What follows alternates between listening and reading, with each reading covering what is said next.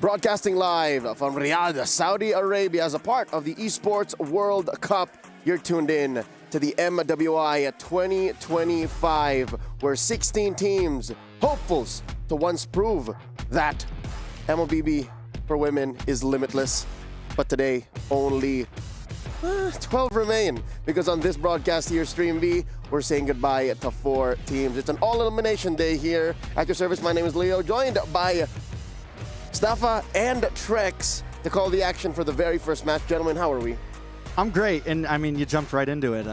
Today we're losing 4 members, so I was great. Now I'm a little bit sad, but that is the nature of the beast, and I'm glad to be a part of it today. I think it's clear that this year the competition has already evolved. Every single team has come better prepared, and the teams that simply haven't been able to catch up to even their previous performances are being left in the lurch. One final opportunity now stands between the 8 teams that will be facing off today, and that will be the difference between whether they make it to the next stage of the competition or they are among the first to bow out.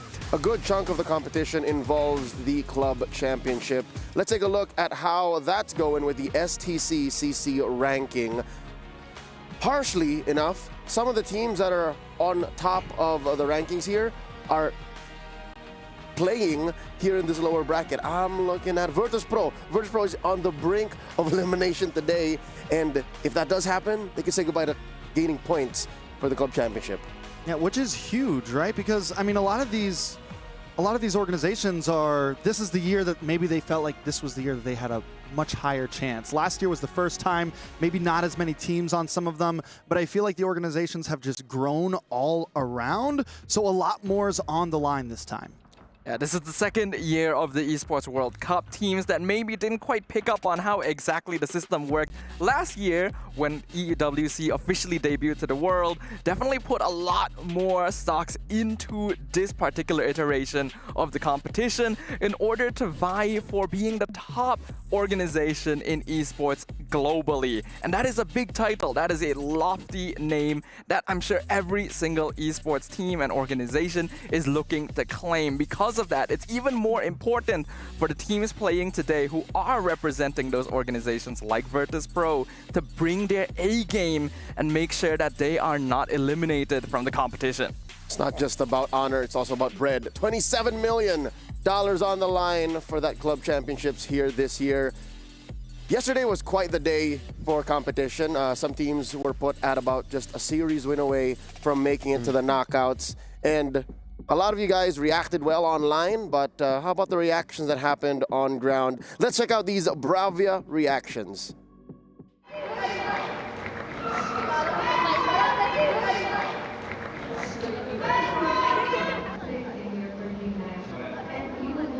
Serem dive-nya, soalnya kita mau habis aja. Iya, iya.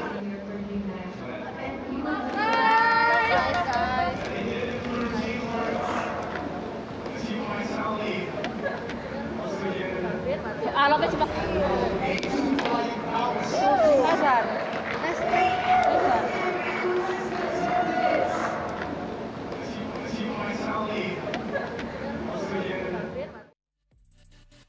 Mainly seen in the Bravia reactions, the victors, those seen triumphant on the grander stage here, where a lot of big wins happened. You saw there Navi PH, you saw Team Liquid PH, you saw Vitality, you saw Enik Pertiwi, but yesterday there were some tears shed here in this stage. I was just about to say, you know, we had a lot of winning and losing moments over on this stage. We had some tears shed.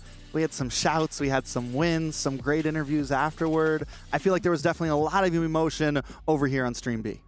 So I think today, given that it is an all-elimination day, we will see more of those Bravia reactions get immortalized for the days to come. With that said, we're setting up for the next matchup. It's again a best of 3 elimination, back to back to back to.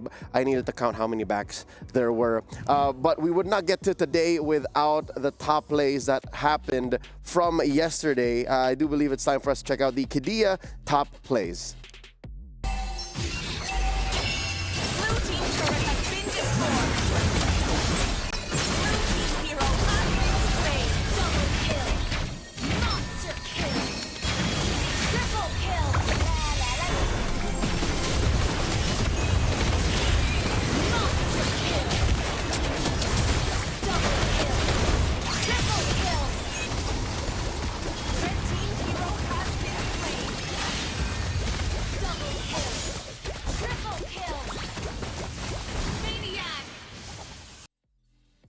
Y'all just saw record-breaking moments. The Savage by Yippee on that Claude from Onyx Pertiwi. And of course, the fastest game on record so far at MWI. What was that, 9:38? I believe so, yes. It was a 9-minute long game, and we had some pretty quick games here in Stream B as well, but that definitely does take the cake. The question is, will any of these teams try to beat that record, right? What is going to be the thought process going into this day, especially since every single team that lost during day 1 of MWI, whether it be on Stream A or Stream B, actually ended up getting clean swept. I mean, sweeps all around. I have a feeling that today games could go a little bit more of the distance. With everything on the line, teams seem to kind of, stick their feet in the dirt a little bit harder. They seem to hold on to everything they can just a little bit more, and hopefully we have some real nail biters. Maybe today we see games go all the way in a best of 3. Real quick, a reminder of what they're fighting for. Let's check out the prize pool here at the MLBB Women's Invitational 2025. In addition to the club points that you could garner for your club, that's the big picture. What does your squad walk away with? A total of $500 in the prize pool, with 150 G's for the champions, 90 for the runner-ups, 50 for third, 30 for fourth, and the 2015 and 10 cascading down from 5th to 16. That's a whole lot of bread. You were talking about bread earlier. And that's just a piece of what EWC is offering, but that is definitely, that's a nice slice of the cake right there, and we all love cake here. Yeah, we all do love some cake, and I think that means you want to have a bigger slice of that cake, right? Any team who gets eliminated today will still have some winnings. As you can see, 13th to 16th place will still walk home with $10,000, but that is a very small consolation when compared with the grand prize. Heck, even touching the top 3 makes such a huge difference. A quick reminder of who is exactly competing in this year's Women's Invitational. Let's take a look at all of the attending teams spread out across 4 different groups from all around the world. Of course, you have your favorites, Navi PH, Vitality, their runner-ups respectively from their qualifiers, Liquid and Onyx Pertiwi. Any other favorites that have come up in the past 24 hours for you gentlemen?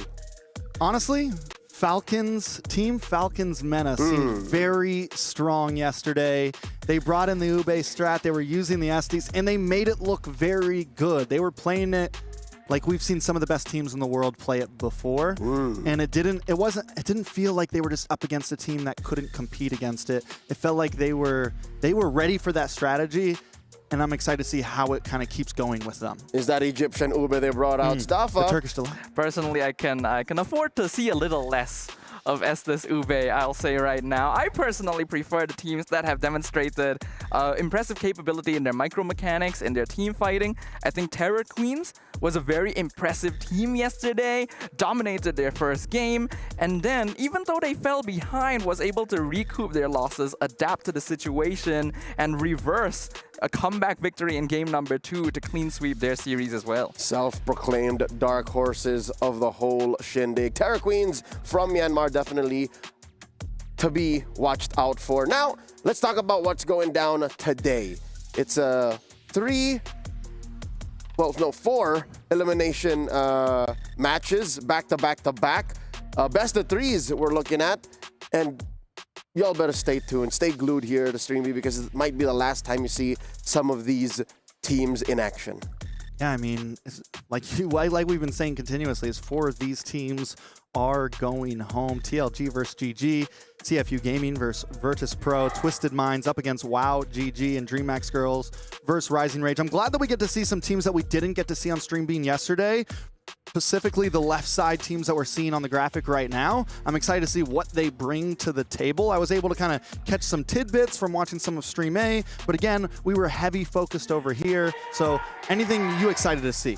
Well, we've already known about the little rivalry that will be going on among some of the Southeast Asian teams. I think CFU Gaming versus Virtus.pro is going to be a game that is worth watching. In the same way, TLG and GG could be fun. We're opening up with TLG and GG, but I'm glad you mentioned it. That is our SNB match of the day. CFU Gaming versus Virtus.pro. If yesterday we opened up with a lot of layers, we opened up with the Navi MWI versus GG storied rivalry with roles switching up. Our second match of the day is something to behold as well. There's a relationship between Sa, the mid laner of Virtus.pro, and of course the jungler of CFU. They're very good friends. That's Tigami.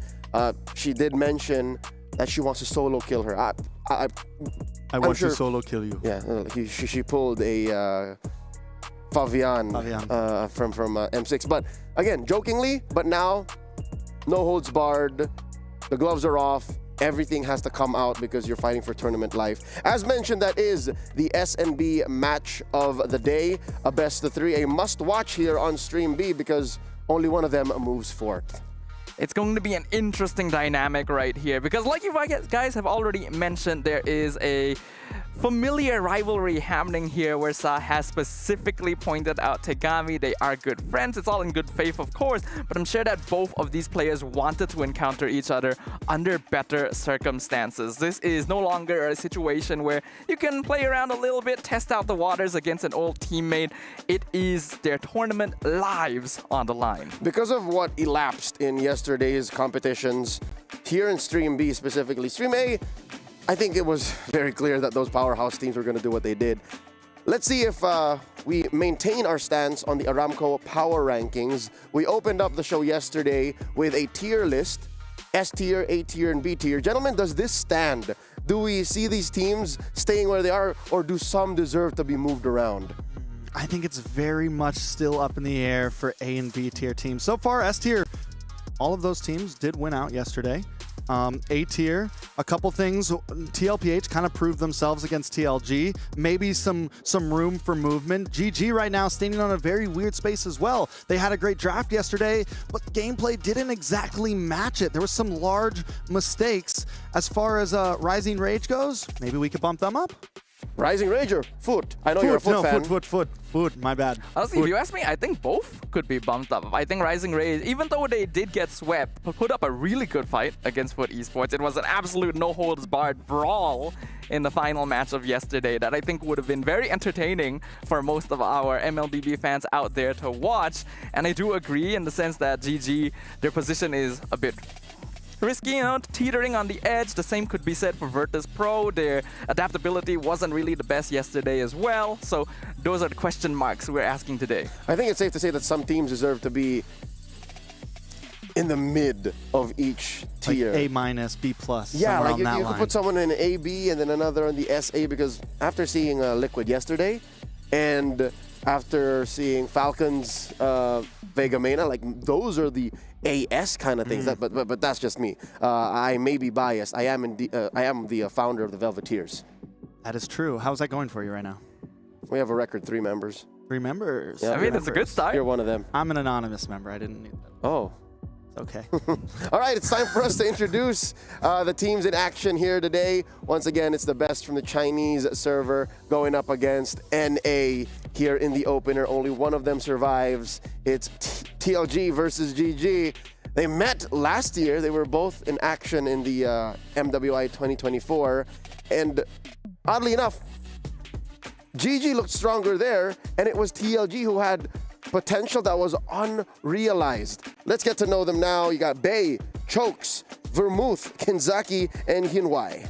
You know, we saw this team play yesterday. I was able to look at some of their drafts, some of those things, and it seems like they like to go something a bit more on the utility side. They even pulled out the Akai jungle yesterday as their second game. They did end up losing it, but we've seen a certain side of them. They went up against, you know, in itself, yes, TLPH is a newer team, but we know what the Philippines always has to bring. So I still think we have a lot more to see from TLG coming up in this game. Tidal Legends has caught the attention of the international MLBB scene, especially after a surprising third-place finish in the Asian Esports Games 2024. It has been a meteoric rise for this roster up on screen right now, and teams with much backing, such as Vitality and Navi PH, have even provided statements that make you believe Tidal Legends Gaming is one of the up-and-coming rosters, a potential dark horse that unfortunately has not yet found their stride. They finished 9th to 12th in last year's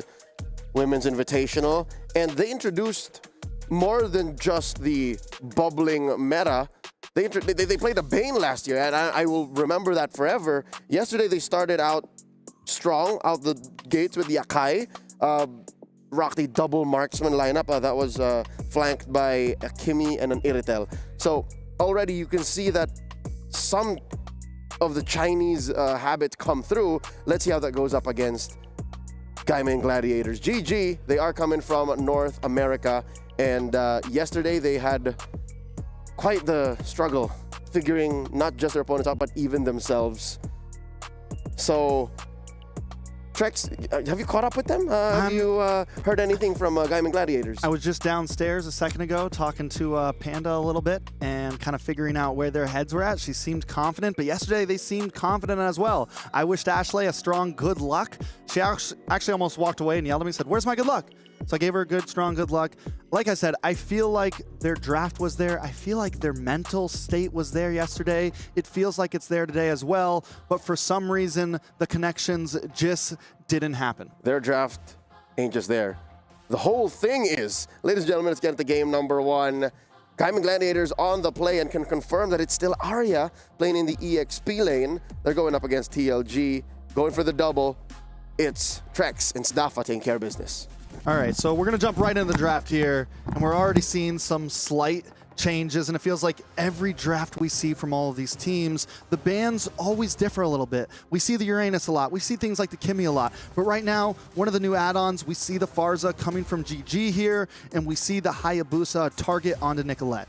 Yeah, I think it is great to see that teams are already adjusting the way that they ban, the way that they play, according to the information that they've been able to gather from their opponents. No matter how much preparation you would have had going into the MWI, the most recent information that they got from day one of the competition is going to be the most valuable overall, and Farza as a hero was actually a big problem for Gaimin Gladiators when it was played by Navi MY yesterday. Yeah, I will say this, you know, we've seen Nicolette play both utility and assassin. From TLG, we've only seen the tank utility, so I'm wondering if GG wants to focus in on that, maybe pick up the Fredrin early on, limit what TLG can pick, because yes, the Hayabusa is banned out, yeah, the YSS is panned out, but we know that Nicolette has both of those faces, and we don't know if TLG can pull off, you know, both ends of the bargain. And whether or not that flexibility is there is about to be tested, since this could very well be their final match in the MWI. We know that TLG has stated multiple times their specialty is going to be that Zetian. I think a lot of Chinese teams have stated that this hero is something that they feel very comfortable and very confident in playing, because it's not quite as widely used in other regions across the world. I imagine that is something that they're going to try and pay attention to, especially now that the Yisan Shin as well as the Baxia have been banned out. Okay, so Badang pick up first for the side of GG, something new for the side of them. Most likely is going to be slotted into the roam position. Of course, there is the possibility of flexibility, but I don't think it's going to happen today. This is a pretty comfortable pick for Ashley, I would say. Now, back over to TLG, you mentioned the ZTN. We saw GG pick it up yesterday, and I was not crazy about it in their hands. I felt like, especially against an assassin or something like that, it's immobile. Yes, it has the passive, but that is a very long passive, and as long as you bait that out, you can still get the attack later on. If TLG is more comfortable with it, then then yes, it's something we could definitely pull up. I don't know if I want to see that pick from the side of GG, though. I think the Jushin could be better. Since the Farza and Kimmy are gone, I think they need to look into other pathways. I agree with you. I feel like Gaimin Gladiators would benefit from a more traditional mage pick, because although Zetian technically falls under the artillery mage banner, she plays very differently from something like Farsa, doesn't do quite as much damage, has a lot more utility, but trades mobility in exchange for it. You really got to build the team correctly around the hero. TLG goes for the Kalea and the Granger instead, which I feel like might be too safe an opening. I mean, the Kalea is strong. I think for me, the Kalea is solid up front. Granger may be too early, and you immediately open yourself up for what a lot of us agree, the Aerithal counter. The Aerithal, yes, you can kite around, you can move. Now, did we see Panda play amazing on the Aerithal yesterday? We saw her maybe be a little too slow to the party, honestly, with it. And if she's going to pick this up today, she needs to maybe be a bit more proactive, maybe move around the map a bit more, or the rest of the team needs to know that if we're going to wait on Panda to farm, we don't need to pick fights in the first 4 minutes. Yeah, I think coordination really was the name of the game for Gaimin Gladiators yesterday, and based on the information that we got after their loss to Navi MY as well, they actually did gather together and agree that there was a lack of communication where certain players would overextend themselves and really mess up the team fight formation. They would force things out where it was not necessary. So hopefully that's something they learned from here. I'm not too certain about the Valentina pick. Yes, Tsunami Slam is good to steal, but this hero is in a rough spot. I will say this, though. With the Joy now being picked up, the Valentina can be solid. You get to steal that. You have the possibility for the Tsunami Slam as well. I think right now GG's falling into comfort with that Valentina pick.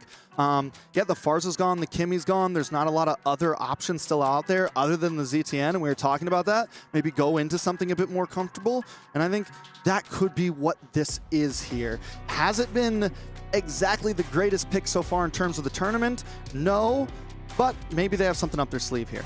I hope so. Valentina is a hero that has quite the storied history in MLBB, but this is definitely not her time in the meta. Joy, though, is going to be an interesting addition to the TLG lineup, since, as we've mentioned so far, Chokers has mainly leaned towards utility junglers. This is going to be the first time we see her on an assassin, and a fairly high mechanic assassin as well.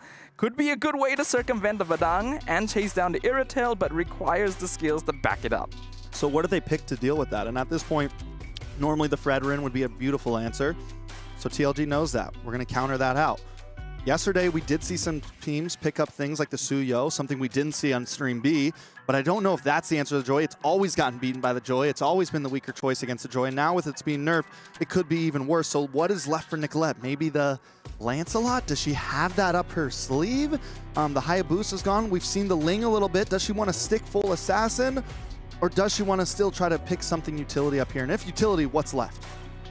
If it's Assassins, like you mentioned, Lance and Ling are both still going to be solid for Gaimin Gladiators, but requires space to be created and is risky because by farming, you're also giving space to Chokers to farm on the Joy as well. If you go for utility, Fredrin's already banned out, like you pointed out.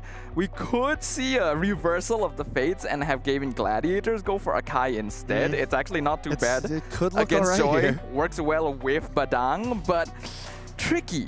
Yeah, on paper, it sounds one of those heroes where, like, on paper, in theory, Akai looks like it could work here. But for some reason, a lot of those heroes don't work out. Here comes a Suyo, though, along with the Lapu Lapu. This is an aggressive composition from the side of GG. My only worries for it is a lot of your frontliners are divers, and with that, you're going to leave Panda behind on this Aerithel, and it's just an open target for the Joy. So they have to find a way where one of the big issues we saw from the yesterday was them splitting up to the comms weren't right. The dives weren't connected. This time with a composition like this, they all need to be on cue. I do think that it would be more comfortable, though. Gaimin Gladiators has already showed they're a pretty aggressive team. They like team fighting, they like diving. So if you pick a composition that's mainly composed of dive heroes, you will naturally gravitate towards engaging together anyway. And if you're worried about leaving the gold lane behind, I think Irritel is one of the marksmen that is quite capable of taking care of herself, depending on the situation. So I do like what GG is bringing in here. And TLG will complete their lineup with the Esmeralda versus Lapu in the EXP lane. Okay, so a lot of magic damage on the side of TLG. outside of, I mean, it's pretty much just Granger with the major physical damage. Yinhua is going to need to be able to farm up, get online, be able to do something, because without him, it just comes down to 3 of these magic dealers, especially with the Esmeralda now. Speaking of that Esmeralda, an interesting last pick. I'm not completely against it. We've seen it work sometimes. We've seen it kind of have some issues, but both teams covered in crowd control, covered in burst damage, covered in some chip damage as well. I like both drafts. It's kind of hard to choose which one I favor. It's a pretty balanced lineup. I think GG have definitely gone back to comfort, but in a way that suits the style that they have brought here to MWI. Both these teams now vying for their first victory of the tournament. A defeat in this series means being the first team eliminated from the Women's Invitational here in the Esports World Cup. We got Gaimin Gladiators versus Tidal Legends Gaming. You know, looking at both teams, I'm thinking about spike times. I'm thinking about when are these teams going to pop off. We know Chokes, once she gets to that level 4 with the electrifying beats, there is time to play. There is room to maybe look for some off-lane ganks, but on the side of GG as well, a big level 4 spike with Sayori, with Nicolette, with the bravest fighter. If they can capitalize on those rotations, look for those stuns in the back line from Arya, there could be some damage happening, especially around first, second turtle. I think that could be the big moments that these team fights pop off. It looks like TLG is already trying to delay those moments. We actually saw Kenzaki and Bei steal away a jungle camp from Nicolette right after clearing EXP wave at level 2. So that'll actually make it so that Nicolette is slightly behind in EXP compared to Chokus. Oh, hold on, Arya could be in some trouble. Okay, yeah, Gaimin does not want to fight this yet. They know they've lost some EXP. Yeah, one of my big worries for Arya right now on this Lapu Lapu, we saw her yesterday on the Arlot, and it seems like sometimes she would dive a little bit too deep without the team. Sometimes go for these big plays all alone, and what I want to see from Arya is stick with your team, stay close. Gaimin Gladiators likes to play that big group, but damage in the middle. Here comes the Blade Surge, connects with Vermouth, first blood over to Nicolette. Yeah, Vermouth goes down already, seeing that aggression that we were looking for from the side of GG. And this is what you want to see from a Suyo. In the past, when we saw the Joy versus Suyo battle, yes, I do think the Joy wins out in the 1v1. But if the Suyo can get some kills early on, it's a huge advantage. Yeah, and that's what GG have done. Kotos comes in from backline, steals the turtle away from right under the Gaimin Gladiators. Tsunami Slam gonna be stolen away, used. Nicolette pulled back and executed. And Arya forced the flicker just to get away as well. All right, so Turtle plus a kill over to the side of TLG. It's a nice lead, about 600 gold. GG now need to rethink about how they approach this. Nobody checked that bush for Chokes. Nobody knew that the Joy was there. Once again, it feels like GG is kind of, the comms aren't just connecting, so they need to figure something out quick, or else this could get out of hand in the next few minutes. I think we're still seeing an issue with the gameplay being a little bit one-dimensional, right? There's a bit of tunnel vision happening on the Gaimin Gladiators where they have a goal and they're trying to achieve it, but not really thinking about other possibilities. Yeah, I think what's important is do not rush it. TLG in a comfortable spot at this point. Decent rotations with the Joy. We know that TLG can kind of run this, let Joy farm the EXP lane here and there, use Bei to rotate up into the mid before these turtles, have good position. Look at Bei already, keeping vision, harassing onto the side of GG. And this is what GG needs to watch out for. They need to be able to get vision for themselves at times. Esmeralda, definitely a slightly more unusual pick, but actually one of the few EXP laners that matches well against the newly buffed Lapu Lapu in lane early. This means that Bei can provide vision, allow Tidal Legends Gaming to make very informed decisions about how they rotate. Kenzaki going to find one, forces the Purify out from Sayori. And the dash forward, Electrifying Beats comes out, Fist Crack a little bit too late. Flicker from Ashley. Yeah, Ashley is going to have to be careful. Yesterday, one of the big mistakes we saw from Ashley was being too far out at times, getting caught off, being too aggressive. And yes, they have an aggressive composition, but like you mentioned, it can't be too tunnel vision. They still need to keep themselves open. And Tidal Legends Gaming's positioning on the map, looking at the mini-map right now, they always kind of encircle GG. They're looking at all angles, looking to make a play from any member on the team. And once that player makes the play, the rest of TLG closes in. Look at Bei right now. sitting down in the spot bush. When we look at GG, they're just grouped up in the pit. Kenzaki jumps in, Riyadh dashes away, base still holding the front line. Here comes the Bravest Fighter coming in, glad the land shaker. Kenzaki flickers out of the wall. Tokus steals the turtle away regardless, and now Riyadh is 1v3. You're not getting out of that one. Tokus picks up the Lapu. Chokus right now is not breaking a sweat at all in that turtle pit. It's not a problem for her. She's just hanging out on the other side of the wall, waiting for her time, clicks the retribution button. Not a problem, too easy, makes it look easy. GG needs to find an answer to that quickly. And we are seeing better flexibility and just overall better positioning from Tidal Legends Gaming on the map right now. Uh-oh, Nicolette in some trouble. Chokus 2 levels up on their opposing jungler right now. We can see that the pressure from TLG has been very powerful. Tsunami Slam purified away yet again. Yeah, the Purify is gone though for Sayori, and that leaves Sayori in a bad spot. Sayori hasn't taken a death yet, which is huge. A lot of the members, it's not a high death game right now. We're 5.5 minutes in, and this is what I meant earlier when I said a lot of the teams are going to be digging their feet in. It's still only a 1.5k gold lead for TLG. Taking a look at the items, Hunter Strike has been locked in for Yin-Hui. On the other side, that is about a 400 gold, nothing too crazy. Down to the junglers right now.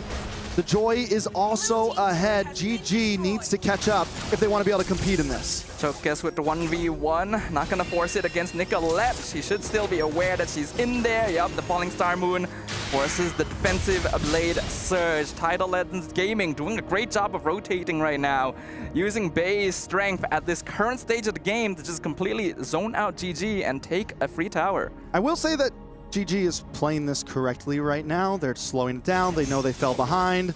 They're finally kind of stepping back, and this is what we wanted to see from them yesterday in a few points. TLG's at a point where maybe they could push the objective a bit more. Tsunami Slam pulls back Sayori. Yin-Hui executes them, and the rest of Gaimin Gladiators realizing we have gone too far. Aria gonna be another casualty in exchange for only Kenzaki. Yeah, 2 for 1.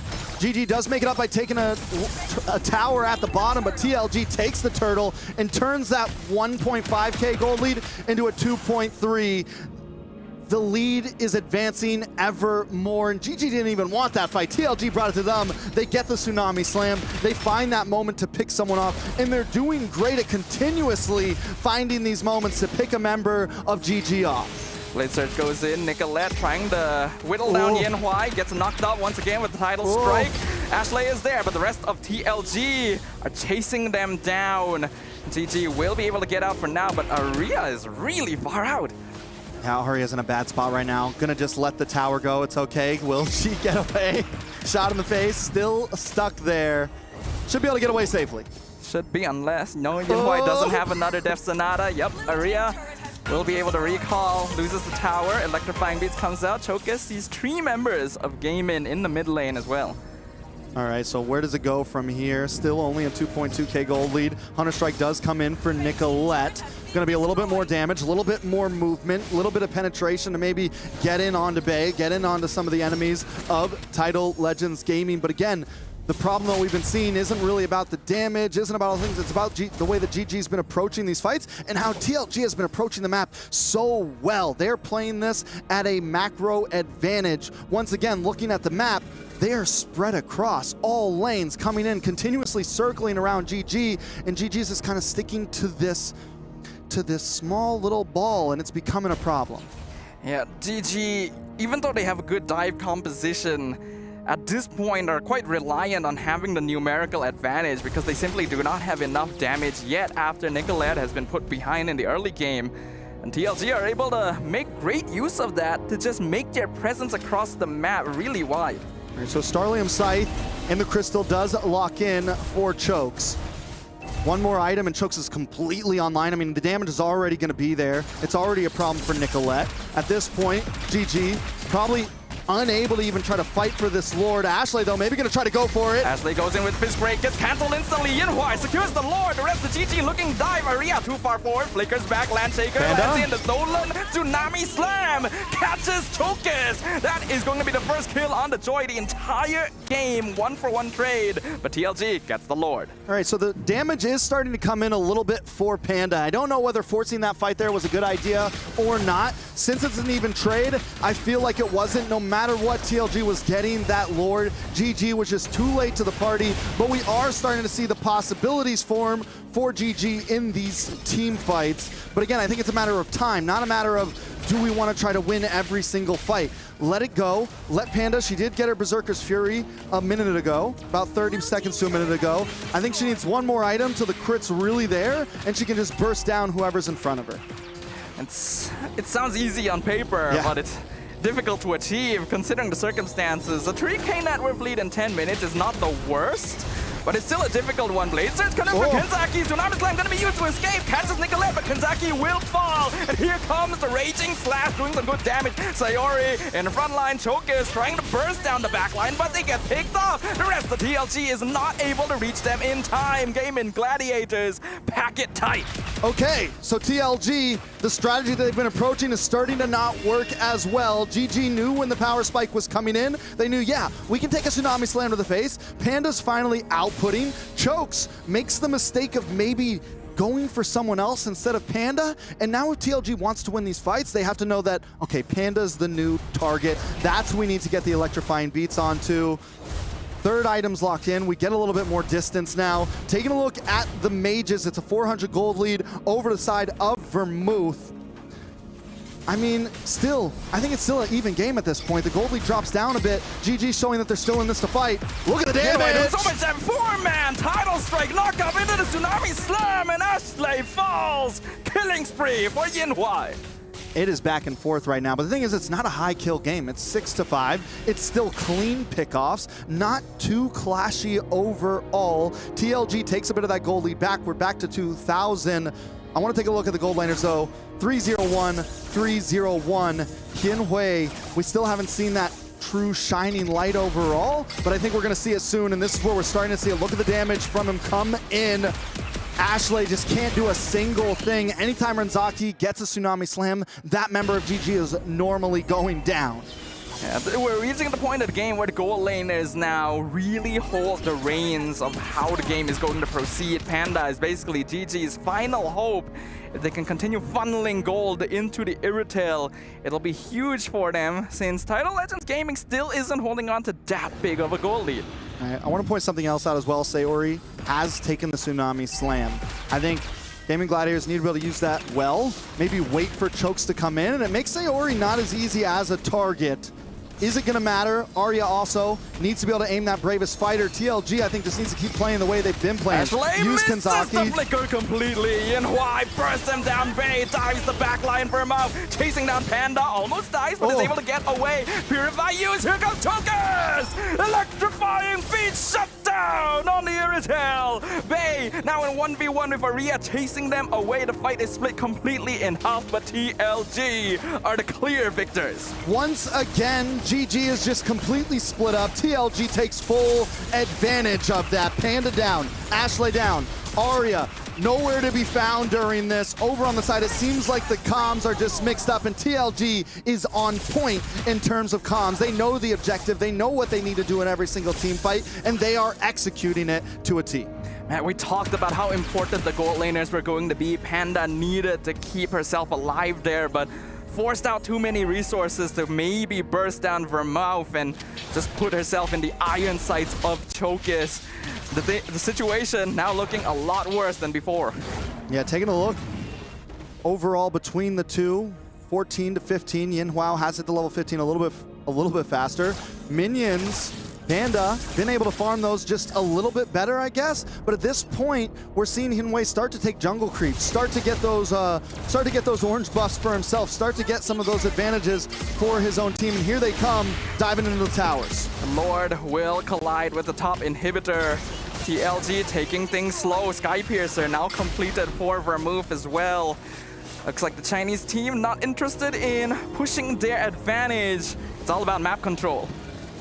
All right, TLG, and I like this. They're not trying to rush anything. They're just taking it slow, taking it easy, tower by tower. We don't need to dive in. They do have Bay who can drop the Falling Star Moon at any point. I'm waiting to see that happen. I'm waiting to see Kenzaki dive in as well. They've shown that that's, a lot of damage on Yinhuai there. She does back off, and I think that's the call for TLG to, we don't want to push this too far. We have the game in our hands so far. Honestly, I do praise Yinhuai for being willing to play so aggressively. She knows that she has reached a power spike on this Granger and can actually be the one that sets up the initiation by just poking someone down low enough. It's quite lucky for TLG that she didn't get picked off there, because that would have been a way for GG to claw their way back here. Yeah, I mean, but it's going to be hard. At this point, Hyunhui has 3 stacks build up. 30 stacks overall. 3-0-2. Going to start being more and more damage. It's going to get harder for Nicolette to hang out on that front line. Another big pick. Slam. They found Ashley. Picks her up. Here comes the bravest fighter. Panda looking for the sideline, diving in. But look at the back. Chokers eliminates Sayori. Now looking for Panda, trying to run through the mid lane, but Panda finds the reversal kill. Falling Star Moon onto Nicolette. Panda trying to run away. Vey, will she be able to find more? Yinhui picks up the mega kill. Aria the whole time has been holding back the rest of TLG. I don't know how many times I can say it. Every time the fight breaks out, Panda jumps forward, someone else gets left behind. It feels like the dive comp, and this is what I was worried about with a dive comp like this. You have to dive together to make this work, or you just gotta be a top G like that. You better secure the kills if you're gonna go alone, and right now Panda's unable to secure them. Yes, she ends up getting the one onto Choke, so that's with the help of a teammate, and by her not being there, they lose Aria. They lose members of the team, so they gotta hold it together if they're gonna survive on this, and TLG are approaching every fight very well. Now with Lord coming up, they still have a 4.5 gold lead. That did drop earlier, was at around 6K. So gold starting to come back. We're at the 16-minute mark. GG's only chance, I think, is they got to survive past this Lord. This is going to be an important objective right here. Gaimin Gladiators, their base is naked. No inhibitors left. Concealed from Kenzaki. Gonna be scouted out, but the Tsunami Slam still catches Ashley. And another Tsunami Slam gonna clock down Tokas with the fist crack. And Nicolette punishes the dive. That is huge. Taking out the Retribution. 40-second count for Chokas. GG. Everyone's going back to base for health. Things are forced to reset, but because they have all of their towers down, they can't really capitalize on it. Where do we go from here? At this point, it just looks like a reset. Gold dropped down a bit more. Another 1.5 makes it down to 3K. GG getting ever so close, but Nicolette maybe diving too deep here. And Nicolette tried to make the call, didn't land the Blade Surge, but doing some good damage. Vermouth has also taken a lot. Blade Surge once again connects with Bay. GG looking for the initiation in the mid lane, but TLG just backs it off. Aria gonna stay back to control the waves. That makes this a 4v4 still. Chokas not on the field. GG gonna try to rush the Lord here. Blade Surge once again into the fist crack. They found Bay. Tsunami Slam gonna be purified away by Kenzaki as well. And that means the Kalea is too far forward. Gaimin Gladiators are turning it around. Double kill for Panda. Tsunami Slam stolen away. It's a triple kill for Panda as Gaimin Gladiators strikes back. The clock has been ticking. GG back in the game, but what can they make of this? First Lord of the game, first big win of the game. Yinhui, though, still unkillable. She's 4-0-2. Can she defend this? I don't think this is GG's for GG just yet, but it does turn the tables a bit. It evens up the field in a massive way. This is the first time the entire game that Gaimin Gladiators had a gold lead. It's not very much when you consider that we're 18 minutes in, but it is enough for them to regain map control. Yinhui now, the last bastion for TLG, the only thing standing between them and defeat. The winner crowns are locking in for Aria and Nicolette. Not only that, Panda just picked up the rose gold, fool. The rose gold, dude. And I feel like it's going. Chokas all by herself in the mid lane. 4 members chasing her down, and she just barely gets out. The damage is stacking up for the side of GG. They're finally working as a team. TLG now at this point maybe needs to close in a bit. Don't approach these fights so spread out because any one member of GG could chunk you down. Fate has been reversed. Lord crashing in bot lane. Blade Surge did some good damage, but Tsunami Slam pulls Ashley back. Flicker out used by the Badang to escape. Look at Chokas. She's looking for the wraparound, but goes for the mid lane clear instead. Gaimin Gladiators have already spotted her. Chokas looking for the wraparound. Might wrap around and wrap him down. Could be a problem, but the wrap has been found. Chokes has to go back to base at this point. GG do break through in the tower. Nicolette looking for the engage. Forces out a flicker from Kenzaki. Nicolette making up for a less than stellar early game with all these Blade Surge initiations. It's not usually the hero that starts fight, but is working for GG. Okay, So now that GG is on the upper foot, the tables have turned, the turntables, whatever you like to say. It's 5K gold lead over to their side, but we're at almost the 60K gold mark where gold leads do not matter anymore. This is going to be a battle of strictly full items, technique, who had the better draft and who can pull it off. And Tidal Legends Gaming maybe needs to differently approach how they approach this. With all the winter crowns on the field, with the rose golds, it's not as easy to get those kills. With Sayori taking this Tsunami Slam, who does Chokus go for? We're gonna have to put a hold on that question because they have found Aria. Lantern gonna pick her up. Gaimin Gladiators not looking to engage. They want to be the ones that start the fire. All right, and TLG now taking control of the river. GG pushed back. It's gonna be this all night long. Luckily, GG does take that, that long lane tower. So in terms of macro, it's gonna be a little bit easier against this Lord. GG making their way to the Lord pit, trying to get control over that. They are hiding out in the bush. Nicolette shows face.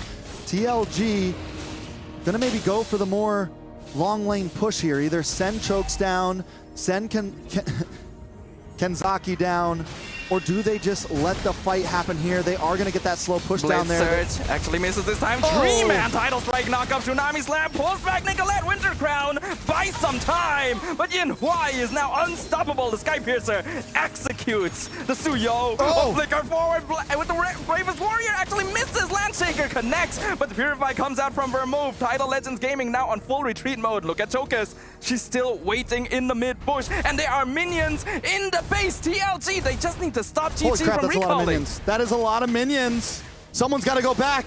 Arya is able to make it, should be able to save the day here. I need to see that base right now. I think We'll be Arya okay, made the it health back is coming back. just in time. That is actually kind of terrifying. Yeah, 20 seconds for Nicolette. No retribution for them. Panda still doesn't have heavy crossbow, so the damage just isn't there. Even earlier when Arya made that engage, I feel like she shouldn't have because there was no heavy crossbow. There was no big damage for the side of GG. Yeah, GG didn't need to force that. It was very obvious that TLG was baiting their positioning and there was no real need to bite onto the line. But luckily, they did not lose too many resources for doing so. It is now going to be a 50-50 Lord Dance. There's a pretty big minion wave bottom, though. Yeah, I mean, TLG at this point can just slow play this all they want. Earlier, they did use Arya as the lane protector, as the base protector. That's how they achieved the Lord before, and they were able to get the kill onto Chokus. But the thing is, I don't see Chokus doing what she did last time, kind of overstepping her footing. At this point, TLG respects GG very much, and they're not going to go for the deep dives. They're going to play this slow. They're willing to dance, and GG needs to be willing to dance as well, and that's been their biggest downfall.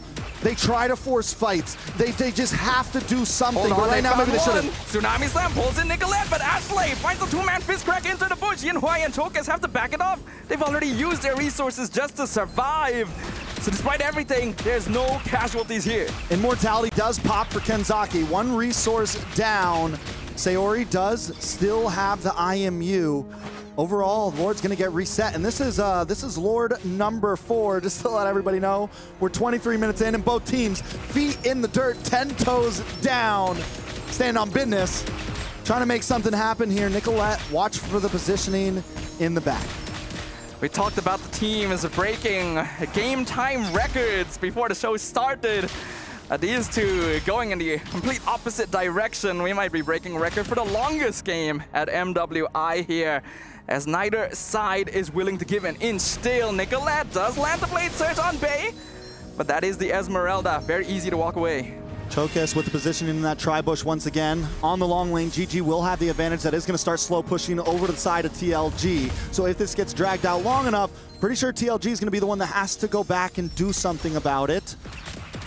GG, who forces this first, right? I think it's all going to come down to either a big Kenzaki slam, see if she can pull something off and get the pick off like she did before, or TLG maybe overstepping their boundaries. Ashley as well, we've seen some great fist cracks, we've seen some great fist wins. Who's going to make the bigger play first? It's difficult to say. Tidal Legends Gaming still have better tools for pick-off. GG is quite reliant on Nicolette landing a Blade Surge on a target that is separated from the rest of Tidal Legends Gaming. but both sides are sticking very close now. Yeah, and I love the cutoff here from Nicolette into the mid lane, forcing that mid wave up. Like I said, bot lane still pushing ever slowly towards TLG. On the top side, though, GG having a little bit of trouble. Arya coming back to this fight. They're going to have to watch this wave on the top side, do something about it soon. Arya forced to go back, and that's going to give position back to TLG in this dance. I mean, this is a battle of macro. This is a battle of patience, and Kenzaki finally breaking the patience. They commit to it. Falling Star Moon comes in, but the instant stun. Kenzaki is bursted. 100 to 0. Tokus is in the back line, gets Tsunami Slam, but the Electric Flying Beast already came out. Sayori melts down. The rest of Gaimin Gladiators are falling one by one as Tidal Legends Gaming has finally found the opening that they've been looking for. They've only lost Kenzaki so far. Winter Crown going to be used by Arya. Try and buy a little bit more time. Swaps over to Immortality. Dashes into the mid lane, somehow still alive, but Panda gonna have to try and hold the base all by herself. There's only a single minion, Purify, gonna be used in advance, but the burst, the shutdown, the godlike Yin-Hwai pelting down the crystal, and that's all she wrote. Tidal Legends Gaming take game number 1. A 20-minute plus game, testing both teams' patience there. TLG, though, finds the play, and for just a second there, Nicolette gets the kill on a Kenzaki. But once again, GG spread out, and TLG take advantage, hone in, do what they know best, and bite down and shred GG apart in the final team fight, leaving nothing but Panda to defend. For just a second, you know, we thought maybe Arya could save the base, but was unable to do it. TLG come out and make it match point. What a game this has been, though. It looked like it was all going according to Tidal Legends' plans in the first few stages. But the reversal from Gaimin Gladiators showed that they have learned something from their losses in day number 1. Unfortunately, it still was insufficient. Those final lore dances proved to be their undoing. All right, and it looks like, I mean, looking at the team right now, some of them are taking it hard. Looks like the coaches are trying to talk to the team members, letting them know, hey, we got to fix this. Hey, we got to do this. But let's take a look at the highlights and see what we need to work on. GG, so many of those early turtle fights, man, they just didn't have it together. They were all grouped up, and TLG would just surround them. And with the composition as fast moving as TLG, with the pick-off abilities of Kenzaki, with Chokes being able to consistently get to the back line, it turned that whole early game into their advantage. And GG, if they maybe didn't lose the early game so hard, maybe they could have snowballed. But with that out the window, they only had one chance, and that was get to late game, get Panda online. And once they finally did that, they still weren't able to execute it. They weren't too far off from achieving their goal, but a lot of their comeback potential came from TLG splitting themselves up across the map. Once Tidal Legends knew that that was what was causing them to lose team fights, they started grouping up together, making use of the lane pushes to really close the game down. Leo, how are we feeling? GG showed a lot of heart. I'll tell you now, that draft was not easy to make work, especially in the early game into the mid game, because come that, what was that, third Lord, when GG finally scored it, it looked like, hey, they figured it out. And you're right. You mentioned somewhere in the game, if you're playing a dive comp like this, you have to all dive in. But again, if only this happens about 70-80%, TLG squeezed into the last 20 and broke the lineup apart at the very last moment. When they picked off Kenzaki, I thought that was it. But when you looked at the minimap, literally Panda was over here, Arya was over here, everyone else was just... I knew that was the end. As painful as it is, GG have yet to found the working formula, or at least have found it hard to stick to it, because there were definitely some shining moments here in game number 1. TLG, though, as they exited the battle stations, base said 2-0. She's feeling the 2-0, and I'm scared for GG. She's feeling it. I'm scared as well after seeing what happened in that game. Yes, there were some good things from Gaimin Gladiators, but it felt like they just went back to the same old habits of throwing bodies at the wall and hoping something sticks. Kenzaki played a great game there, though, man. I'm talking about so many of the Tsunami Slams were pivotal. And even at the end, when there was a few times that, yeah, Kenzaki died for it, even that last team fight, you said, Alil, it looked like the game was in the hands of GG's through that fight, but Kenzaki did her job. She scares Panda off to the right, and GG doesn't know what to do with it. They lose their damage dealer, and after that, there's no answer. Yeah, I think it's more than just Kenzaki. It was also Chokes. Chokes did amazing on the Joy. About more than half the team fights that she was a part of, she got the wraparound, and that was more than enough to scare GG, even if they did not know she was there. It wasn't always sure, but the fact that she consistently finds the backline makes Panda's job all the more difficult. I get it, I understand. I don't blame her for playing the way she did. Yeah, I mean, looking at some of these fights, the ones that they do win out on, look, here's that last fight we're talking about. Panda comes in, Panda runs off to the right here, and I think at that point Panda's like, yeah, I'm done with this fight, but the rest of the team is stuck in it. It's really, really messy. Right from the beginning until the end, players were not communicating properly. And when you commit to a dive composition like this as well, you're not going to be able to escape from most of the fights that you start. You gotta commit, and you need to communicate to your team that we need to all fight this if we want to have a chance at winning. There were so many situations where half the team wants to back off, but half the team is still inside the fight trying to make something happen. And if the team fights were just taken a little closer together, I feel like the chances of GG winning them out would have been higher. It's difficult to ask because, again, TLG drafted very beautifully. They had the Joy to break them apart. They had the Granger to poke from afar. They had the Zushin to control zoning and range. And then the rest of the lineup was just beneficial, or at least countered everything that GG wanted to do. So draft-wise, maybe there is a lot to adjust there as well to maybe take us to game number 3. But before we do that, I do believe we have something to watch here real quick to get to know Gaimin Gladiators a little more. Let's watch this. You got this. You gotta respond in Malaysian. Respond. Tapi kita orang laut sedap doh. Yeah. She said. Yeah. New country, easy server. This guy's definitely a random. I'm not gonna lie. Man, you're not playing, bro. Don't talk. He's so childish. Is this about me? So what? Bro, look at his profile picture. What is he doing? Yeah, upload your face first because you cannot show your face because you're ugly. Someone said boring. That's why you're behind a screen and we're here. Someone said, we love you, Queen. No, that's my comment. That's yours. Last year, we were in Group of Death. This year, we're in Group of Death again. But I don't know, so. Someone said, Mobile Legends push for gender equality. Go Pandas. Oh, what? Me? Yeah. I think women are definitely making a voice in the competitive scenes, and we are just as capable as men.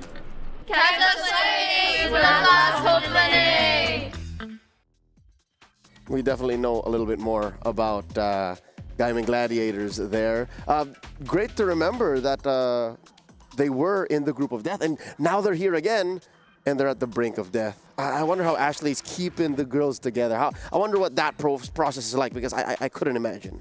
Yeah, I think sometimes that's one of their biggest downfalls. You can see like the tilt on all of their faces. Yesterday, after they lost that game too, you could see Ashley just being frustrated. You know, a lot of them took that loss hard, and one of the most important things we saw it yesterday, you know, even though you lost, you gotta come in. You have to play just as strong in the next game, if not better. So whoever is the voice right now, whoever's trying to, you know, pull them all together, needs to be there on their possibly last game of the day. Stefan, what do you think is going down in the camp of TLG? They are one game away from eliminating GG. I think for TLG, they're just gonna need to stick to the basics, right? They've already figured out what works. I think it's very clear to them as well what the weaknesses are on the side of Gaimin Gladiators, because it's something that we have observed. I think it's something that many of the teams and many of the coaches can quite easily observe as well. As long as you continue picking up drafts that pressure the early game, provide you good map control towards the mid side, and have good defenses in your front and back line, it's quite simple to force GG to run at you. So that means going into game number 2, a lot of the impetus is on Gaimin Gladiators to actually change up this playstyle. I didn't get to ask you, gentlemen, post-game, things happen so fast. Who would you name as the MVP for game number 1? Ooh. like I said, I really liked Kanzaki. Chokes as well, did an amazing job. I think it's a toss-up between the two of them for me. I like to point out players that don't get quite as much green time, so I want to say Bay, actually. The Esmeralda was creating a lot of space and making Gaimin either like play super safe or just completely ignore her, which was not necessarily the right choice. I don't know what stream you're watching, but Bay gets plenty screen time. No, Maybe I mean, in-game. In-game, you know, you're always going to focus on the goal lane, on the jungle, you know? Not when Bay's playing. Not when Bay's All right, that's fair. You know what? That's fair.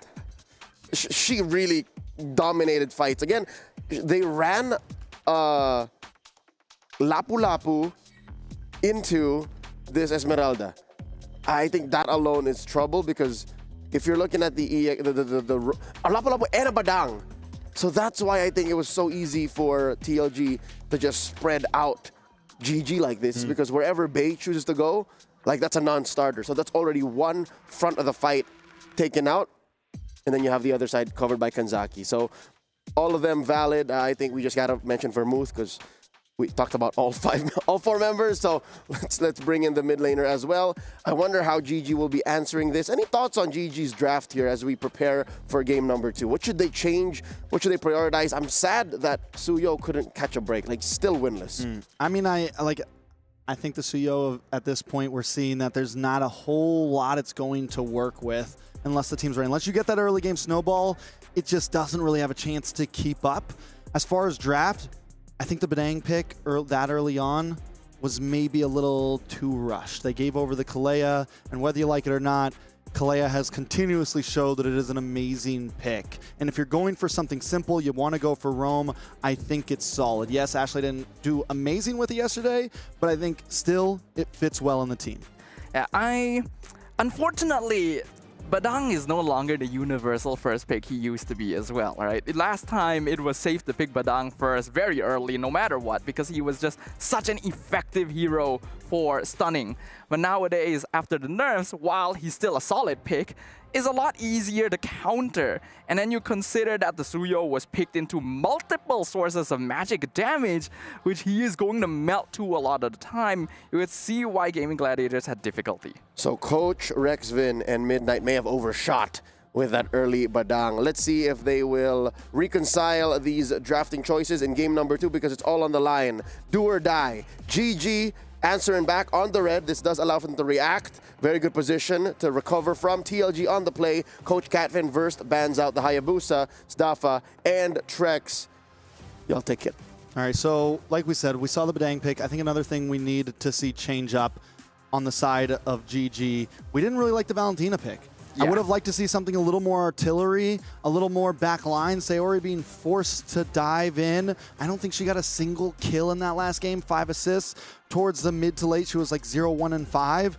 I need to see something a little more controlling from her. They had time to pick up something like the Zushin. They had time to give her something comfortable. And the thing is we know Ashley can put a lot of roamers in her kit. I don't think they need to force the roam. I think they need to put comfort into someone else. Does look like we're going to be taking a second to pause on this draft. So where do you think they take it from here? Well, firstly, I will agree with you that the Valentina was maybe not the best choice, but at the same time, I don't think it was terrible because they picked it directly after the Kalea, which meant that they were expecting Sayori to steal the Tsunami Slam and set up a lot of these pickoffs, which honestly, Sayori was doing, but not enough of. And I don't even think it's necessarily her fault. Her team was starting fights without her a lot of the time, and she just had to kind of come in and grab someone after it. I do agree. I think the problem is, though, right, like, there was no time. They needed the early game win with something like Nicolette on a Suyo, and Valentina's going to take a bit of time to really be able to. They needed that mid lane control, and Valentina, yeah, used to be a great mid lane mage, but right now with all the artillery out there, it's hard for Valentina to do that. And by the time, yeah, Valentina could make those big plays happen, it was too late for them. She was a great protector. The Tsunami Slams were amazing, but I think the rest, again, the comp just didn't fit. They have these early game heroes that want to scale early on. They have these more mid to late that need time. And again, everybody just wasn't on the same page, so they need to approach this together. If they do want to go for a big late game team fight, then they need to learn how to slow it down a little bit and not let TLG get ahead of them. We do see the Hayabusa ban from TLG here, Uranus from the side of GG. Nothing too much changed up thus far. Now, I wanna bring up a separate topic here, Trex, that I feel like might be a very crucial component we may not have been pointing out enough. Aria has not been given a winning EXP lane the entire tournament. Every single game, her hero has been picked early and then counter-picked, or even picked into a counter-pick, and the EXP lane for GG keeps losing, which means that the jungle is always vulnerable. Very fair, and I think so. Do we? I mean, in a lot of teams, as you say, like hold that EXP lane till later on, or put something flexible in that maybe you can swap around later on. And this goes back to what they're prioing in that first 3 picks, and maybe how they should change that up. A lot of teams aren't prioing the XP lane right up front. They're waiting for the other team to do it, and that might be what GG needs to take a couple notes of here thus far. As someone who plays a lot of EXP lane myself, it's a terrible situation to be put in a lane where you know you cannot win, and then you just watch your jungle get invaded. You lose out on map control because of it. I do hope that GG gives Aria a bit more space in terms of the draft. There are heroes that can be good, and even if you pick something like a Lapu Lapu, for example, which wins most of its matchups, you need to draft heroes that can counteract other heroes in advance. I agree. I think there needs to be some sort of, I mean, there's, at this point though, GG has a very long checklist of things they need to do right, and it's their not only last series, but possibly last game. Okay, the draft is finally moving forward now. Gatot gonna get banned out from the side of TLG. GG, on the other hand, on the gun. I think it's very smart of Tidal Legends to ban out the Gatot. This is one of the few frontliners that has a get-out-of-jail-free card. So if GG wants to play dive, they pick up a Gatot, they can use it to escape if it gets too dicey. TLG is just gonna take that option away from them. I like it. GG on, I'm wondering, do we see them go for something damaging again? Does TLG once again hone hard into GG's jungle? We saw last time they weren't left with much in the second phase, and this time about, instead of maybe slotting the XP so early, slot Nicolette, make her comfortable, give her something that's powerful in the jungle, whether it's the Fredrin, whether it's an assassin, you know, things that we've seen her do well on. I agree. There are certain lanes that you can afford to pick a little earlier, even if it may end up being countered, because especially jungle and gold lane, their goal is just to get that farm. You gotta prioritize EXP, especially if you want to make sure you don't lose out to early game pressure. Looks like GG are banning out that Kimmy, so putting a bit more focus onto that mid lane as well. All right, so I mean, overall, still looks very similar to last time. This time, TLG are going to ban out the Joy. They know they have first pick. They maybe don't want to pick up the Joy as their prio, so they don't want to give it over as well. I got a feeling with them being on blue side now, we might see them fall back into that utility, like what we saw from them yesterday. Maybe they take the Fredrin up front. So no Hayabusa, no Joy. But at this point, TLG has shown many faces on the field, and we know that, I mean, honestly, Chokas can probably even play a lot more than what we've already seen. Yisun going to be the final ban from GG, so TLG have a lot of options. I agree with you, Trex. I think Chokas is still hiding a lot of potential there, since her first debut on an assassin jungler went very, very well. I think Baxia going to be a very easy first pick if TLG wants to lean in that direction. Still one of the most flexible heroes in the meta. Basha is out right now, and yeah, you could play at Roam. It's great in the jungle right now. It seems to be the favor, but what makes it a good first pick is the possibility for flexibility, and it's something we want to see. It's something that I feel like, honestly, right now in the meta, there's not a lot of picks that are getting flexed around. We haven't seen a lot of drafts where it's, oh, this first pick gets swapped at the last second phase, you know? We haven't seen that too much, at least so far in MWI, and it's something that can completely change the advantage of a draft for a team. So there goes the Basha. GG now. I think they lock in the Kalea. Maybe the Granger as well. They go for the Badang again. I'm not saying Ashley played bad on it, but at least it's something comfortable. And hopefully they don't lock in the EXP right away. But they are going to possibly get over the Kalea here. I don't know how I feel about this. The Granger Badang opening feels really safe, feels kind of reactive to me. Yes, it doesn't reveal too much of what your comp wants to do yet, but It will remain to be seen, because I understand why you don't go Kalea here. Baxia already indirectly counters her, but it means that TLG can also lock her in right now. I think what I like about the Granger, though, for Panda seems, I feel like the Airthel, it's a great pick, but it seems just a little too slow-paced for what GG wants to bring. I think Granger comes online just a little bit faster. If you want to play the aggressive game, you're a little bit quicker to move around the map. We finally see a Bruno pick, though, in Stream B, and there goes the Farza. TLG, this is just clean, man. It's front to back, no questions asked. It's honest MLBB right now. It's excellent. It's a great opening, flexible in the Baxia, and then Farsa, one of the best mid laners we have right now. You already mentioned Iritel might take a little bit longer to come online, so why not go for an even earlier game marksman, the Bruno, to instantly try and gain priority in the gold lane, making sure that GG is not able to get an early lead. Yeah, I think GG's got to pick up a mid laner. They go for the ZTN. I was wondering either jungle or mid. One of them they have to go for. Nicolette, they can always still fall back to something like the Suyo, I guess, because I got a feeling that TLG is going to ban hard. We're going to see that Fredrin ban once again. We're going to see some of these bans out towards Nicolette. The ZTN, though, I had some issues with it yesterday. It didn't really feel comfortable for them. Sayori was constantly picked off, but they were going up against a Lancelot when they were playing yesterday, something that could really just kind of pick on Sayori. This time, they do have... You know, they're up against a Basha. It's not an assassin who's going to immediately just get to the back line and eliminate Sayori. So maybe it looks a little better, but TLG still just honest MLB, feeling comfortable about it. I mean, but TLG can just flex the Baxia into Roam, and That's then true. you lock in Ling or Lancelot, and Zetian and Granger will just be sitting ducks. I don't really like the Zetian so far. It is a mid-hero that requires a little bit more follow-up. It works quite well with something like a Tot, for example, because you land the ultimate and then the AOG just comes in right afterwards. If you don't have something to set up or follow up with that Zetian ultimate, this hero doesn't actually offer that much. I mean, you get the stuns. Some teams are making it look great.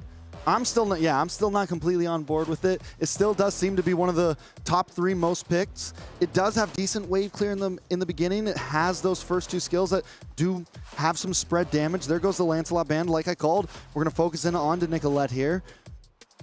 It's all about GG. I feel like a lot of their comps, it's not exactly the composition itself, it's how they deliver it that has been very off. Because we've seen the comps that they bring, they win out on a lot of team fights. Even in yesterday's games, they were able to win out on team fights, but at some point, they just don't execute it correctly. And because TLG's keeping it so simple, it's a very easy composition to execute, man. You got the Farza in the back, find good positioning, drop the feathered airstrike. If they try to dive on you, you have the Basha who can just roll around, wait for the moment to strike. And now we have this Bruno who is going to be able to pack a punch. And we're already seeing a much more honest, much more direct gameplay style from Tidal Legends Gaming, which typically, when it comes down to 2 evenly matched teams, typically the side that has an easier composition to play will have the slight advantage. And I do think Tidal Legends currently holding on to that. Gaimin Gladiators, they banned out the CC, so at least now they are giving a little bit more attention towards Aria's side of the map. That could help out a lot. Now still waiting on this last ban. So at this point, what do we see lock in for these last 4 picks from each side? GG still needing an EXP laner, still needing a jungler. They did take your advice. Hold on to that EXP for a little bit later. Look for counterplay. They are going to get last pick of this whole draft. So what do you think? They lock in the jungler first with Nicolette and then hold Arya for the possible counterplay? I think so, actually. There's not really a lot of junglers left in the pool that are worth last picking unless GG is looking at a Fanny. All right, so draft should be resuming now. We had a quick pause once again on it. Small technical issue, just making sure everyone gets a fair field of play. GG on the gun for this ban. Last ban for them. They're going to lock into EXP as well because the thing is TLG also needs an EXP laner. So CC's gone. Do they take out... It's all about what they want to pick. If they want to go for the Lapu again, do they take out the Esmeralda? I think it is going to be Lapu. But if they're banning like this, I have a feeling that they're picking Lapu as the 4th pick as well. Yeah, it can work. Since they banned the Esmeralda, it makes me think, yeah, Lapu's coming in as this 4th pick. It can work now that the most direct counters are Good gone. counter to Farza. It's good counter to Farsa, yes. Would still have some trouble against something like Glue though, so it's not like TLG wouldn't have options left over. Last ban for TLG. Do they take out the Fredrin here? They targeted it earlier in second phase. I know the Fredrin's not like an easy answer to the Basha, but at least it's something. I don't know if I've seen Nicolette too much on the Ling, and I don't know if that's going to be a route that TLG takes for this ban. I think Ling would actually be pretty good though. Yeah, the Ling could be solid. It might just be the safety ban, but honestly. you would need a little bit more early pressure, which again requires a good matchup in the EXP lane. So again, unless GG is specifically holding on to a surprise jungle pick like Fanny, I still think it is better to leave EXP for last. Looks like we're going to have a quick headset change on stage right now. Seems like we've come down and figured out what the problem is. So yeah, last ban. You said maybe they ban Ling, maybe they ban... I think you do still ban Fred, because dealing Ling with just utility doesn't jungler is feel as difficult. comfortable. Yeah. You have a box, yeah, you can deal with a Ling. And Fredrin just looks solid right now. I mean, of course, it's going to do better with something a bit more on the lines of that healer in the back line. But it's too late for that. GG's already kind of showed their cards. They've picked up Ashley with this Badang, unless they go for the old switcheroo and slot the Badang into EXP, but it's something we don't see very often right now. Not very often at all, for that matter. Speaking of this Bruno, though, how do we feel like it's going to go against Panda on the Granger? Bruno has way more early game damage, but it actually is more of a 50-50 matchup because Granger outranges a lot of the time. If you properly use your Rhapsody, you can actually outpoke a Bruno. So it really comes down to how much you actually want to interact. If Panda wants to play it completely safe, she just avoids interacting with Yinhai entirely. Take the L in the gold lane, go for less lane prio just to farm up safe, which means that her team is going to need to pick up a little more of the slack, but it guarantees that Granger will farm up well into the mid game. All right. ZTN. ZTN, you said you're not a big fan. It's difficult. The hero needs a lot of help. You have to basically craft your lineup around it correctly, because she is definitely not like a Swiss Army knife maze that you can slot in anywhere. I agree. I mean, I think that what's big with ZTN and what's been big about, I feel like, all the mid laners right now and just these fights in general, timing is key.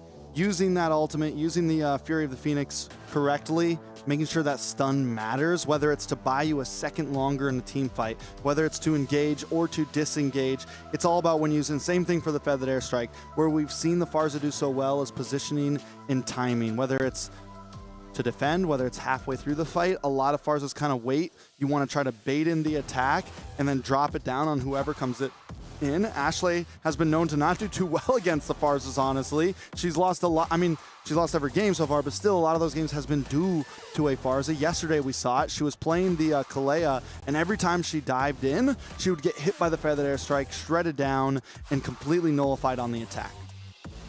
Yeah. But I don't really think it's even a Pharsa thing. It's just the way that GG is dealing with Pharsa. That is the problem. Every single game, the direct goal is kill the backline, ignore the front line. That can work in a lot of situations, but not every single one. You gotta give proper respect, you gotta give proper timing. Right now, they actually have a composition that's quite good at taking fights slowly, you know, poke from afar and then decide on the right timing to go in. It comes down to whether or not they can play that style, though. All right, Drizzle ban for the last ban on the side of TLG. We did see the Drizzle pop up yesterday. Was a possibility. Another decent counter, I guess, to the Pharsa. So now the question is going to be answered. Are they going to go for that Lapu pick after the Esmeralda pick we saw last time? They go for the Suyo instead, save Arya for last. All right, that's good. Save the EXP lane for last. That's what we talked about. Suyo will do a little better here as well, unless TLG suddenly pulls out 2 more magic damage sources. And Nicolette actually did pretty okay on the Suyo towards the end of game 1. If TLG is banning Terizla, though, I think they probably do intend to play Glue, potentially. Another good backline diving EXP laner that GG definitely doesn't have enough damage to pick off early. And what do they even answer to that if that comes in? They also still need a roamer. You know, we still haven't seen the Minotaur just yet. There was talks about it possibly being good. We haven't seen that option. They could still go for more of a healer base here if they wanted to as well. Just go. Whoa, there's the healer. They pick up the Angela, pair it up with the Lapu Lapu. What is the answer for Arya? Angela Yuzong combo. Angela Baxia combo. This is actually really scary. TLG already have early mid-game set in stone. GG can only really rely on Suyo's early burst damage to do anything to this. And we are looking at a very difficult spot right now. I don't think Lapu is going to be enough anymore. You might have to lean into something like an EXP Cho at this point. Cho, maybe they could go for the glue or something of that nature. Against the Basha, the glue does do pretty well. Able to get the stun. Or they just stick with comfort. I mean, the Lapu doesn't do bad against the Yuzong. A lot of it's a battle of mechanics early on. They go for the Akai. Is this a EXP lane Akai right here? I think so. Akai. It is an EXP lane. It's not bad, actually. Yuzong will not kill an Akai unless they make a big mistake. And it's good at canceling abilities like the Feathered Airstrike, but I am not too sure if this is the answer. It's questionable. It's questionable to say the least. GG on their possibly last game. Spice things up just a little bit more. TLG on match point, and what'd you say? They just need to play, they just need to stick to the basics, and that's exactly what TLG are doing here. Yeah, they switch up the strategy a bit, but they've continued to show that they have many faces that they can approach this game too. They have many faces that they can play MLBB2, many paces. We've seen them play the utility style. Now we've seen them play the aggressive Joy style, and now we're going to see them pick up a healer. I'm excited for it. Game number 2 of our first match here in the second day of MWI 2025. As the American representatives, Gaimin Gladiators, find themselves pushed against the wall, a single game away from ending their run in the competition. Will Tidal Legends Gaming put the final nail in the coffin? Okay, so once again, taking a look at GG's composition, they have the Suyo that wants to scale early on. But in terms of the rest of the members, it's not very quick rotating. Seordi already making the way up. They are looking for some rotations, but it's a pretty immobile team with the Akai. I mean, it's kind of weird to see how this is exactly going to work out for them. I also am really liking what we've been seeing of Yanhuai so far. This is a player that was actually pointed out to us before the competition even started for being quite aggressive and high impact. And speaking of impact, Chokus impacts against Panda in the gold lane. You know, one thing we do want to see from Panda here, if she's going to pop off, is make those rotations happen. Don't be a sitting duck. Try to get involved in the team fights early on. TLG, on the other hand, they can kind of take their time with this. They have Farza, great level 4 spike, great 7-minute spike. The more items that they get locked in, I mean, the damage is going to stack up. They have Bruno as well. This is big damage capabilities with a solid front line and healing factor. It is a basic composition that's very straightforward, but that's all TLG needs to win this game, honestly. Tidal Legends is basically guaranteed to win early to mid. Nicolette gonna be found in the tri-brush. Chokus stopping her from being able to take away that lizard as well. Gonna go back and take the camp of her own. Burst turtle up. Level 4 is on Arya, might give them an advantage when it comes to this first turtle. If they can secure it, it keeps GG in the game. They do have a small gold lead. I think these first turtles, second turtle is going to be huge for both team members. If Gaming Gladiators are able to win out the neutral objectives, even though Tidal Legends have a evidently better early game, it would be massive for them. They need to make very good use of the heavy spin. Arya will be key. Yeah, I think that's going to be the big debate on whether they can secure these first objectives, and maybe TLG knows it. It looks like Chokes is going to go for the orange buff. No, making his way back up. He didn't think GG was going to force it. Chokus rolling in, sees 4 members of the Gaimin Gladiators. Heavy spin comes out, flickers forward, pushes Chokus into the pit, but here comes the Black Dragon. With the Heart Guard instantly, Arya gonna be abandoned again. First blood to Vermouth. I don't know what happened there. GG, it seemed like they had the turtle in the bag. They decided to back off. Arya uses the heavy spin, but no one's there to be found. Nicolette decides to go back to their own buff. GG makes the call. This isn't what we want to do, I guess. But that is it feels really weird. Again, the disconnect. Arya committed a very important ultimate. Actually successfully pushed Chokers out, but the moment that the Black Dragon form came in, Gaimin Gladiator just says, no, Arya, you're on your own. Even worse, Nicola was out of there before the Black Dragon even got there. She was making her way. She decided it seems like once she saw Chokers show up, she decided to go back for her own camp, jump back into her jungle. Fizz crack finds Kenzaki, a really good catch from Ashley. Panda though gonna eat it in return. Yinhui alive on 1% HP. Ashley barely escapes as well. Arya with the heavy spin pushes Bay into the tower. That's actually going to be a kill. A 1v1 kill. Panda versus the Dragon. Panda comes out on top. Arya able to get that kill. That is huge. 2-2, but TLG still holding the gold lead. Quite messy, but we can finally see now that Arya actually has a good matchup in the EXP lane, and that means that Gaimin no longer needs to worry about losing out that half of the map. It's unfortunate that they traded Panda, but it's still not the worst result. Yeah, Panda was close to getting that kill on Yinhui though, but Yinhui, I mean, back-to-back games has been playing wonderfully. She's taken barely any deaths. I think game 1, she went deathless for almost all of the game until about last maybe 5 minutes of it. Up top side though, Nicolette might be in a bad spot. Blade Surge, very lucky timing right there. Iframes away the shield unity. Yinhui in some trouble. Fury of the Phoenix completely misses. Heart Guard being considered. It is a 1v4 in the bot lane. Yinhui actually decides to go aggressive with this. The rest of TLG are coming to back her up. Feathered Airstrike does a lot of damage to Sayori, and the bouncing ball gonna be doing some good damage as well. But no kills for now. A lot of resources committed from both sides there. Sayori's gonna have to go back to base right before this turtle. This time, is GG going to fully commit? Arya using that heavy spin, maybe just a little bit too early here. Yeah, Arya got messed up by timing by Vermouth. Ashley, for some reason, just in front. You're not going to be able to tank that damage. The Badang falls. Yeah, GG once again overcommits to something that the whole team doesn't want to be a part of. Nicolette is going to push it on this mid side, which is good. So GG continues to look for other things on the map, but TLG once again just sticking to the basics. We're going to take this turtle, we're going to take this turtle, we're going to come in and fight you, we're going to back off, we're going to play it safe. Taking a look at the items, Panda does have a small gold lead over Yinhui.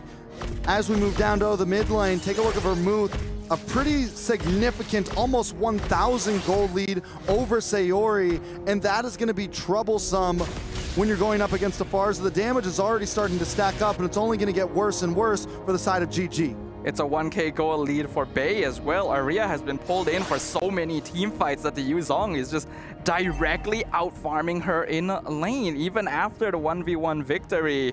And the heavy spins have not been successful thus far. Yeah, taking a look at the level ranking. Nicolette, though, at least keeping up overall. Chokers comes in, level 9. gets caught with the Fizz crack, 1v4, but the Heart Guard gonna keep the Baxia alive very easily. Black Dragon form separates Ashley from the rest of GG, and it's an easy pick-off. Nicolette playing the map, though, on the top side, able to take a tower. I think, is this the approach that GG's trying to make? We haven't seen this approach from them before. That's normally they're very grouped up. This time they're playing the map. And Tidal Legends Gaming, on the other hand, is playing more of the group. But since they have Bay, as long as Bay can kind of cover those off lanes, this is what we've seen from Yuzongs in the past. You play the long lane, you play the off lane. Furious Phoenix purified, but it's not enough because Vermouth just explodes in the mid lane. Getting the kill. Still battle, though, in the mid side. Blade Surge being considered. No Fizz crack. Actually, a yes Fizz crack. 2-man stunned by Ashley. Kenzaki and Chokers now being chased down and executed. Double kill to Panda. That is huge for the side of GG. Not only do they get 3 members down, but they break through on the mid-tier 3, opening up the map for themselves. Just when we were counting Ashley out, she finally gets a solid Fizz crack down. And now we're going to convert that into a turtle for the side of GG. Gold finally slanting into their favor.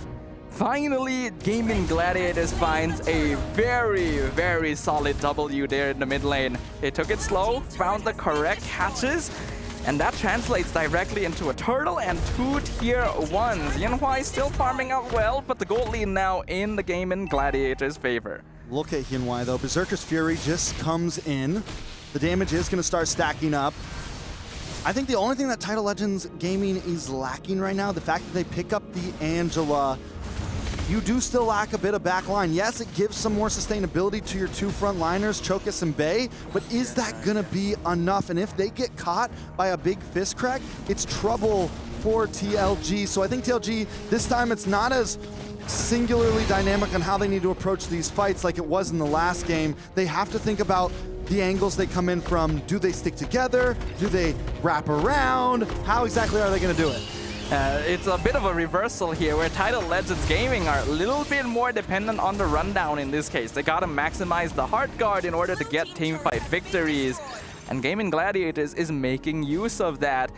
They are able to take another tier 2 up top, and they're actually pressuring the map. Another important thing to point out, Nicolette is having a much better game this time. She's 2-0-2. Last time she took some early deaths, and that's what you never want to have happen when you're playing a Suyo. But now that she's on the Suyo 2-0-2, the damage is finally there, and Tianwei needs to be careful. Vermouth needs to be careful. The back line has to be careful because you get hit by one of those bad blade surgers, one bad queller, and you're in a bad position against Nicolette. Yeah, Nicolette's definitely a lot happier in this game.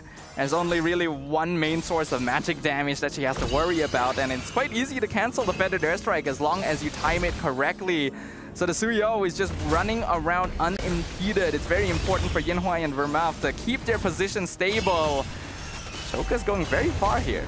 Yeah, Nicolette closes in. Feathered airstrike does come down. Fury of Phoenix instantly cancels, gets a 3-man stun. Yinhuai flickers away. Choka is going to be able to tank quite a lot. Here comes the Black Dragon form with the hard guard. Looking for Panda specifically, but gets fist cracked against the wall. Heavy spin going to be used to lock down Choka, but Faye is chasing down the backline. But one final death, Sonata! Killing spree to Panda. Gaimin Gladiators on the edge. Everyone's sitting at about 10% health there. But they're able to poke away, play the distance, and Panda, with a final warning shot, takes out Bay, snipes him. But hold on, Ashley in a bad spot. Ashley really should not have been that far forward at that low HP. You gotta respect the Farsa.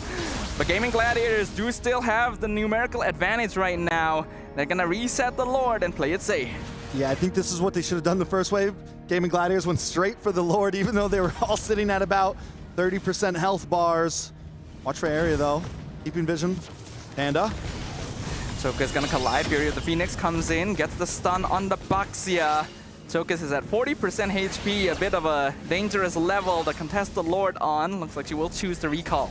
All right, it's about another 40 seconds or so till Sayori gets that Fury of the Phoenix back. Something to point out as well for Sayori, also having a much better game this time. 0 deaths. Last time wasn't doing too hot. What do we need to see from TLG here? Chokas rolls right in. Here comes the Black Dragon front flank with hard guard as well. Ashley down to half HP. Lord down to 20%. Nicolette seals it away, dashes away like a bandit, but Panda gonna get shut down in return as the Black Dragon dies in the backline. Heavy spin, pushes Bay against the wall. Hard guard has expired. The Gaimin Gladiators can no longer fight. Gaimin Gladiators can't fight to get the Lord, though. 1.8 goal lead as well. Bay's been doing an amazing job. The combo between the Heart Guard and the Black Dragon has been troublesome for Panda. She was able to dodge it the first time, but this time Bay connects. Lord coming out, 9 seconds on the clock for Panda. I think GG need to slow down this push as much as possible. Give Panda time to get in this fight because she is the one dealing the damage for the team. And Panda really should not have been caught out there. A little bit more respect to the Black Dragon would have been good. Fury of the Phoenix only catches Vermouth, but zones Tidal Legends away from the Lord. Gaimin wants to escort this into the inhibitor. Very random feathered airstrike there in the mid lane just to slow things down. The Lord will collide, but instantly fall. Lord does go down. GG not able to get too much out of that push. Do they even want to push this? They're going to be able to take this orange buff, maybe starve out TLG, expand this gold lead as much as they can. Because here's the thing, in another 7 or so minutes, 5 to 7 minutes, it's going to be at that tie game score once again. And I think GG know the clock is on. GG will be able to take the mid inhibitor. Choka is looking to engage, actually. Stuns Ashley. Here comes the Black Dragon with the Heart Guard, chasing down Panda and Sayori. Aria's in position, does have the heavy spin, gonna use it, but they're not able to lock it down. There's a hole in the back of the purple buff. Finally, Faye gonna bet pushed against the wall. Panda executes the Yuzong. Choka is trying to hold the front line. Yinhuai chased down by Nicolette. It's a killing spree for the Suyo. Well played by GG once again. Panda this time, I'm saving this flicker. I'm saving it to last second. Bay does what she's supposed to do, hits the Black Dragon, aims for Panda, but Panda continues to kite. Here's the opening GG is looking for. It's a 5v3 base defense. Tidal Legends focusing on clearing the minions, but GG are very low on HP total. They're not able to muscle their way in, so it is not the end game yet. And everyone, once again, on the side of GG is down low health. Tidal Legends Gaming doing a wonderful job at defending these pushes. They're still holding on to one more tower. Let's take a look at the items. Yin Hui still working on number 4 here. Still looking for the Malefic? Are we going into Malefic here? What is going to be this 4th item? We have a little bit of speed down the line, though. Overall, Bay still doing a great job. Look at the map control from Nicolette on the top side.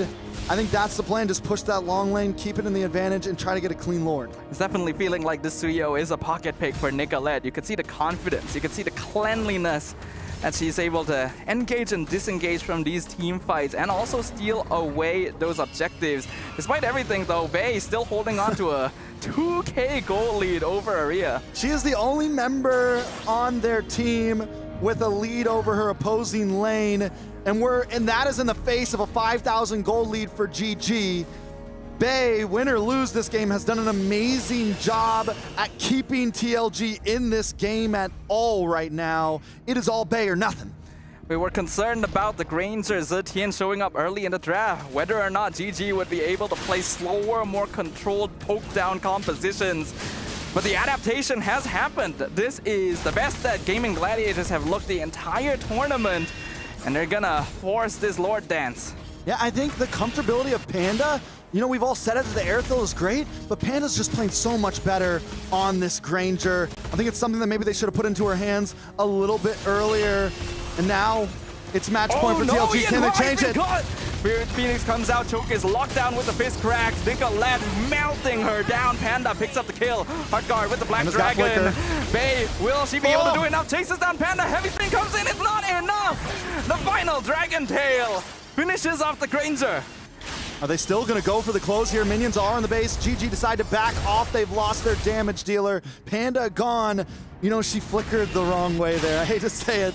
She flickered to the left. I think if she went closer to the river, would have possibly been okay there, but that's the dice you roll sometimes. That's the misplay. And look at the positioning right now from GG. You have Ashley, you have Sayori, keeping TLG at bay. Look at the mini-map. GG, on the other hand, we're going to get this Lord. We're still in advantage, and TLG unable to do too much against that with Chokus gone.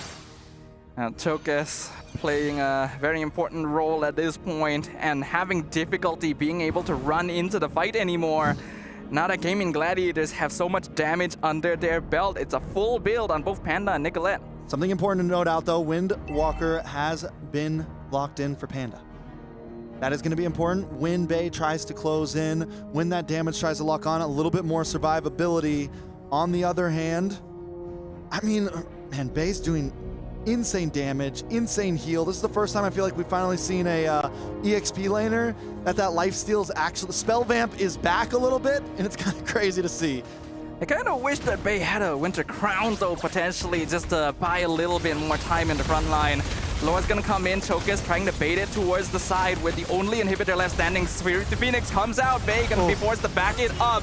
The final inhibitor will fall, heavy spin pushes Vermouth into Gaming Gladiators, right into the iron sights of Panda, but Sayori gonna be traded in return. And now the Black Dragon chases them down, fist crack on 2, but it's the 2 tankiest members of Tidal Legends. Arya jumps back in, mega kill for Nicolette, chasing down Yin Hui, 1v1 Gaimin Gladiators! They have done it! They have melted through the ranks, and they will take their first victory of MWI. For the first time in 3 games, GG get a win, and the first time in 3 games, they finally go all in on a fight. They didn't split up in that last moment. It could have been easy to fall, but Panda holds it together, gets the kills that matter. The whole team finally seem a little cohesive.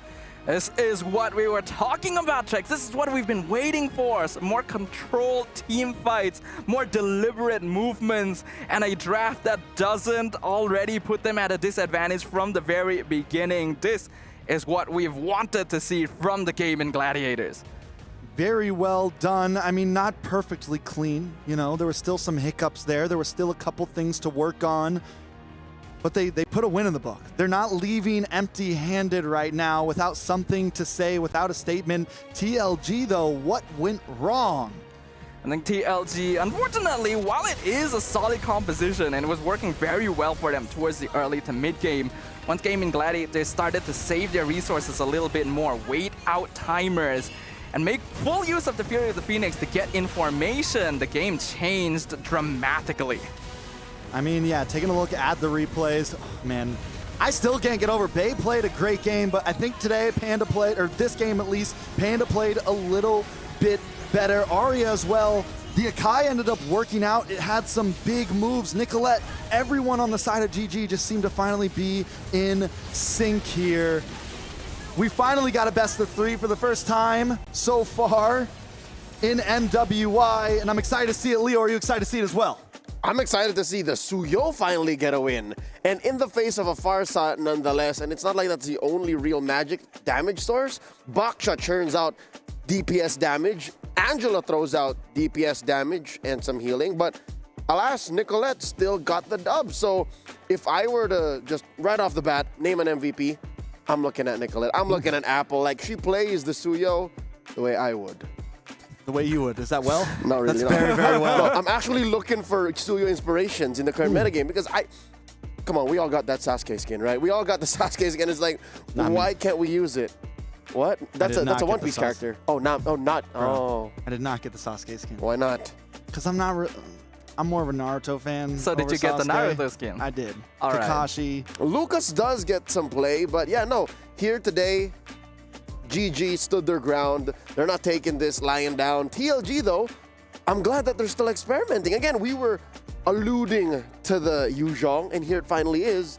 It just overshot. It went a little too far and too deep.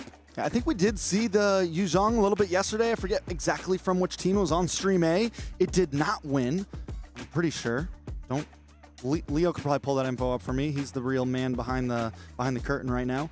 But yeah, I'm pretty sure it did not win yesterday. And once again, it does not win today. But today, I will say it looked very good. And holy Lord, we got some stats. This looks great. That looks good. All right, let's see exactly how Bay built this Yuzhong. It's hybrid. That's a good half of the build fully defensive with the Oracle and the Queen's Wings, and then the other half damage with the Hunter Strike and the War Axe. And she actually opened up with damage. Just to let everybody know, I think it opened up with Hunter Strike or War Axe into Bloodwings, into Oracle, and then maybe we're looking like we're finishing off with a Antique Cuirass, most likely here, I'm guessing. And nothing changes with the Suyo. Again, look at that. It's a thing of beauty. I love it. That's how you build it. And let's not forget to give a shout out to Arya's Akai stuff. How you like that one? It's a full tank Akai, and that's exactly what you need, right? You're dealing with a Yuzhong. It's very unlikely you're going to directly win against Yuzhong on a typical fighter, so you go into full utility instead. It requires a little bit of execution. The first few fights were messy, and Arya kind of got left out in the lurch. And because she got pulled into so many fights, wasn't able to farm up nearly as well as Bay, but it didn't really matter because her goal, once we got into the mid to late game, is just use heavy spin on the Yuzhong, and then that 10k net worth total no longer means anything. And once again, Gaimin Gladiators proves to us your priorities don't matter, ours do. That early badang, once again, forced through the curtains right out the bat. That's what Coach Rex, Coach Midnight said we're picking, and they won with it still. I think Ashley has found, her flame. Like, this is her hero. Yeah, and it took a little bit. It took 3 games, but finally, yeah, it is. In that game, it looked good. I was doubting it. I was worried about it. I saw it come on. I'm like, oh, here we go again. But Ashley, we saw that first big connection under the tier 3 in the mid, and that was kind of the game changer. That where we were like, okay, GG is here. I think it really also came down to a general switch in dynamic, right? Because in game 1, GG was playing the dive composition. Once they commit, they can't get out. The same thing happened to TLG, Once they decide we have to fight, there's no way to disengage if it goes wrong. Checking out our big 4. More graphics. Most damage dealt, of course, Panda with that Granger. And again, that's the story, it seems like, for Gaimin Gladiators, is they're finding what they're comfortable with. Panda, highest GPM, highest damage dealt per game, highest damage per minute, most assists, again, that badang in the hands of Ashley, and chokes on the Baksha, the highest damage taken. in the absence of a traditional roam, because then you have the Angela, you're left to the Baksha. Not even the Yu Zhong, because the Yu Zhong is more of a, again, I hate to say, more of an assassin. The Oracle and the Queen's Wings are more of just ways for her to get out or for her to sustain the fight. But yeah, no, it all went down on choke guess. Like, she was the one peel. I think there was a need for adaptation from TLG actually, because they were very good in the early game because Chokes takes the front line, then Yuzong dives the back, picks off the Granger and the Zetian straight away, but GG eventually learns this. They just keep Arya with those two and have the front line hold Chokes back for as long as possible. Because every time a fight starts, the Heart Guard goes in straight away. No waiting, no like deciding maybe we shouldn't go for this. Yeah. Bey just dives in, and when you're 1v3 with an Akai as well, you're not gonna win that. Seems like a blind decision. So maybe TLG, they injected some innovation, but they did not think of the other options that they had, the variations that they could put into their play to try and stop GG from taking us all the way. A quick update. It was Dreamax girls yesterday who brought in the Yu Zhong in the hands of Day and lost. Very savagely, because that is the game that Yippee got. Oh, that was the Savage. Yippee scored the Savage. That's why on I him. think I saw the highlight and I was like, oh, there's a Yuzong there. Look at that. We missed that. But it's still lost. Yippee Kaye. Yay. So, with that said, let's check out the highlights once more. Look back at exactly what we were talking about. There it is. As we click play, you have the Yu Zhong coming in with that Angela in her. And can I just say, Panda's choice when she uses the flicker is, you fellas mentioned this earlier, is just mwah, chef's kiss. Last moment, every time, knew exactly how to push. Another player I really got to point out, Arya. You were talking about her a little bit earlier, and it seems like she was really with the team this time, man. She was really connected. She was knowing when to use the heavy spin. She was a part of GG this time, and that's what we like to see. All 5 of them finally, comms are there, and this was the only flicker that was rough. Panda went left. She should have went up. She should have went anyway, but well, the wall was there. I don't think she would have gone through the wall. It happens. Right? But yeah, that's the dice, right? Sometimes it's like, it's a 50-50, it's a coin flip. But she wanted to fight. Like, if again, assuming that her controls were where they are based on the map positioning, if she went up, she would have bumped into the wall. If she went down, she would have overshot or just bumped into the other wall down there. It's a tough spot. She could have just gone right, though, like with her team, you know, behind her teammates. Listen, whoa. Let's not hate on Panda too much here. Behind means she won't get the kill. So she was going in. It was an aggressive flicker. It was an aggressive flicker. And that bump into the wall was just, you know, half the way she wanted to go. But alas, a win is a win. We no longer have to think of what ifs, because the reality of the situation is Gaimin Gladiators have pushed the limit. We're going all the way. TLG just a game away as well from being eliminated. Comes down the wire, sudden death. The rubber match, best of 1. Rubber match. I haven't heard that term in a long time. I don't even know why it's called a rubber match, but you know what it means. It's because, yeah, you're bouncing back and forth. That's the first time I've heard that. It's like being in the term. ring. It's an American thing. You wouldn't understand. Yeah, it's a sports thing. It's like a sports thing. Understandable. It's a rubber band match, you know, because you're bouncing. It's like, or when you're in the ring and you're throwing punches and you're... Anyway, else. I'm really just breaking it down for everybody right now, but it's a rubber match. I think it's something else when I say rubber bands. Rubber band stacks. Rubber band stacks, baby. That's another American thing. That's what they're fighting for here. Again, the difference between 10,000 USD and whatever comes up if you do make it to the top 12 here, because this is 4 teams going away. Ladies and gentlemen, the draft has begun. It's Gaimin Gladiators on the play. Coach Rexvin, I'm looking at him. He looks like he wants to pick the badang again. While TLG, they answer back, Coach Catvin, he's got to win this or else him and the girls are going home. The same can be said for both teams, right? Again, pushed against the wall, rubber match, as you guys put it. A best of 1 determines which of these 2 teams ends their journey as the first team eliminated from MWI. It's a thing, Sadafa. Let's take our word for it. I believe you. Yeah. Okay, cool. Heard some doubt in your voice. Maybe a little. It's real. Okay. I believe you. It's real. Like, you can Google it and you can do it in public. Gaimin Gladiators banning out the Yusun Shin and the Uranus, while TLG taking out the Baksha and the Hayabusa. That's a lot of jungle prio. I mean, it's understandable. I think the junglers on both sides, oh wow, even more jungle prio. See? Both sides have done really, really well, right? Nicolette on the Suyo was terrifying in game 1. Chokus on the Joy was a big factor of how TLG won out the game. So we are seeing a lot of respect happening there and trying to narrow the game in a way that's a little bit more predictable overall. With the Kimi now being the final ban on the red side, Gaimin Gladiators have a choice to make. And what is that choice? What's their first pick? Of course. I mean, that's a choice that each drafter has to make at every turn, right? We've seen typical picks would be something like Farsa. Then the Badang has been Badang seen. here? It's Yeah. GG. Again, they've found success with the Badang. Even game 1. Game 1 was winnable with the Badang. So I don't doubt that. And even with all these junglers taken out, that Kimi Prio, I think this makes Suyo even better. Mind you, there is still the Farsa and Zetian trade and Zushin, mind you, very lethal in the hands of Vermouth. You know what? I'm gonna leave this to Trex and Stafa now. Y'all put on lock. This time, we're locking in Panda up front. We're taking in the Granger. It was comfortable last time, and I'm not completely against it, honestly. I think it could be solid. The Bosch is gone.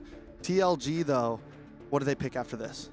Now, there's a possibility of stealing away the Badang at this point. And then besides that, you have to consider the mage matchup. Farsa and Zetian are both still wide open. So those are both possibilities. Farsa Badang? Yeah, Farsa Badang is possible. But when you think about the Granger and Farsa matchup, we've also seen something like Selena pop up. Ooh, and they take the Suyo. So it is a we're flipping the script here a little bit. We're flipping the table. The Suyo might be a little bit early, honestly. Fredrin is still open. I think it could be a solid pick for Nicolette here. I do think they should lock in jungle early. And then I think Farsa Fredrin looks solid to me. You have the damage for a utility jungler right now. You have the damage for that completely. There's no Hayabusas on the field. We still haven't seen Nicolette venture much farther than Hayabusa into the assassin pool, so I don't know if we're going to see something like a Lancelot pop up or the Ling. It's something we've been kind of hoping for, but she hasn't given it to us, even though there's ample opportunity. Well, if any time is the time to bring it out, that this is going to be it here. Potentially their final game. They go in the opposite direction, though. Utility jungle. We're going to see the Fredrin Arlet combination. A very powerful team fight setup and frontline duo. The good thing about the Arlot duo is we've seen it be flexed a little bit. It's most likely it's going to go to Arya. It's what we saw yesterday from Arya, but I'm not completely against seeing Ashley rock that if they want to, and that gives them a little bit of open ability. TLG, I think the Farsa is just a solid pick for them right here. If they don't, I got a feeling we're going to see mage bans all around the board in this second phase of bans. Yeah, I do like the Farsa here, especially if TLG were watching the match between Navi, MWI, and GG yesterday. Hani's Farsa's positioning oftentimes baited Aria's Arlet out of position. There's a chance to recreate that history depending on how much Aria has adjusted in that sense. But oh, going in a different direction, the Wanwan shows up for the first time. The Wanwan's solid against the Fredrin, right? It's someone that wants to be stable. It's someone that wants to sit in the front. He's not going to be able to lock down on to this Wanwan, even if he brings the dash in. She has that second skill. She has that ability to just kind of get away if she wants. So, and then he's going to be a sitting duck. So it's a very easy target to get those stacks off, to get that crossbow of Tang off. Let's see if she can pull it off, though. Yeah, I think it's a great choice. It's something that completely slipped my mind because previously many teams would ban the 1-1 if it was something they were considering. But here TLG sneaks it out towards the end. Minotaur being banned out is just meant to avoid giving Gaimin Gladiators even more counter engage since their frontline is already very strong at this point. And a CC ban from GG will create some questions. Is this actually an EXP Arlet? I'm like I said, it's still very flexible. It's a pick that we know could go either way. It's the first time we've seen a pick that I think is just a solid flex pick overall for GG. TLG, on the other hand, there's actually no mage bans. GG, do they want to take out the Farza here? Do they want to take out the VTN? Something along that matter. Zushin also still on the field. It's a complete switch up than what we've been seeing over the past couple days. So many options available. I like the Matilda ban. This limits down GG because the Matilda Fredrin is something to be feared in a sense. It works so well together. It gives Nicolette the ability to just be able to go in and out even more. Yeah, it would be a great way to save it from the crossbow tank too. I was thinking that out of all the mages, Zushin might actually be the best option for TLG, but looks like Gaimin Gladiators agreed with me since that ends up being their final ban on the blue side. And Tidal Legends instantly locks in the Phoveus. They are 100% in on the train that this Arlet is EXP. All right, so last 2 picks for GG. I still think, yeah, man, you just keep it simple, front to back, pick up the Farza here. And then for EXP lane or Roam, you just go for a tanky frontliner. We did see the Tigreal early on, and it wasn't a super bad pick in previous days. They go for the Gatot instead, also very solid frontliner. How do we feel about the draft?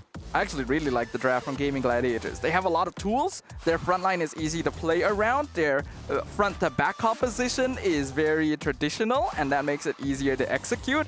And they have get-out-of-jail-free cards in the form of that AOG, so this Gatot can walk forward, bait out the crossbow tank, and get out. So do we just see the ZTN here from the side of TLG, or do they pick something spicy? We've seen the Valentina pop up. You know who we haven't seen? We haven't seen the real-world manipulation come into play in a while, and a couple of us were wondering, why not? Is this something that's still playable? I mean, it's a question on all of our minds, but they go for the Aurora. We're jumping back a season or 2 right now. This did work very well against the Fredrin in the past. It works well against that heavy frontline composition. You get the freeze off. You have the ability to slow them down. What it lacks is mobility, though, in a high mobility meta.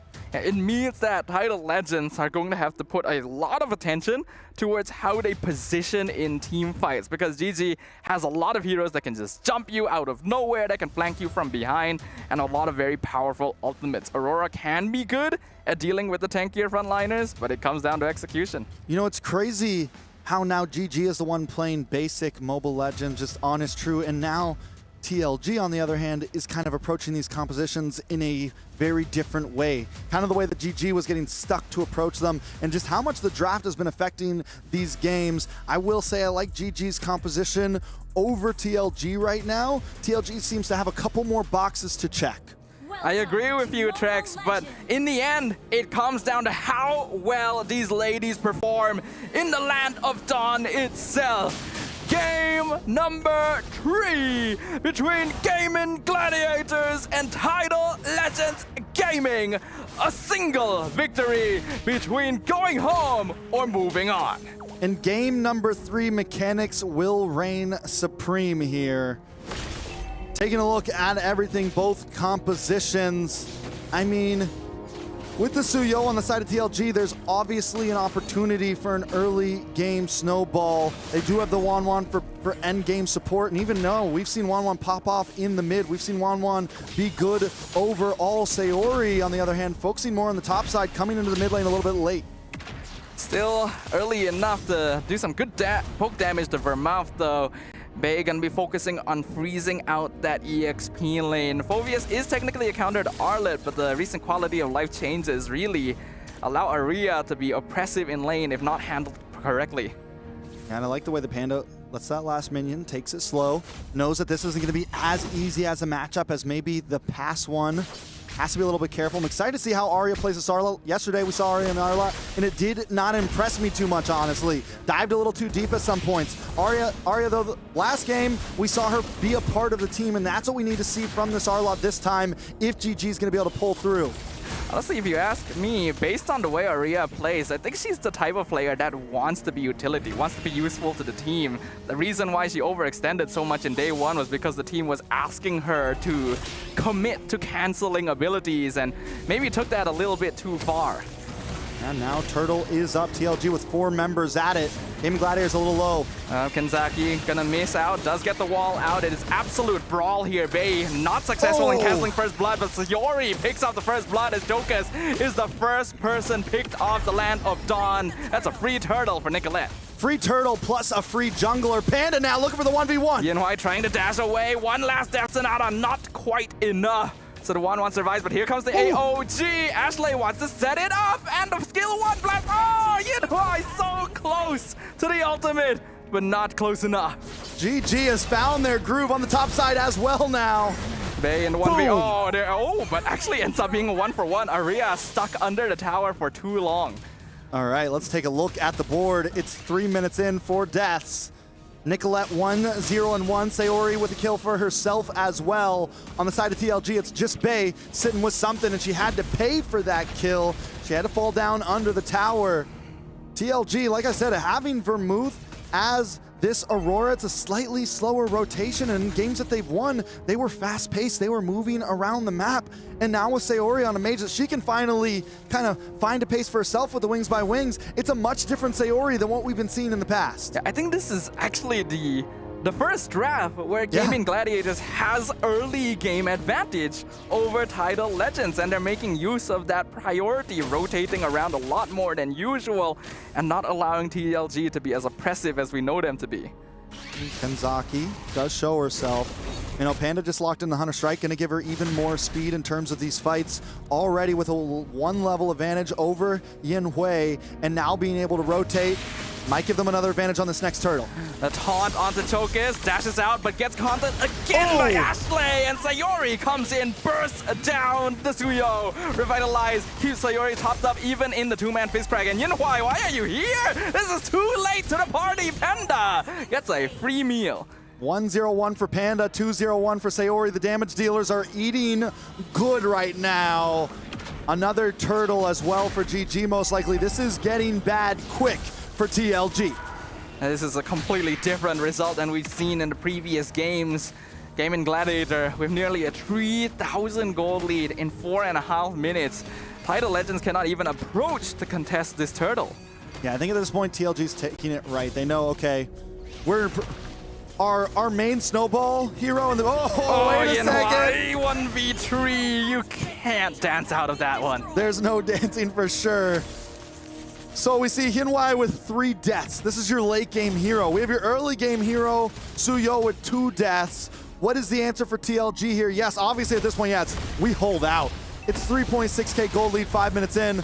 We're going about 700 gold a minute for the side of GG. Towers are starting to fall. GG just needs to convert this into other parts of the map. Chokes in a bad spot. She's being vice-gripped. 4 members of Gaimin Gladiators running her down under her top tier 1. Choke is now 0-3-0 as well. Things are going from bad to worse. You know, TLG have done so well in previous games in terms of their map control, in terms of being able to spread out. But this is a time when they need to change gears a little bit. They need to group up a bit more because GG is hunting them down 1 by 1 across the map, and TLG nobody can get caught alone. Red alert has been activated. You gotta stick together because GG's a fast-moving composition, and if you're at a tower by yourself, you're gonna get dived on. But the more you stick together, the less you're able to farm, and this is way earlier in the game than you would typically want to start 5-man deathballing. But that's what you have. I mean, you're not deathballing, you are survive balling at this point. You are just huddling together, hoping you can get the scraps of food you can, because no, there's no other answer to survive this right now. Tidal Legends, they've already lost control of their jungle. We're only 6 minutes in and there is barely any space on the map to farm. The gold difference just expanding more and more with each passing minute. Panda's already nearly 3,000 gold ahead of Yinhui. This is a terrible spot. Seems like GG's just been downloading for the past 2 days, and finally the information is locked in a bit. It's a completely different team than what we saw yesterday. It's a completely different game than what we saw in game number 1. Maybe the trick was just stop picking Aerith. They'll put Panda on something comfortable. Make sure that Arya is winning the EXP lanes. The mid lane maybe wasn't the problem ever. The mid trio, it was all on the off lanes having comfortability, because that is showing right now. Another turtle goes over to GG. Side lane pressure has always been the answer if you want early game advantage. And looks like Gaimin Gladiators finally figured it out. Sayori on this Farsa as well is just making it so that TLG cannot approach the contest. Fizcrack comes in, gets a 2-man lockdown! It's a frigid frost! AOG gets a 4-man knockdown with a revitalized Panda! Is going nuts with the artillery triple kill! Aria finds the final hit as well! Vermouth, the only survivor! That is something. For just a second, TLG, they get the freeze combo, they get the fist crack combo, they have it all laid out on a platter, but GG, the gold lead is just too much at this point. Ashley comes into the last moment, drops the AOG beautifully, and Panda's there to back her up. At this point, we're looking at possibly a fast game, 11-2, GG doing to TLG what Malaysia did to them yesterday. This is a match right here. We are looking at what may be a anticlimactic end to the Chinese team here in MWI Tidal Legends Gaming. We are 8 minutes in, only 2 kills to 11, an entire 8,000 gold disadvantage. It is the most one-sided game we have seen in a while. In a while, for sure. The wraparound is happening as we speak. Gaimin Gladiators. Lord's gonna be up in 30 seconds, but they're playing it aggressive. They're like, listen, we're coming for that 9-minute spot. It's a little too late for that at this point, but yeah, they're like, I mean, it's a lot of times at this point you just freeze lanes, but GG doesn't want to let up. Is that a dangerous move for them? I mean, I think you can. You literally got 3 members caught in one of TLG's best potential combos earlier, and it did nothing to you. Every single holy defense is already gone before the 9-minute mark even. Gaimin can basically do whatever they want. I mean, it did do something. If it wasn't for Ashley's AOG, they might have died in that situation. The fist crack plus the big freeze combo was a problem, but Ashley's timing was impeccable in terms of turning that fight around. And now look at the positioning. TLG knows, yeah, we can't even fight for this Lord. We got to turtle up. We got to huddle up. We got to wait our time. And that time is a long, long, long, long way away right now. We're talking 10 minutes possibly. With Yin Hui being 4 deaths down, 0 kills. Chokes just got the War Axe in. That might be item number 2 for him at this point. It's a bad deficit. Sayori just picked the rapid boots to be even more oppressive on the map, and Panda actually grabbed a BOD at the same time Choke has finished her first item. That's how big the goal difference is looking right now, ladies and gentlemen. It's only the first Lord of the game, but I don't even know if TLG can defend it. Let's take a look at the items now. Like I said, yes, that was second item for Chokes. Only 1 item in for Yin Hui right now. Nothing but the scythe, the sickle, whatever you want to call it. This is problematic. That is a 5K gold lead for Panda. This might end right here. First Lord of the game crashes in. Usually not a threat, but in this case, one of the biggest issues Tidal Legends could have to deal with. Gaimin Gladiators taking it slow, learning from their past mistakes, and not trying to force their way through even with a 10,000 gold advantage. But they're still sticking around. They know how easily it would be for them to body their way through. AOG comes in, misses completely. Here comes the fist crack, finds the backline. Lockdown Panda, forces the flicker away. Frigid Glacier misses as well. Choke is looking for Panda, but she is godlike. Double kill for the Grain Tear. And Nika, let's smash this. Choke us into the ground with your praises, Rap. Yin Hui looking for the crossbow of Tang, but is not able to find a triple kill for the Panda. Maniac! Gaimin Gladiators with the wipeout as they send Tidal Legends Gaming packing. Well done by Gaimin Gladiators. It's been a rough couple of days for them.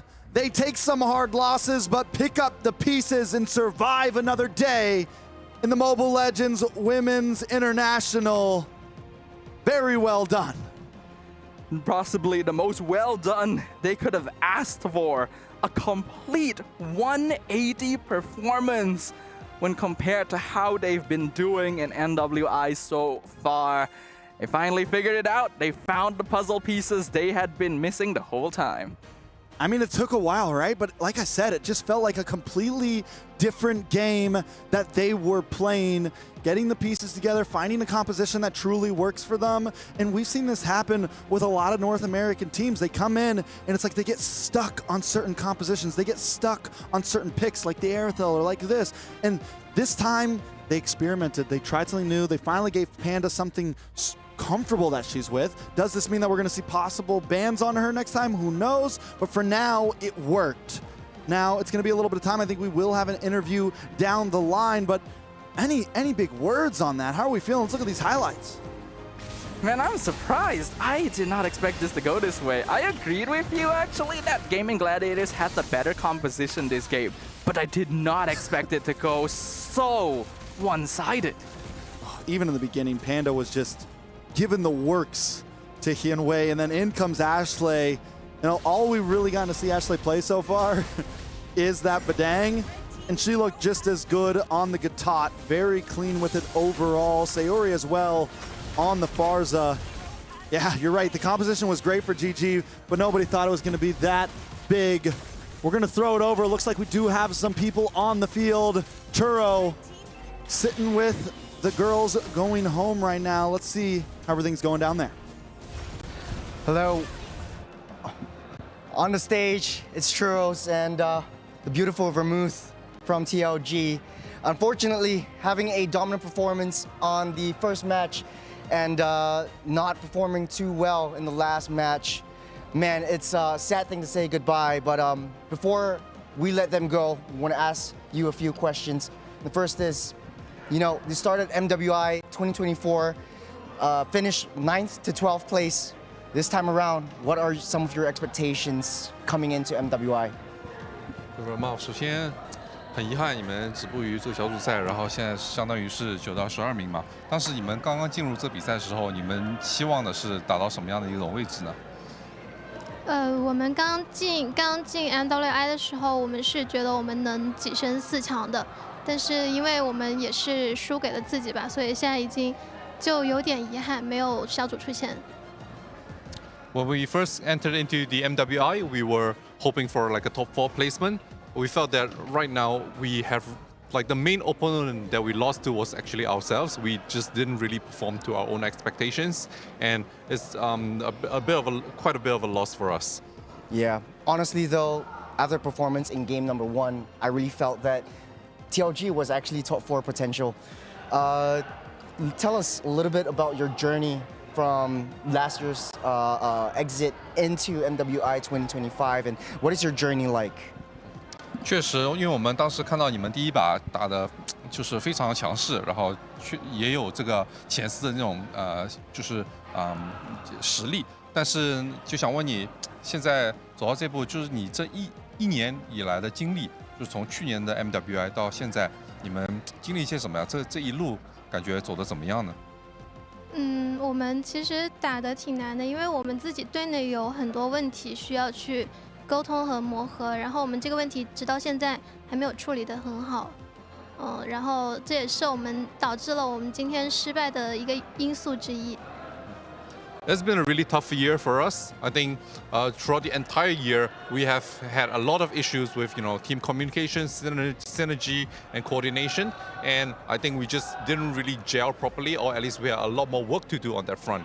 And I think that was also one of the main reasons why we performed so poorly this tournament. And it's something that we definitely need to continue working on to improve for better results. Yeah, I think really just look ahead, learn. You either win or you learn. So learn, and hopefully we'll see you guys in MWI next year. Last thing before we let you guys leave, any last word for the fans on behalf of the entire TLG team? 最后有什么话可以，有什么支持给所有那些粉丝在支持你们的吗？觉得有点对不起大家吧，因为没有做到自己的最好，然后也没有拿到一个很理想的成绩，但我们接下来会继续努力的。I'm sorry to all my fans for not meeting everyone's expectations and not performing to our own standards. But I thank you all for supporting us, and we will try to do better next time. Well, thank you very much, Vermouth, and thank you very much to Jin for translating all of this. Hopefully you have a better journey, and hopefully you come back stronger, MWI 2026. We want to see you here again. And with that, we'll throw it back to the boys on the desk. Over to you guys. Back to the boys stream, the B stream, the men's stream. It was eventually someone has to go home in these events, and that is the nature of composition. TLG did play an amazing game. We all hope to see the likes of Bei back, the likes of Vermouth back, Hyunhui, Chokes, and Kenzaki. They showed heart in these matches, they showed strength, and did an amazing job overall. There was definitely a lot of potential in this lineup from Tidal Legends Gaming, but it seems like a unexpected result here and an unfortunate one, but we can definitely admire what they've achieved so far. We've got one more interview for you guys, and that's with Gaimin Gladiators this time. So once again, Churros, the stage is yours. Back on the stage, it's Churros here with the beautiful Ashley, captain of the Gaimin Gladiators. Man, congratulations on your win. First game, really shaky start. Second game, third game, you dominated your opponents. You dominated TLG. First off, how are you feeling right now? I'm really happy. Not just me personally, my whole entire team is feeling really good right now. Man, I'm actually feeling really good about you guys. I'm a little bit starstruck because I've been following you guys all the way through from MWI last year. And last year, 5th to 8th place. Any expectations for this MWI challenge going so far? So initially coming into MWI, we expected to get top 4 at the very least, and my coach basically told me we have all the resources to achieve that, And at first things were a little bit shaky, and right now I think we're starting to get back into what we do best. So yeah. Yeah. So what clicked in that last game or the entire match? Like, that was just a 180 turn of events, and everyone was just so comfortable with yourselves, and I can hear you from the back room, and you guys were screaming, you guys were shouting, you guys were being yourself. What clicked? I think it was a mix of, some players having stage fright, some people having jitters, blanking out, stress, and eventually there's like a North America pattern. It's kind of like we leave it until the last second to actually show up. So now that we are in the last chance position, we'll show up. Honestly, that clutch moment really came through. To be honest though, yesterday you were eliminated, not eliminated, but you lost to Navi MY. I got news for you. It's not good news. I got news for you. They lost to TLPH. So the next match tomorrow, you'll be facing up against Navi MY again. What are your thoughts on all of this, and any words to Navi MY? Good luck, because I have a strong feeling that we're actually going to beat you guys this time. They're actually gonna beat you guys next time. No, pun actually intended. I am so cringe. Okay, I think we have come to the end of the interview, but man, any last words for all the GG fans out there? This is your first time on air with on air, so.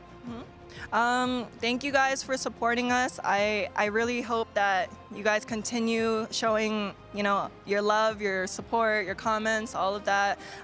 We'll show up. We'll get out of groups. All right, GG. Thank you for all of that. Over to you guys back on the desk.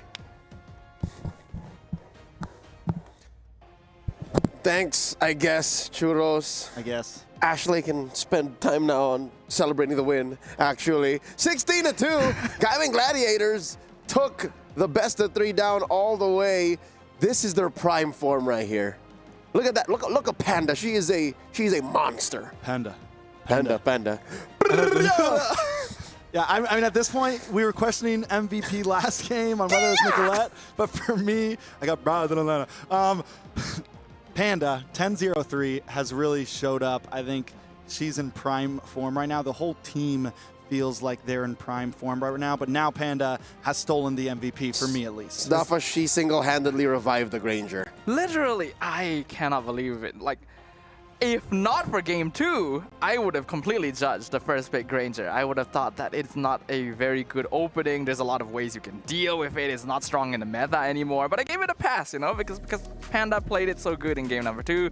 And in game number 3, she just took over the land of Dawn, man. That was her game. Everyone else was just an accessory to her victory. Yeah, this is the same Big Four if you're looking at game number 2. Just trade Bay for Chokes, because at least this time, Bay understood the assignment. And Chokes rocked the Suyo. She tried to do what Nicolette did in game 2. It's just, it wasn't in the cards. And did you see that? 1,000 gold per minute. 1,049. Wow. 1049. That is unheard of right there. We know it's an American thing. Okay. But yeah, 1,049 gold per minute is insanity. She was farming dudes. She was farming heroes. Honestly, you were right the first time. I mean, yes. She was farming dudes. My dudes. We need like some stats. Is that the highest? Has anyone beat that GPM so far? We'll double check, because again, it might be the 9-minute game from yesterday. I would love to see the GPM on that Savage game yesterday. True. They're different things, though. It's Vitality who scored the fastest game at 9:30 something, and then Onyx that got the Savage. But again, we're setting records here at the MLBB Women's Invitational 2025. We have seen the departure of TLG here. We wish them the best as they return back home. This does confirm their elimination. But GG, their journey continues. We're going to go on a quick break. When we come back, we got another best of 3 coming your way. I do believe that is a matchup between Virtus.pro from Vietnam in the Mekong region and CFU Gaming from Cambodia. That's the best of 3. That is our matchup of the day. You're not going to want to miss it. Stay with us. You're tuned in to the B stream of the MWI 2025 here live from Riyadh, Saudi Arabia at the Esports World Cup.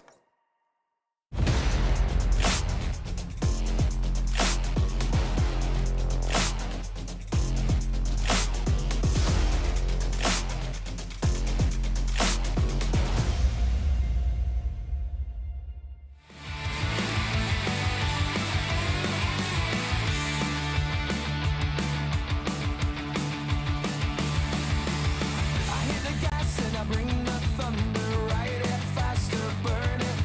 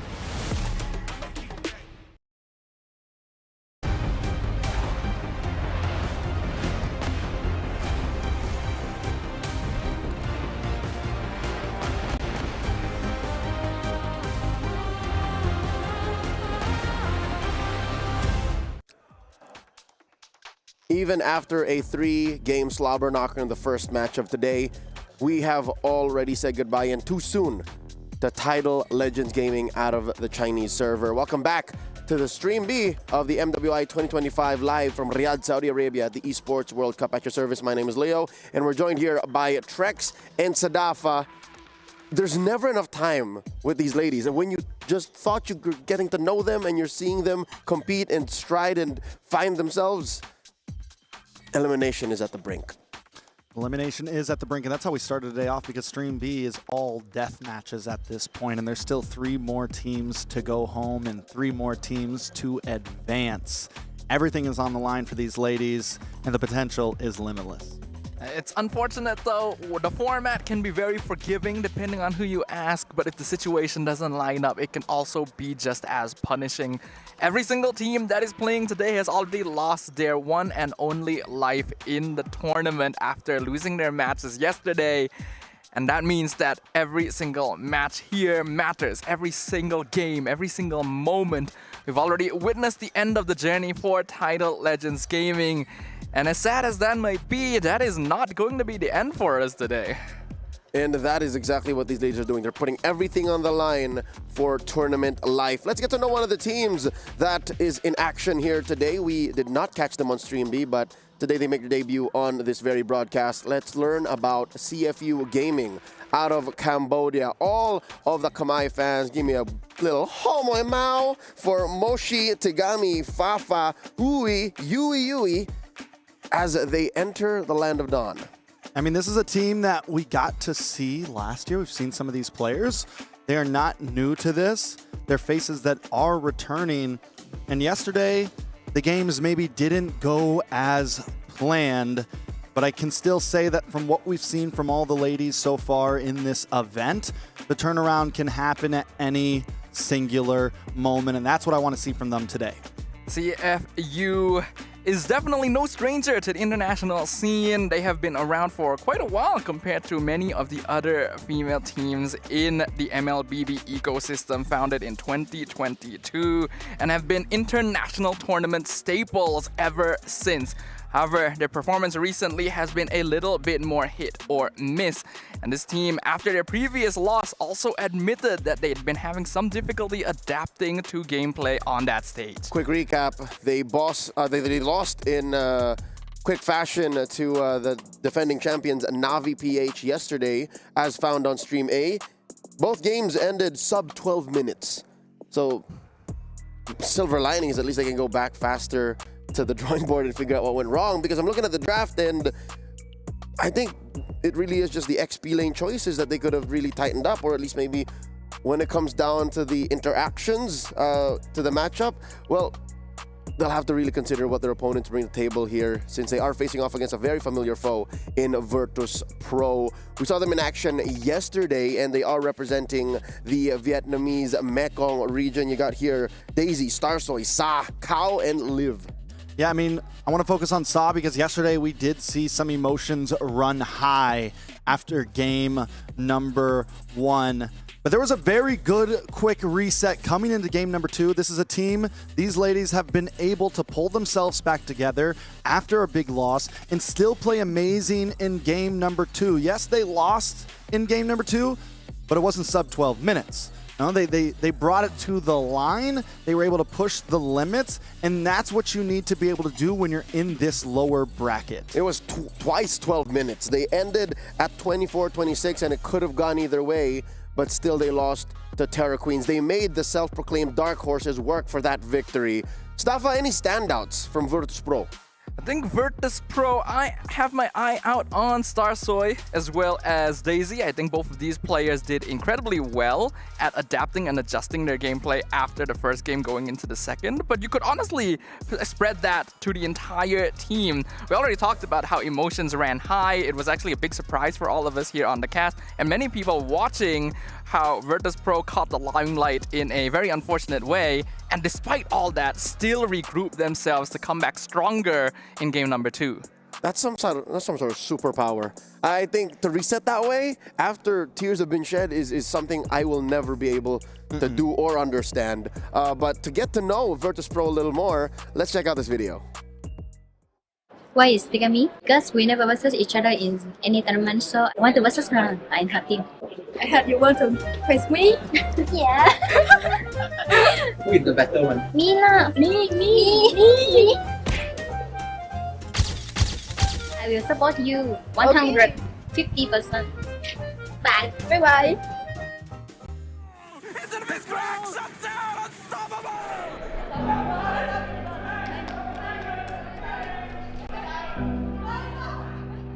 CFU don't care.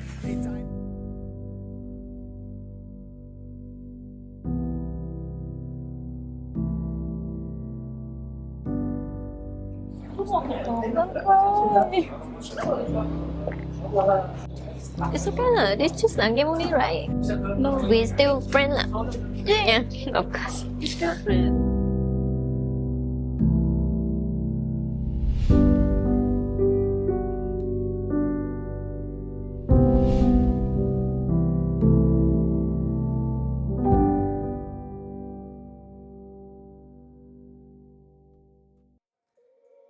I thought I made peace with the fact that we were going to see one of these teams go home, but I did not expect to feel this way, knowing what's truly at stake. Again, close friends, never given the chance to compete against each other on a grand stage such as this, but now, can you believe it? The one time that they get the chance to play with each other is for tournament life. It's for tournament life.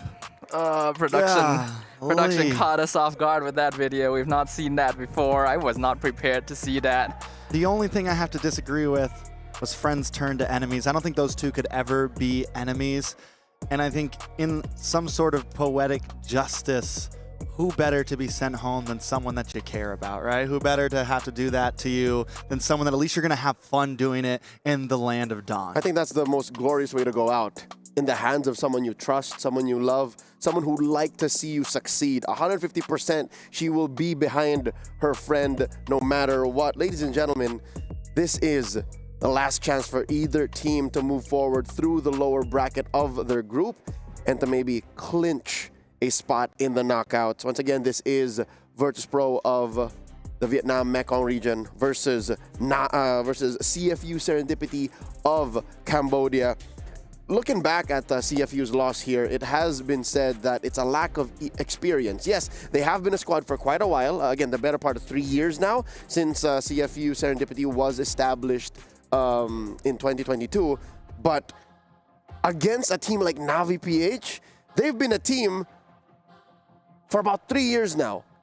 4 years now, looking back, even before they were under the banner of Smart Omega Empress, even before they left the islands of Cebu in the Philippines. So up against a team like this now, you gotta consider like how deep does your desire to move forward go, especially with your friend waiting on the other side. Ladies and gentlemen, game number 1 is upon us.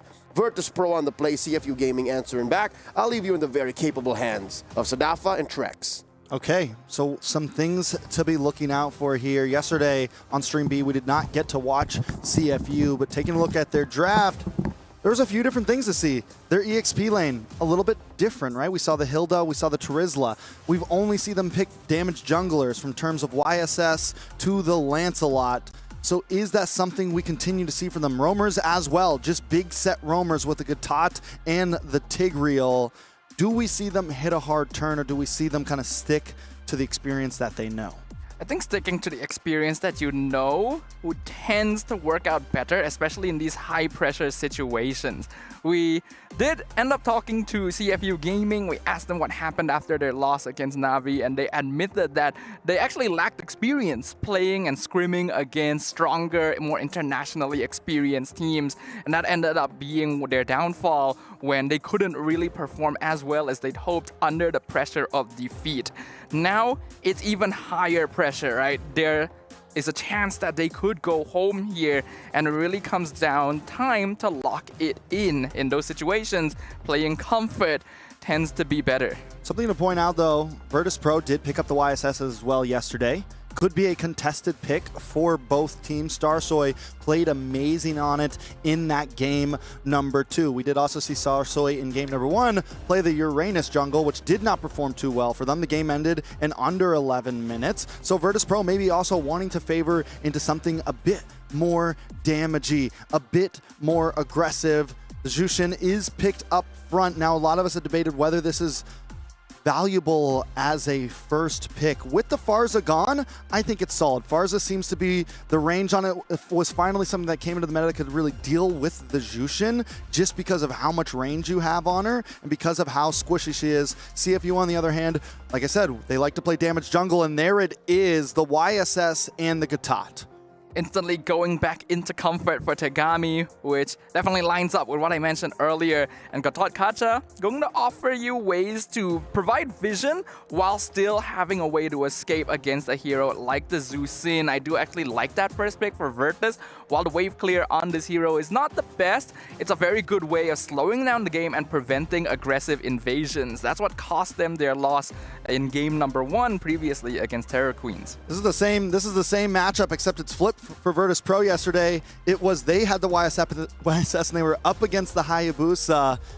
Now, we did see that Hayabusa win out in a lot of those 1v1s against the YSS. The damage was just a little bit more. Even when the Hayabusa was down on gold, it was winning out in the fights. So I like this pick for Starsoy. I think it is clean, but right now, either way, both teams looking aggressive. The Hilda gets picked up for Virtus.pro, most likely going to get slotted into the XP lane. And if that ends up being a winning lane, then we see the aggression that can happen onto Tegami. But there's that pick I was talking about earlier, waiting for the real-world manipulation. There's another hero debut on the B stream here. Eve showing up for the first time in MWI 2025 in the hands of Fafa. Very strong team fight combo potential alongside the Gatot Kacha, and is not very easy to punish by the Hilda too. Not just that, but it does kind of the same thing that the Farza does against the Jushin, because what you need against the Jushin in mid lane, you need that range. You need the ability to dash in very quickly to do the damage, but something like the Eve is going to be able to outrange the Jushin, maybe not be as fast at clearing a wave. We'll see how that exactly goes. It's been a while since I've seen Eve in the meta in the Land of Dawn, but overall I do think this supplies something that they needed for CFU. Yeah, not to mention that Eve as a hero acts in a similar defensive way to a hero like Zask, for example, which we'll sometimes see picked up against Hayabusa because you just hop into the ultimate and you're safe.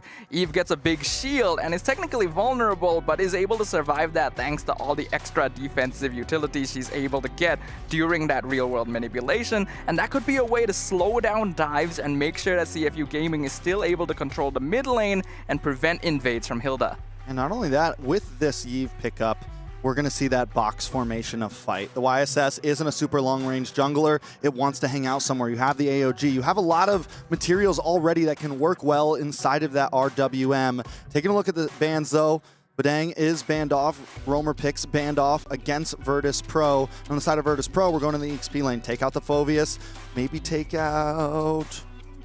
What else do we have? Blue's a possibility. The Uranus is already gone. Lapu Lapu as well, still out.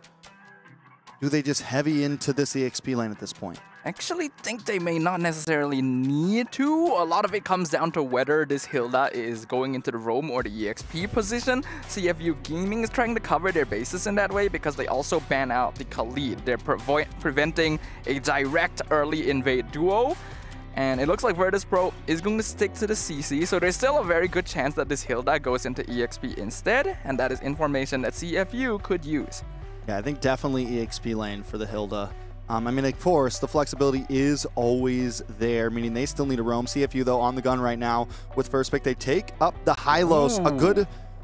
Since Hilda's already going to EXP, I would say a lot. Hylos Gatot do horrible against the glue. They could make a final last-minute swap here, but I don't think Vertus is going to do that. It might be a little too spicy for their taste buds at this point. But yeah, pick up the Moskov. Overall, pretty simple layout. You either go Moskov or carry in this situation, since there's quite a lot of bulkiness coming in from CFU. Moskov probably takes care of himself a little bit better, especially against the real-world manipulation. So that makes a lot of sense overall. Right now, what I think Vertus is going to need is a secondary front line. Hilda is going to be diving in the back a lot of the time, which means that you need someone that's able to defend the Moskov from potential dives from the Yi Sun-shin and Hylos. Tigreal could be a solid choice here. With the composition that CFU brings, they're going to be grouped up. They're a team that wants to kind of stick in this box. But something similar to Tigreal, you take the Belleric, still something that's going to run in, try to get in the middle of everybody, hit that set type of play. CFU now with the final choice. Seeing multiple new hero debuts here on the B stream. It's the first time Belleric, Eve, and Hylos have all been shown. And Belleric definitely fills in the slot we were talking about, right? Having a secondary backline defender that's very good at stopping dives. It is Melissa? Melissa. Last pick. We saw Melissa a little bit yesterday. Could be something that works here against the dive. Bit risky against Belleric, though. Granger's still open. All right. Granger's solid. Yeah, Granger's good. It can quite easily avoid Wrath of the Dryad as long as you stand far back enough. A little bit more vulnerable to Moskov and Hayabusa, but you already have so much teamfight potential anyway that as long as you play around it correctly, you should be fine. Yeah, I think overall both drafts have their objective to be played. CFU's maybe a little bit simpler, like I said, all meant to kind of huddle together, stay in this box, look for the real-world manipulation, look for those setups with the Hylos and the Gatot, and just kind of play that tight rotation. On the side of Virtus.pro, a couple more elements added on with the Hilda possible early game aggression, with the Belleric looking for the sets, and with the Hayabusa maybe looking for the angles to get to the back line. One thing's for sure, Virtus.pro is going to be the aggressor in this game number one. They're the ones that need to get the ball rolling. They're the ones that need to make their impact on the map known. Whereas CFU Gaming will sit very comfortably just waiting for the mid-game for those big 5v5s. The Land of Dawn will open up once again for game number one between Virtus.pro on the blue side as well as CFU Gaming on the red. All right, so the age-old tale, friend versus friend. Tagami up against Saw right now. And the sad part is Tagami is a jungler. Saw's a mid laner. That is one of Tagami's #1 targets right now. Has to try to lock on, has to try to do the damage to that back line. And the thing about the YSS is it's going to be able to do that well against Saw because he has that dash capability. He wants to come in, close his distance, get past the flare, get past the lantern, and just take them out. It is, yeah, it's an assassin. It's kind of not an assassin. It's a fighter. It's a marksman. Who really knows? Who really cares? But Tagami has one objective, and it's to kill the squishies on the side of Virtus.pro.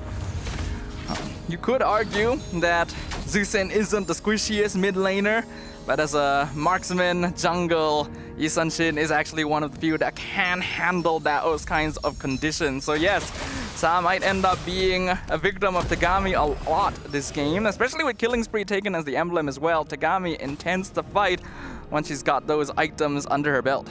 And it's been a while since we've seen Killing Spree be such a prominent emblem for so many heroes. Like, yes, it's always kind of been around. We've seen it pop up here and there. Whoa, Daisy. Mountain Shocker comes in, Daisy in trouble, flickers away, but there is Ui. Locks down Hilda, and Tagami picks up first blood.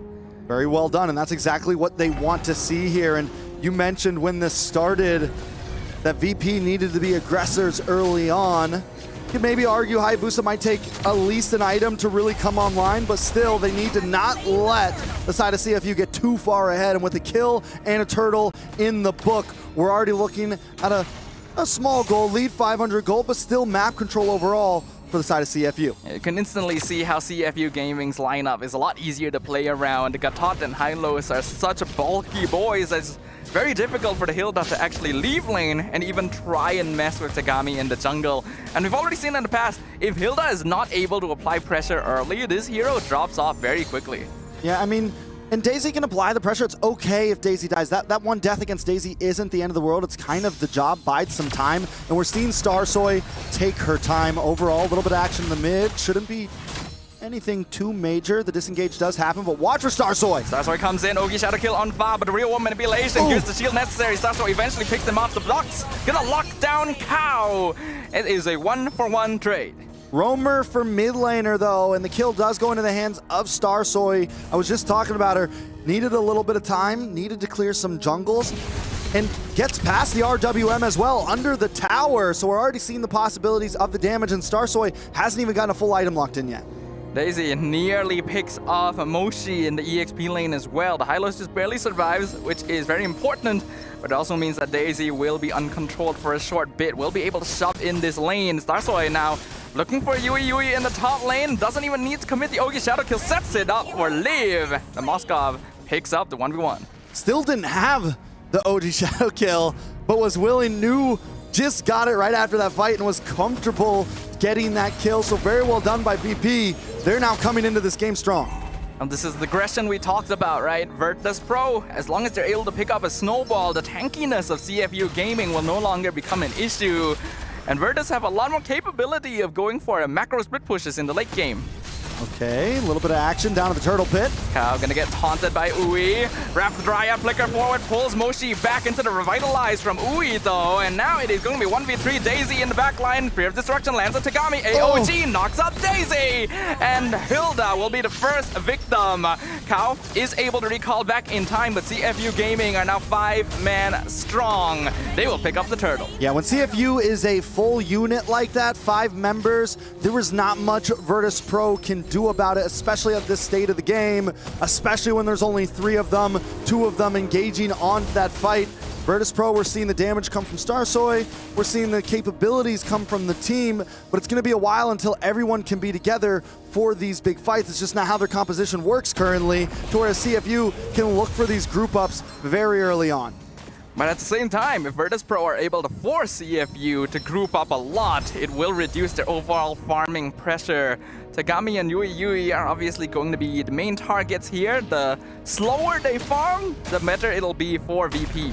Liv does have a small gold lead right now over the side of Yui, but nothing too crucial. Hunter Strike has been locked in for Yui. It's going to be, I mean, that's a big item for a Granger. That's what I mean when I'm talking about the Granger getting some early game advantage. He's not too late game. He can already start packing out. Daisy jumping in on Yui. AOG cuts them off as well. Ui not able to save her gold laner.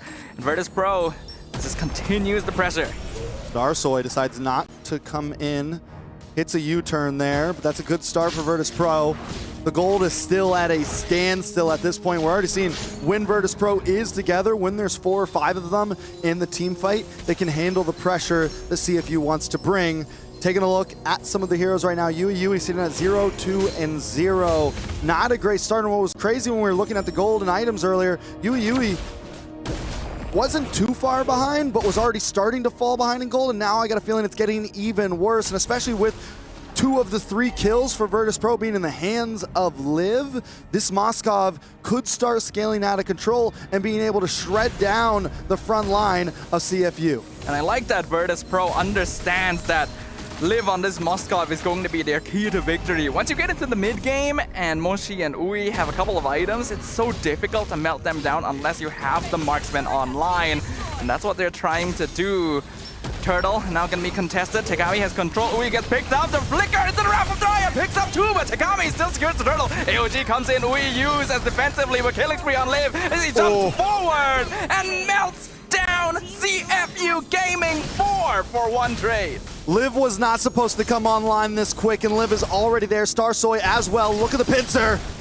They want Yui. Daisy just barely survives the tower. They will not be able to get the team wipe, but the damage is more than done. All Virtus.pro needed was about an item on Liv and about an item on Starsoy, and things quickly turned into their favor. Tagami's been having a great game, was still able to get that turtle even in the midst of the chaos, but it just wasn't enough. The damage of Virtus.pro is starting to outperform Ue, is starting to outperform Moshi, and Tagami and Fa just can't survive in the back line. It's 2.8 gold lead for Virtus.pro. CFU already starting to fall significantly behind. That's the risk of a team fighting composition like this. You are depending on your tanks to slow the game down and for you to have control over most of the teamfight situations. However, Virtus.pro has played the map, has targeted specific players to funnel resources into, and now Liv is a huge problem for CFU. Yeah, I mean, again, Another Spear of Destruction finds Fire in the back line. RWM comes up, but he melts so quickly. Unstoppable for Liv, dashes into the back. Wrath of Dryad locks down 2. Liv with the double kill as CFU is wiped again. Liv. The way she played the distance on that Wrath of Dryad, the way she comes in with the Spear of Destruction first, her spacing right now is impeccable in these fights. Her positioning is key, and she knows exactly where to be, when to be. And also, she hasn't missed a whole lot of those SODs. It seems to be one of the biggest problems. Take a look at the replay. Now watch this. She spaces back. The Wrath of Dryad doesn't finally come out, but look at her just playing the distance on it. Never gets touched by it, never gets stunned by it, and is able to just unleash those shots into everybody. And the positioning from the rest of Virtus.pro was excellent as well. They were surrounding CFU Gaming right from the beginning. The RWM could only catch 1 or 2 people max at once. Another Wrath of Dryad, it's a 4 members! The skewer comes in! Liv is going insane with the Gatling Spears! Triple kill for Starsoy, double kill for Sa! It is a team wipe for Virtus.pro! CFU falls to shambles in the hands of Starsoy, Sa, and Liv. All 3 of them. At this point, it's like a toss-up of who's going to get the most kills each team fight. Lord does go into the hands of Virtus.pro at this point. Towers are falling, and CFU might be next. What an insane play. This is the debut game of Belleric, and Cal is making every team here wonder, maybe I should pick the hero up. A 4-man ultimate catch right in the mid lane into the Spear of Destruction from the opposite side of the map. It is a beautiful symphony from VP. Yeah, I mean, at this point, Virtus.pro 8.1k gold lead. We're looking at what we've been seeing a lot in some of these games, to where teams are able to just scale up and it doesn't feel like there's anything the opposing team can do. We're 10.5 minutes in. CFU in the base already. Lord about to crash. Lord will collide. Bottom tower will be dealt with in quick fashion. Mountain Shocker basically does nothing at this point, as CFU Gaming is forced to hide in the back. Ui trying to hold the front line with Revitalize, but gets picked up straight away. RWM catches everyone, but Wrath of Dryad does the exact same thing. Starsoy comes in, Liv melts away fast so quickly, and Sa even picks up her own double kill on the side. This is looking like a complete wash right now. 2v5, Crystal is wide open, and VP is not playing any games here. They will take game number 1. Even with a slightly sketchy start for the first 2 minutes, Virtus.pro, once they find their groove, came in so strong in that game. I mean, I wouldn't have guessed it would be a complete domination after watching the first few minutes of that game, but once they started getting some kills in, it was GG's, and I was shouting out Liv, Starsoy, but also Cal on that Belleric. If it wasn't for some of those plays, if it wasn't for some of those lockdowns with the Wrath of Dryad, none of it might have been possible. Yeah, it was just perfect. It was excellently done. And I agree with you, Drex. In the very beginning, I thought that CFU was doing a good job of slowing down the game, of actually getting some kills into Tegami. But the momentum up so quickly when Liv became the main target, when VP funneled everything into her. All right, still an emotional battle, even with the win. Sa knows she's stabbing the knife into her own friend's heart at this point, and I mean, it's tough. This is the nature of competition all around. Taking a look at some of these highlights, Tegami started off great. Daisy had some trouble in the beginning. So much of this battle was about when and where to choose these fights, and Virtus.pro, with the few missteps, once Starsoy got an item locked in, it was game time. Once Liv got 1 or 2 items locked in, it was game time, and they quickly and regularly put those put those kills into the hands of Liv. And Cal, with so many of those Wrath of Dryads, was just, you know, we said that the Tigreal could have worked, but I feel like the Belleric worked even better, because the thing about it is that ult's just a little bit bigger. It just about fills up that whole RWM, and just the spacing that CFU wants to take in these team fights, so it's almost a guarantee hit on at least 2 or 3 members every time. And the fact that she played it with a flicker made all the difference. There's a argument to be had between flicker, revitalize, or vengeance. The flicker made it work, and oh my god, when Cal found that first big ticket Wrath of the Dryads, it was just short of a minute from then, and Starsoy and Liv picked up the rest of it. Again, these Indonesian imports for Virtus.pro making bank for their squad. Again, putting CFU Gaming at elimination point, the brink of death from MWI 2025. Here's a look at the post-game stats. Again, 19-7. And just look at the item disparity. Most of Virtus.pro was almost reaching their final items in the build, while CFU Gaming was still struggling to hit the midpoint. Liv even already started selling shoes towards the end because of how confident she felt jumping into these team fights. You know, something really important to point out is those 7 kills on CFU were on 0 damage dealers on Virtus.pro. All the people that matter in those big team fights, you know, the ones that are going to output the damage, all went deathless. Saw, Liv, Starsoy, all sitting at beautiful KDAs this game. They knew the objective and they achieved it.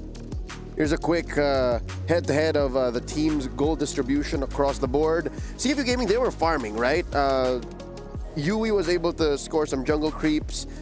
She was able to get some Turtle and Lord gold. And then, of course, roam items meant more to her because the rest of her team was doing better.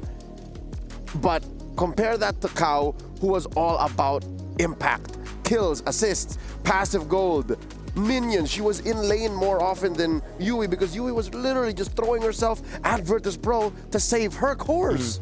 It's very true. And I mean, Kao knew exactly where to be when she needed to be there overall. You know, and it's a weird graph to look at between the two roamers, but I think overall it just shows that Kao made the right decisions in terms of where she was focused, where she needed to be at what time. Kao had excellent positioning throughout the entire game. She wasn't always the first one to initiate. She was following up. She was cutting off escape routes, and that positioning allowed her to gain the most assists across the entire game.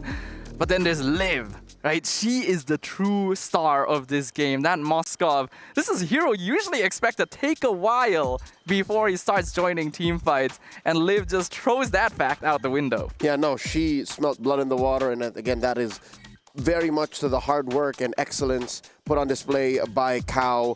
That's another successful debut here on Stream B. Here's the thing, a little bit of trivia. Last year in MWI 2024, I believe after a dozen games, the hero pool was at about 41, 42 picks unique. This time in MWI 2025, after the first dozen games, we're looking at 46, 47 unique heroes. Okay. So we've already surpassed the diversity and the depth of the hero pool in the metagame. What more now that we've introduced the likes of a Beleric, the Yu Zhong, Suyo getting revived? You know, and that's why I think in terms of meta, I don't think we're in a horrible place right now. We've seen different types of jungler comps work out. And though sometimes it feels like there's only a few really good picks in each lane, it doesn't mean that you can't dig deep and find something that will work to each composition. And so many teams are willing to push the envelope right now and try what they think will work. And a lot of time it is paying off. Far from it. This metagame is wide open. The fact that you're able to put an Eve into your draft alongside an old favorite like the Hylos and the brand new pick in the Yusun Shin and the Granger that, you know, is, you know, going from death and life and death the current metagame. Gentlemen, is there anything wrong in Virtus.pro's read, in CFU Gaming's read of the draft? Did they not understand these interactions, or were they blindsided by really just Sa's sudden snowball? I think definitely blindsided a little bit by the Beleric. I think on paper, once again, this is a draft that looks good. The objective is clear on how you're supposed to fight this. But the Wrath of Dryad was just a problem. And then Liv getting out of control, the 2 deaths early on their own gold lane was a problem. Tagami taking some deaths as well early on was a problem. They just weren't able to get to where they needed. And then the Eve, I think I was wondering whether it would work in some of this current meta. Obviously in that draft, it wasn't able to pull through. Still maybe a little too squishy. I mean, got taken out by Starsoy at like first level 4 Uji Shadow kill. That shouldn't happen under a tower, so maybe Eve still needs a little bit of time, maybe a little bit more buff till it's ready. But I think a lot of it did actually come down to the surprise of this Belleric. Leading up until that final debut of the hero, I actually had no issues with the draft at all. In fact, I thought that it was very good from CFU to lock in so many tanky heroes, have good counter engage, a mid laner that can take care of herself if she gets dived by Hilda or Hayabusa, because they can see that Virtus.pro wants to play the aggressor. They want to be the team that's snowballing. But then the Belleric comes around. A team fight lineup like CFU's is really based on counter engaging, but now they also have their own counter engage, and the Belleric was being used a lot more effectively in these team fights, and that's completely just caught CFU with their pants down. Yeah, what Belleric does is basically denies all re-engage. You're forced to go all in when the Belleric finds its placement, and again, Cow flickering in the river in the mid, if I'm not mistaken. That's what led to the wipeout eventually that pushed straight into the tier 2 and just, again, writing was on the wall. The game was over, but not on paper just yet. So now we ask, what does CFU Gaming do going into game number 2? Ladies are on the batters at their battle stations. They're ready to go. We're just waiting for the draft. Is there anything fundamentally wrong with the way that they attack the draft here? Or do they just not get blindsided? Is it just one thing? It's just watch out, phase 2, Belleric. Yeah, I think that, watch out phase 2 Belleric, but also maybe the Eve was too early. Maybe putting all your eggs into that type of composition was a little bit too early. I think the idea of that draft was very well, but once it's on the table, once your cards show, it becomes very obvious on how to deal with it. And VP was able to answer that very quickly. The Yi is probably not going to get banned out. You could have maybe held on to that type of strategy a little bit later. Maybe they didn't plan on sticking to that strategy, but either way, yeah, showing their cards a little too soon in the draft. Yeah, I want to follow up on that as well, because you guys already talked about how much more open the meta is right now. There's a lot of possibility to pull out random picks that perfectly fit for the draft you're dealing with. Wide open. So when you lock yourself into a draft that's very specific in the way it approaches team fights, you are going all in on big AoE ults. You are generally going to be grouping up 5-man to fight a lot of the time. It's very obvious what you're going to do. It's very just counter draft in that way. So don't rock yourself into a certain comp, like maybe flex up until leave yourself open just second a little phase. bit. Just leave possibilities open. Allow for that much, which is weird because here it came at the cost of a red side team. That is one of your main strengths. The red 5, red 4, that switch up, that should be one of the main benefits of being second phase, trading for that power pick blue side. So now, as the draft begins, we'll get confirmation. Virtus.pro still stay in blue. Huh. Okay, so CFU chooses once again to go to red side, correct? This must be because of Time Ego's decision. All right, coach, on you. Destined one win away from going to the next phase and eliminating CFU Gaming.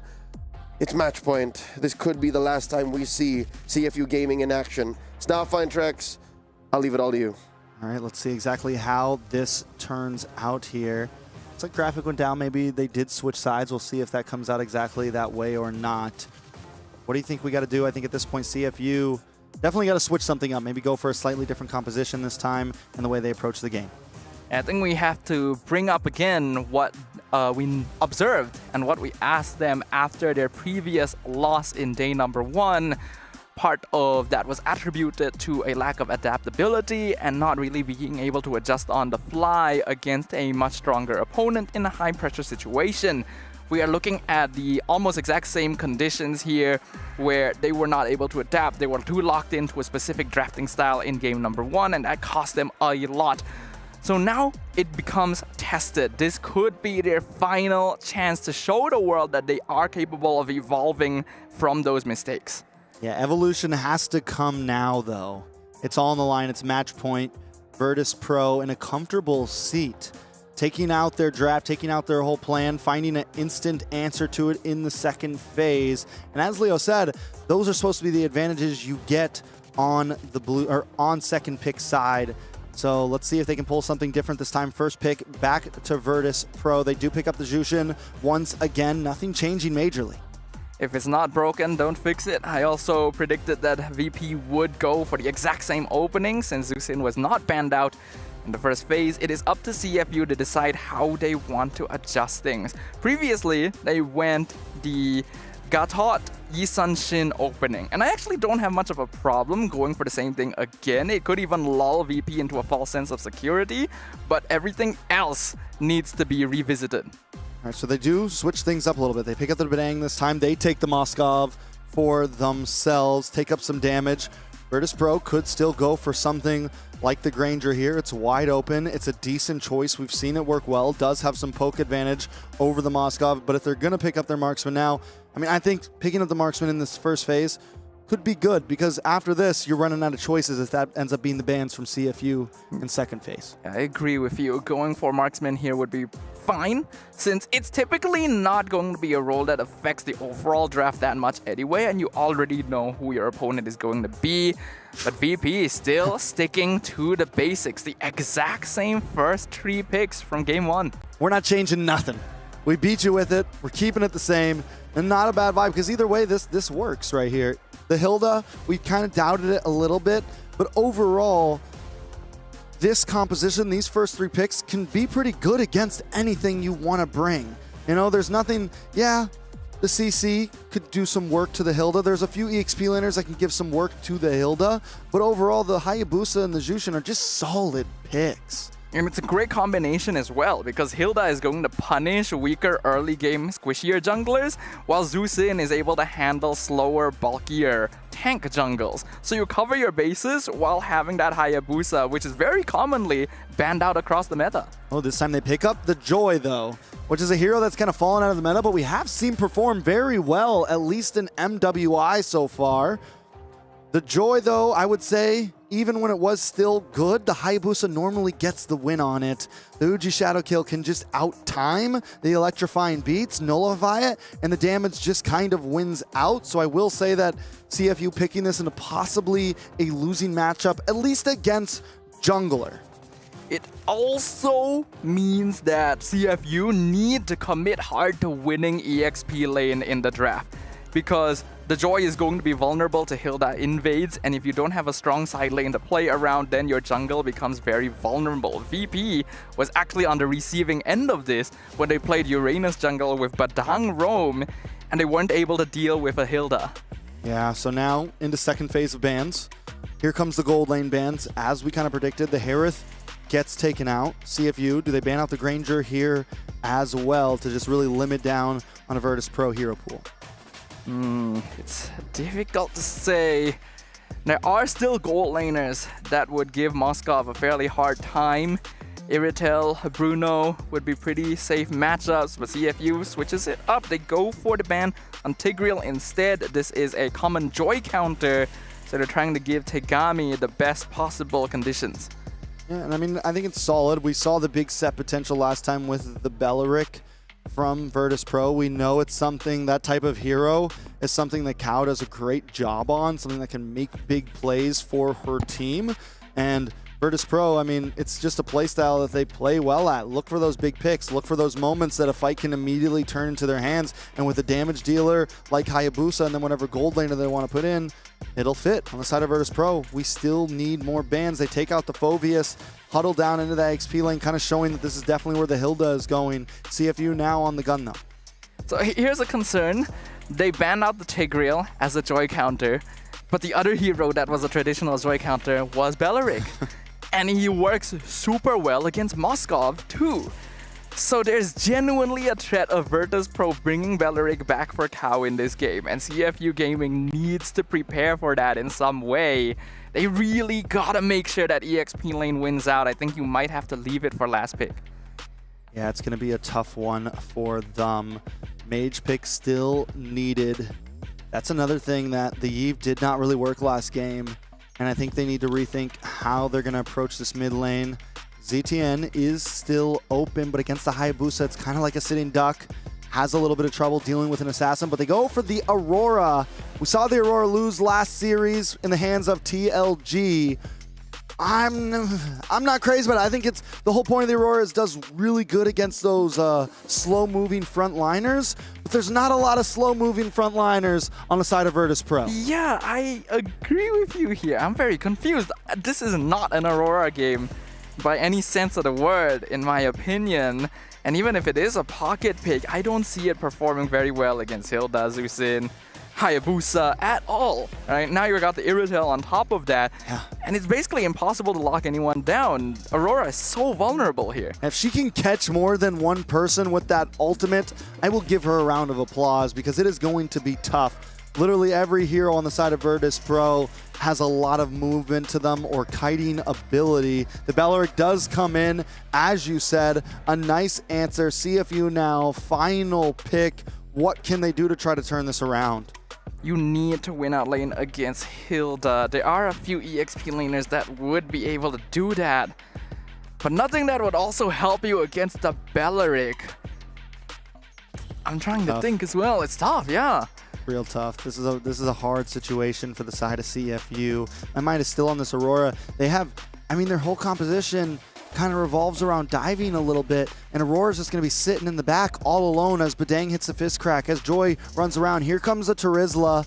A little something, but CFU's draft just seems a little too all over the place for me. Yeah, not a good final pick in my opinion either. Doesn't really directly win out on Hilda, and doesn't offer you much to catch VP. It's a similar situation to Aurora. You are not catching more than one person in a penalty zone most of the time.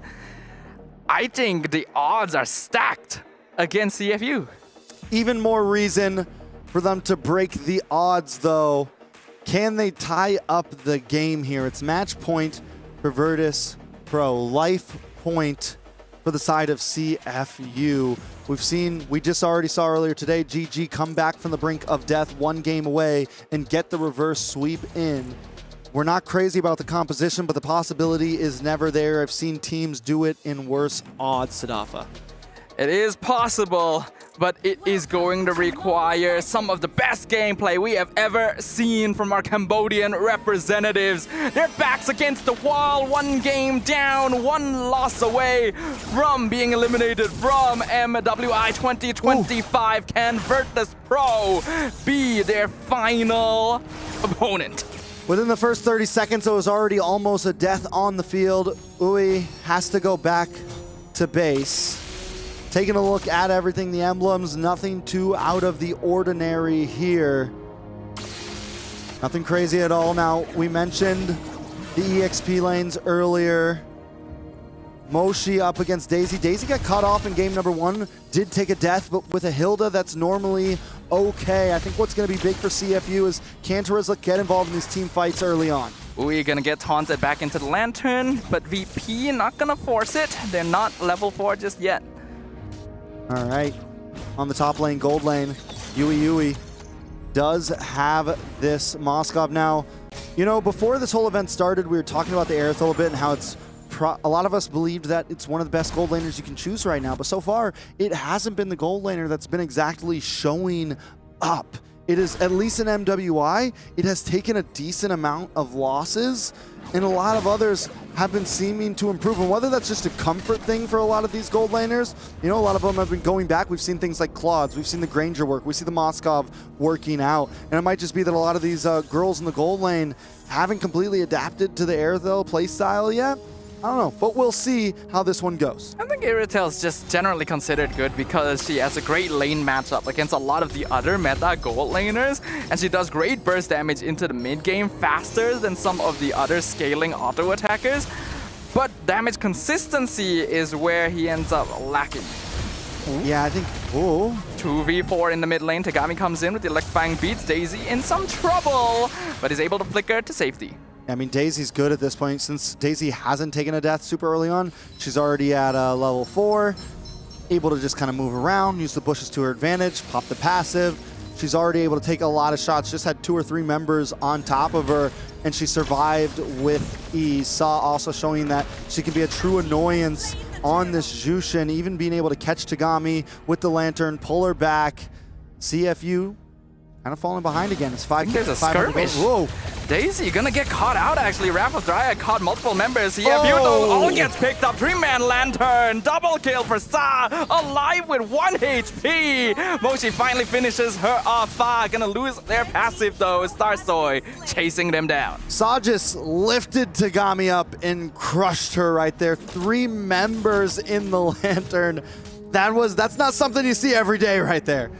The entirety of CFU Gaming just tried to run at Virtus.pro. It worked at first, you know, they actually managed to power through the Wrath of Dryad, but that's a Zeus sin, man. You gotta give him respect. Saw hit him with the Magneto, man. Just lifted them up, grabbed them in her fists, threw them against the wall. It was very clean, very well played. It's 3-2 right now. Virtus.pro, 1.4K gold lead. EXP laner still kind of keeping it slow, but this is the problem that I was worried about. Moshi just kind of stuck in that lane, unable to help out too much in these fights right now.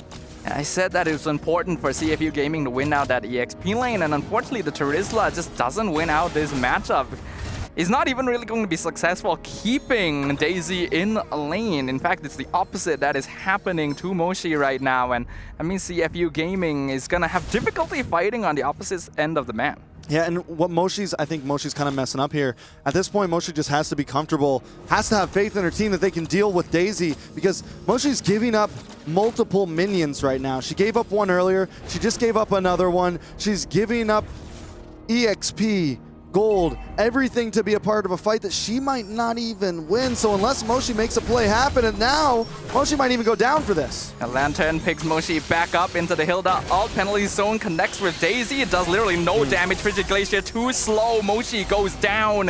And Tegami not even gonna be able to commit alt. Another Lantern picks up the Joy Fist Crack on 2 members. But Ui has been abandoned. And now Starstoy comes in for the scraps. Double kill to Sa with the Sky Piercer as the Wrath of Dryad locks down Tegami. Cow picks up another kill. 3 members down, actually 4 members down in about 20 seconds. And this is what I meant. Moshi not only gave up a few minions, but then loses her life in that fight. And that's a lot of gold for that cost. That price is very, very hefty for CFU. And it's those small things that start to add up. Taking a look at the items, though, a little bit of fight up top before we do it. They are going to back off, but yeah, taking a look at the items. Taking a look at Liv already working in onto that second item, sitting about 800 gold ahead of Yui. Liv in a lot of trouble though, caught 1v2 with the penalty zone. So that will help Yui catch up a little bit in farm. They though, in a bad spot, forced to use the flicker. Starsoy. Ogi shadow kill, jumps to Fa. Aurora still has the passive, but Fa not gonna need to use it this time. Claws locked in for Liv. Oh no, Yui jumped into Tribush. Daisy was there waiting for her. Has to use the flicker to get away, but here comes Stars. Oh, what? Oh, was that the what? SOD to get away from the Uji shadow kill? A beautifully done mechanic right there, and it's moments like that where whether they're winning or losing, you have to appreciate some of these females playing. Man, I was prepared to say that Spirit of Destruction wasn't going to do anything there, but Ui also not going to be able to do anything here as Sa picks up the mega kill. So many Sky Piercer stacks on this Susin.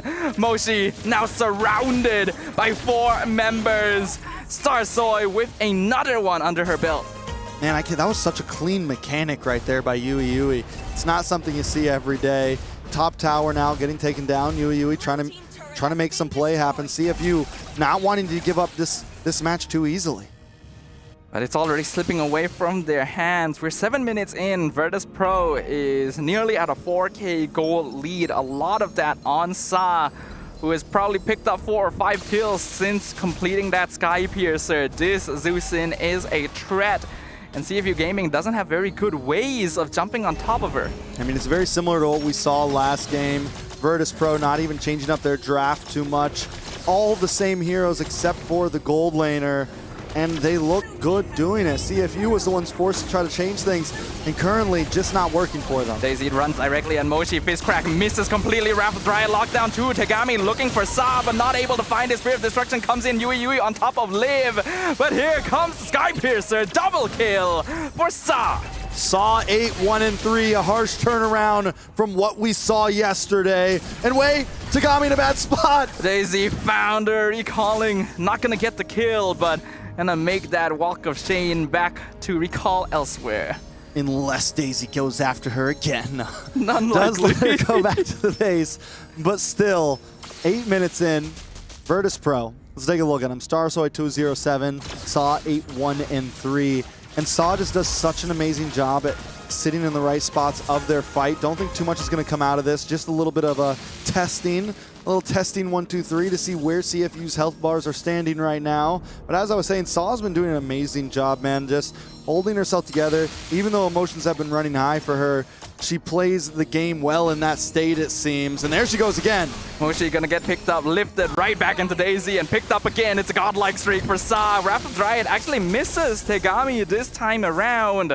But CFU are not going to be able to find anything from that. You know, for being such like a kiting, almost passive hero in a sense, I love it when a player gets on a roll with the Jushin and they just become this aggressive Jushin where they're in your face, you know, flaring to the side, grabbing you, throwing you around. I mean, it's definitely, you get the Sky Piercer in, and now you're doing even more damage, or you're assassinating people in the last few percentages of health. This is the type of Jushin that's very enjoyable to watch at times. And Zusin is no longer just the light that illuminates the way, but also way too bright and just burns your opponents in the first place. That is what Sa is doing for Virtus.pro right now. 9-1-3 on this hero. This is the second time this has happened too. For game 1, she also was a huge threat. And Starsoy still unkillable as well. The side of CFU, Tegami, needs to be a little bit more careful the way she approaches these fights.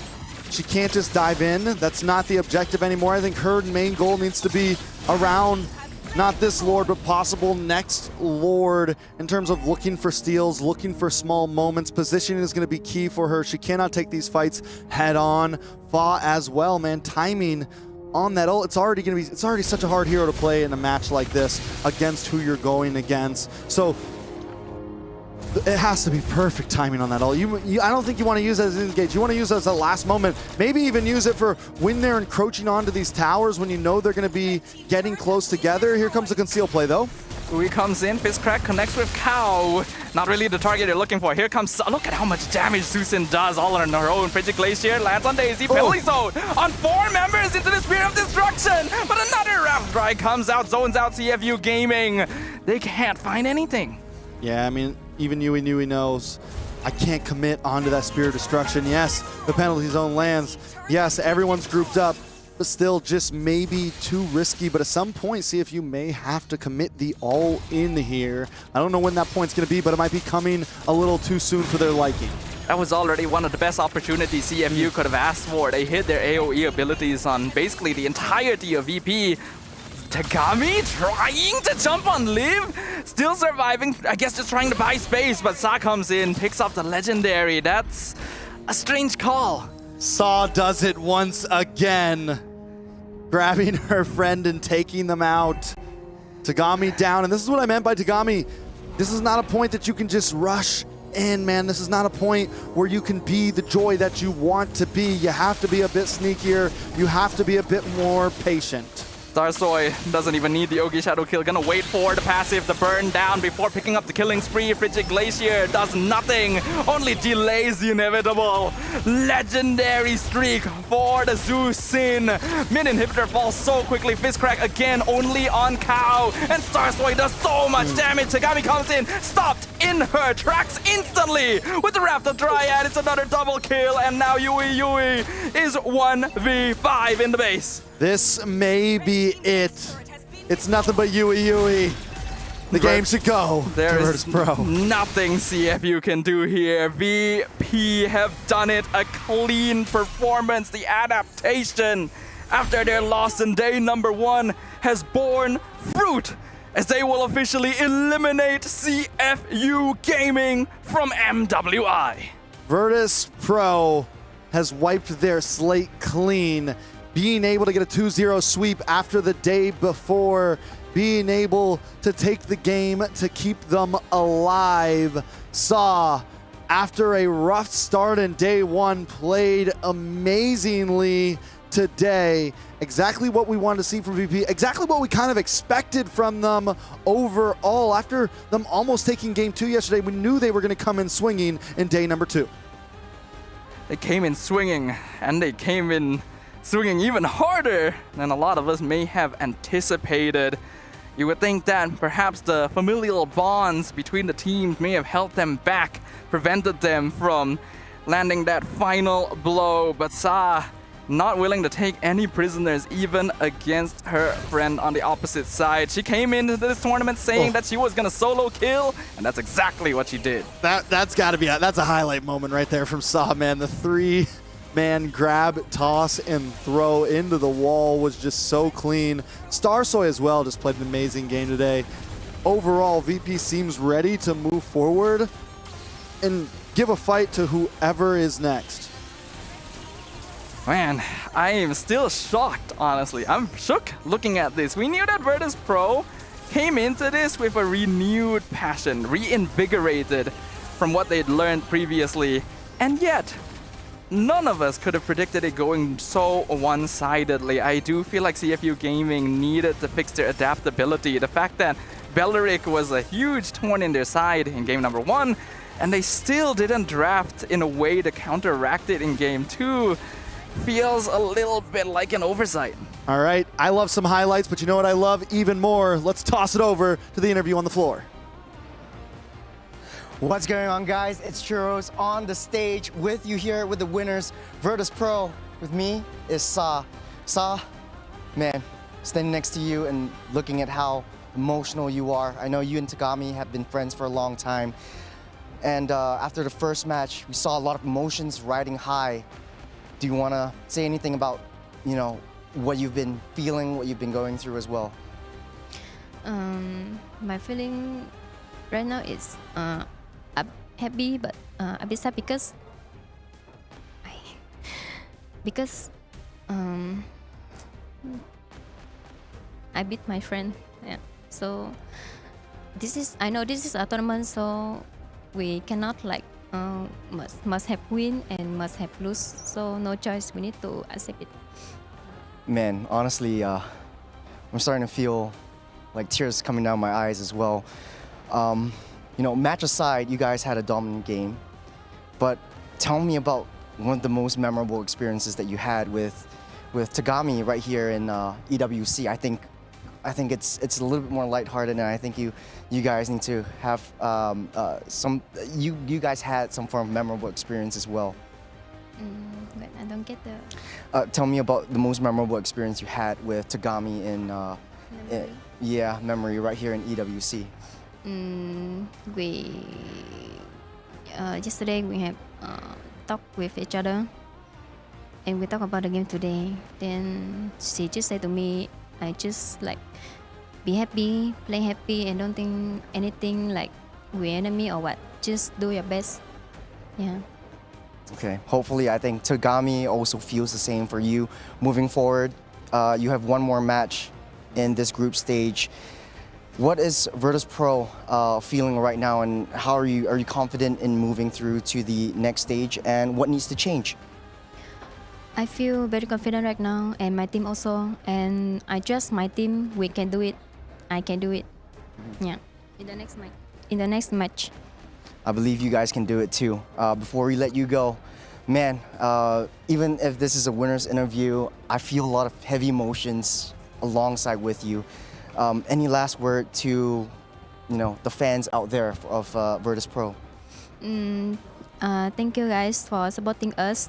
Thank you everyone, my fans, my family, my friends, for supporting us and always follow us and watching us in every tournament. Thank you very much. Thank you very much. With a heavy heart, man, I know, Sa, you have to say goodbye to Tagami on the other side, and we will talk to her a little bit later, but for now, back to you boys on the stage. A heartfelt talk with Sa of Virtus.pro. Hard to celebrate exactly when you dropped your friend, and in such a dominant fashion as well. A quick look once again at game number 2. Back-to-back, gentlemen. The Belleric in Cow's heads. We could have sworn after that long talk we had pre-game 2 that this was going to end here, that we weren't going to see it again, but alas, it is what downs CFU. Yeah, the Belleric was a monster. I mean, overall, VP just got back to the roots, it feels like. It just they played what they felt good on. The coaches drafted what they felt like would work. Even if it was a risky pick, it worked very well in the composition against what CFU brought. And I really have to point out that, The fact that it's all so emotional, maybe that's what makes her play even better, because right now she was just, 12-1-3. Double digits. This girl was a monster in the Land of Dawn. Yeah, she's down there tearing up emotional about eliminating her friend, but in the Land of Dawn, you can see none of that. It is bloodthirsty, but we've got another interview, so Churros, take it away. Back on the stage, on the other side, we have CFU Gaming. With me here is Tagami. I talked to Sa earlier on, and I know it's a little bit of a heartfelt moment for both of these two teams, both of these two friends turned rivals, and unfortunately one has to go. For Tagami, let me know about your journey so far in the MWI and EWC.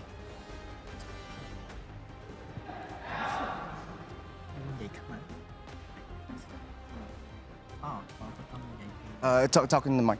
Talk in the mic. I'm translating. Yeah, in the mic. In the mic. គាត់ចង់សួរពីដំណើររបស់យើងគេថាពីដើមដល់ឥឡូវគិតមិនដែរ ដំណើរដែលពីដើមមកដល់ឥឡូវគឺពួកយើងខំប្រឹងច្រើនមែនទែនហើយខ្ញុំរំភើបចំពោះអ្នកក្រុមរបស់ខ្ញុំដែលធ្វើបានល្អមកដល់ឥឡូវ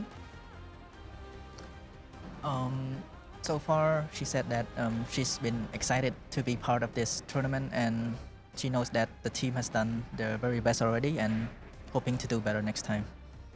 Yeah, it's always good to look forward and ahead into the next tournament, and hopefully we'll see you again in MWI. And what do you think should change in CFU Gaming? What should we expect from the future of CFU Gaming coming into the next tournaments? យល់សំណួរហ្នឹងណាតើគិតថាអាចមានអីផ្លាស់ប្ដូរអត់ចំពោះថ្ងៃអនាគតចំពោះធីមយើង Yes. and ការផ្លាស់ប្ដូរហ្នឹងអីគេ សង្ឃឹមថានៅឆ្នាំក្រោយ CFU Gaming នឹងផ្លាស់ប្ដូរច្រើនទាំង player ទាំងការ work hard. Yeah. Hoping she's hoping that if talking about future changes, she wants to get better. Not get better. Like she wants good teammates and hopefully good practice. Good. How can I say?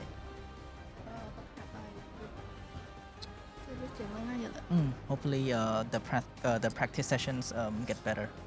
Yeah, hopefully we'll get to see a better version of CFU in the next tournament. We also have Sa on the backstage.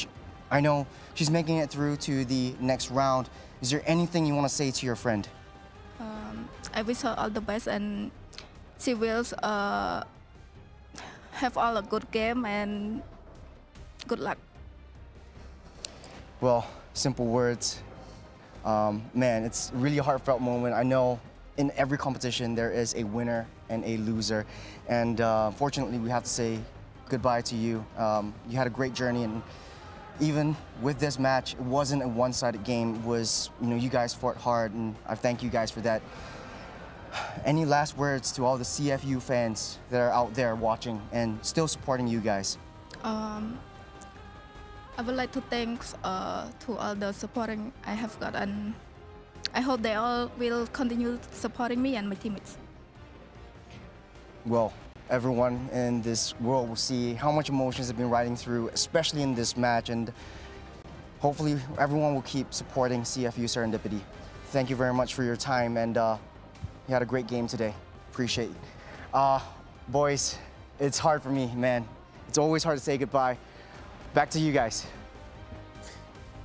Man, all I can say is Akun to CFU, and keep your heads up. There's always the next big women's MWB tournament to be a part of. That was once again Tagami of CFU Gaming. I wish them a big homoy mao. Let's talk about the post game. An even more dominant game number 2 for Virtus.pro, 18-3. Yeah, the scale continued to tip from game 1 to game 2 into the hands of Virtus.pro.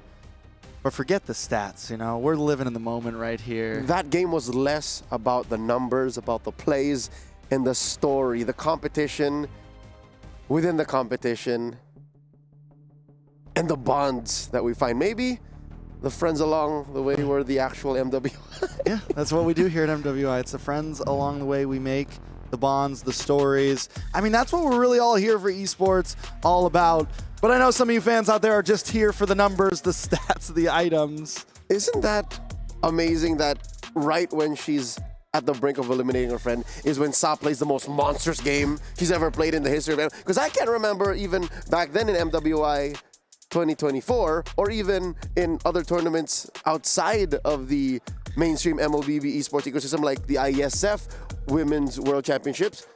I don't think I've ever seen Sa do this. Honestly, I feel like it's kind of an ironic thing, but there is the sensation of being able to play better when you are against someone you know, when you're against someone you support and who supports you, because you want to put it all on the line. You are okay with whatever result, whether you make it, whether your friend makes it, but it's only fair that both of you play at your maximum potential so that the best of you can represent the other and bring their passions forward. Some points of improvement here. CFU Gaming, whether it be in play or in draft, there were so many things to note. That Aurora on Fafa, I don't think that was Fa at all. No, I don't think it was Fafa at all. That was definitely an issue pick. When we saw it, we both questioned it. But again, there wasn't a whole lot, but maybe a Valentina would have been. So many things that might have been better, but let's take a look at the goal distribution. Once again, between the roamers and Cow, I mean, that Belleric looks good on her all the time. Imagine that. We actually did see during the draft when they locked in the Belleric again that Cow was already smiling about it. It is not just a hero that she did well in Game 1, but CFU picked heroes that it's good against in Game 2 as well. So because of that, Cow once again picks up the most assists. You know, not something you see very often. Normally it's the gold laner or the jungler sitting in the highest GPM, but this time Sa with an 816 GPM as a mid laner. And this continues the story of her having one of the most dominating performances we have ever seen from her. 3,600 damage per minute, 800 GPM. At least some things remain close to the ground. Again, this is a mid laner Zushin that she played, and there's only so much gold you get from running through your opponents and staying to the lane, being at the front of these fights. It really came down to just a Skypiercer going ham. Like, as soon as you just touch someone with that beacon and they're at a certain threshold and you just don't die, your stacks stay at 80 and above, you just get the kills. You get everything. Everything. You just hold the lantern up and people just melt in front of you. It's very difficult to handle when a Zusin is that farmed up. And unfortunately, we talked about how during Game 1, CFU Gaming's draft was very locked in. But even then, at least there was a direction to it. Yep. I feel like in Game 2, the draft was just everywhere. There was no clear concept of what the goal was, and the gameplay reflected that. Yep, not just the draft, even the play. I think as much as I'd like to commend the ladies for coming out, even their star players, one of their star players in Tagami, played uncharacteristically. Towards the twilight of the game, she was throwing herself at Virtus.pro, crossing out into the jungle where she did not belong. I get it, she was buying time, but there must have been some way to defend inside your base more safely. Yeah, there was definitely a lot of questionable plays across the board for CFU, and I guess this is what they meant when they felt like maybe they just experience was the problem. Maybe they're having trouble getting the scrims they need back in Myanmar. They're having trouble preparing the way they need.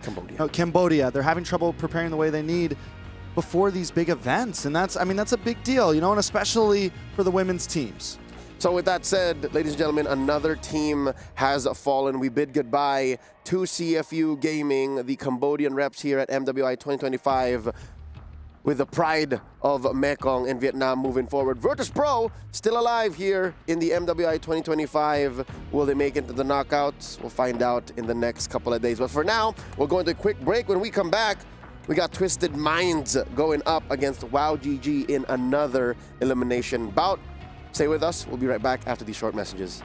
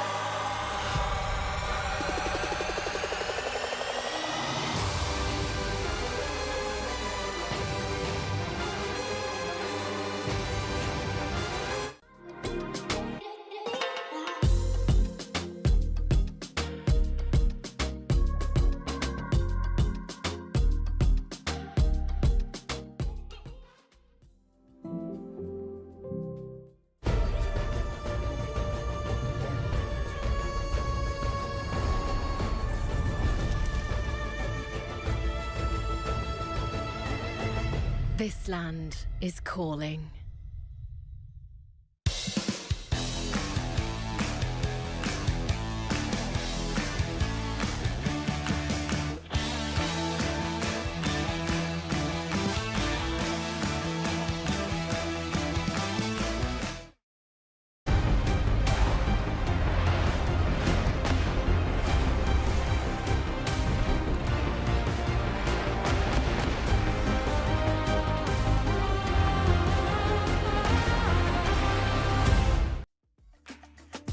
The action is non-stop here in the MWI 2025, live from Riyadh, Saudi Arabia, as a part of the Esports World Cup. At your service, my name is Leo, here to call the action for the third best of three of the day. You got Trex and Churro. They'll be joining us here as we take a look and get to know at Twisted Minds and Wow GG, respectively from MENA and from Mongolia. Gentlemen, how are we today? I'm feeling good. We had a great 2 series before this third one. So far, I think we are in the right projection of how things should be going. I'm hoping that we have 2 more very exciting matches. The last match, maybe in terms of the way it went, it didn't go full 3, still kind of hit us all where it needed to hit us. Emotional is an understatement. Churros, you would be on the ground. You were in the midst of it. I was on the ground. I was with the players, and honestly, I shed a tear. And I don't know, off the desk before this game, I had to go out and I had to compose myself coming in. It just shows the reality of esports. It just shows the reality of a competition of this high stakes level. It's not easy to be in Stream B. We're seeing people leave and go home. That's right. All of the broadcasted matches here on Stream B are eliminations matches, and we're about to say goodbye to one more team here. Could be one of the other, Twisted Minds or Wow GG. Real quick, let's talk about our doctor's notes. This is brought to you by Dr. Sulaiman Al Habib Medical Group. Last series, the one between Virtus.pro and CFU Gaming, we debuted a new hero. This was a Beleric. Both games showed a Beleric in the hands of Kao. Now, the question, your hot takes, gentlemen. Yes or no? Will we be seeing Beleric more often? Is it a legit pick in the current metagame? I think in terms of the way that certain compositions are going, how a lot of teams are leaning back into that more ube strategy, yes, it could be something we see more. Is it a pick that's going to happen all the time? No, but can it be a niche counter to a lot of compositions that are slowly popping up? For sure. Like a specific tool.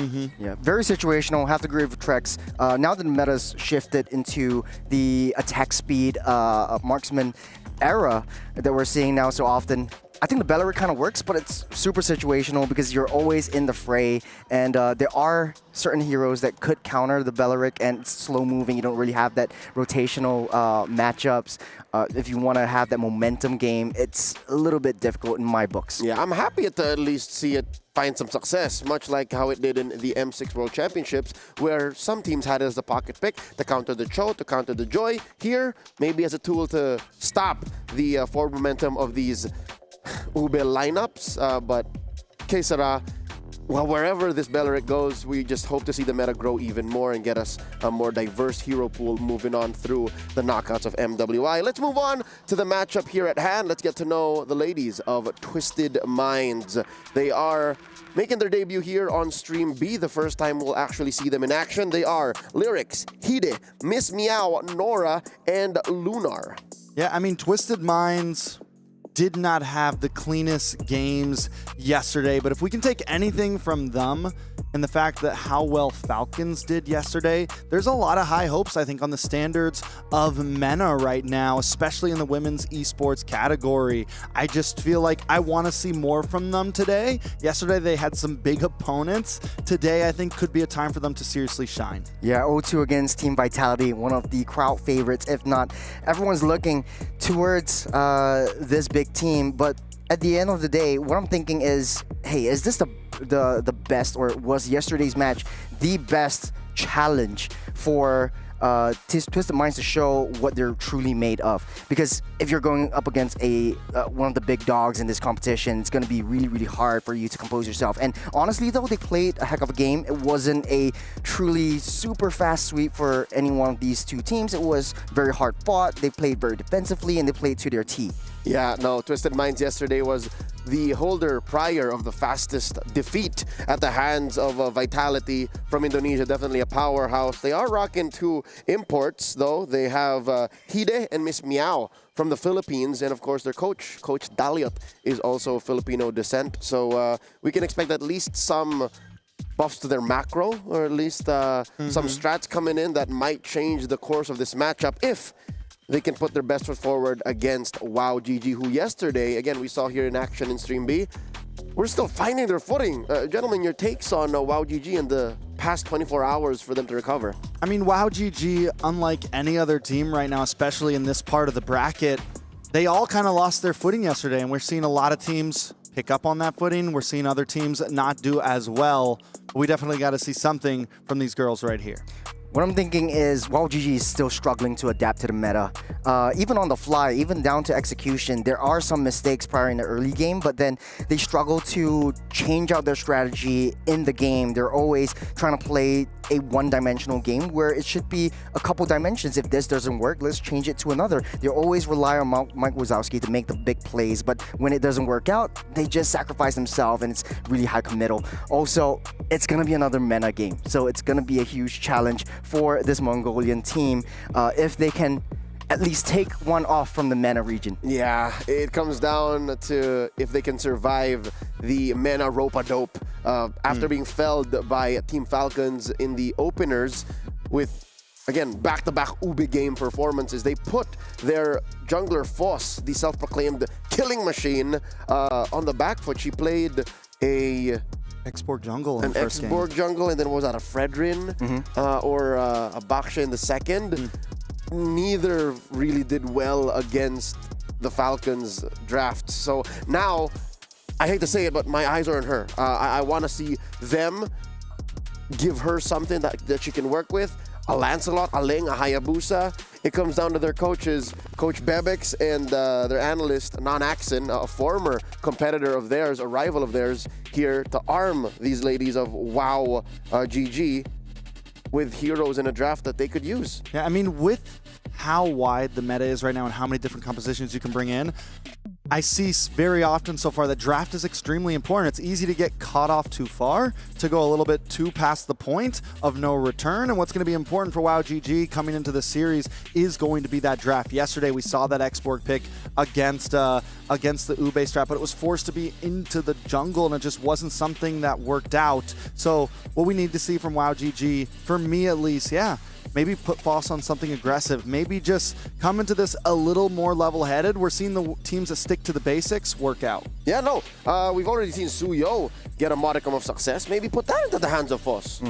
I think it's not a question of can we throw in interesting heroes to play around. It's more of like, can we just play to our comfort? Can we just play what we know? Because still, they're struggling to adapt to the current meta season. So for WOW GG, if you are going out and you're playing an elimination game, just play what you know, just play what you know best, and just do your best in this front. It's just a matter of time. Again, time's a ticking. It literally is just a best of 3 standing in the way of you and your plane ride home. This is an elimination match, once again, ladies and gentlemen, between Twisted Minds and WOW GG of MENA and of Mongolia, respectively. In case you don't know, the MWI 2025 has free entrance. So if you want to watch, come join us here at the Boulevard in Riyadh, Saudi Arabia. If you're in the vicinity, you can watch a good number of the matches out in the big stage, wherein entrance is free once again. Come join us. But if not, hey, welcome to Stream B, wherever you're watching from, at home or on the road, at work. We wouldn't have it any other way. Thank you very much for spending time with us and staying tuned to, again, these teams that we could be watching in action for the very last time.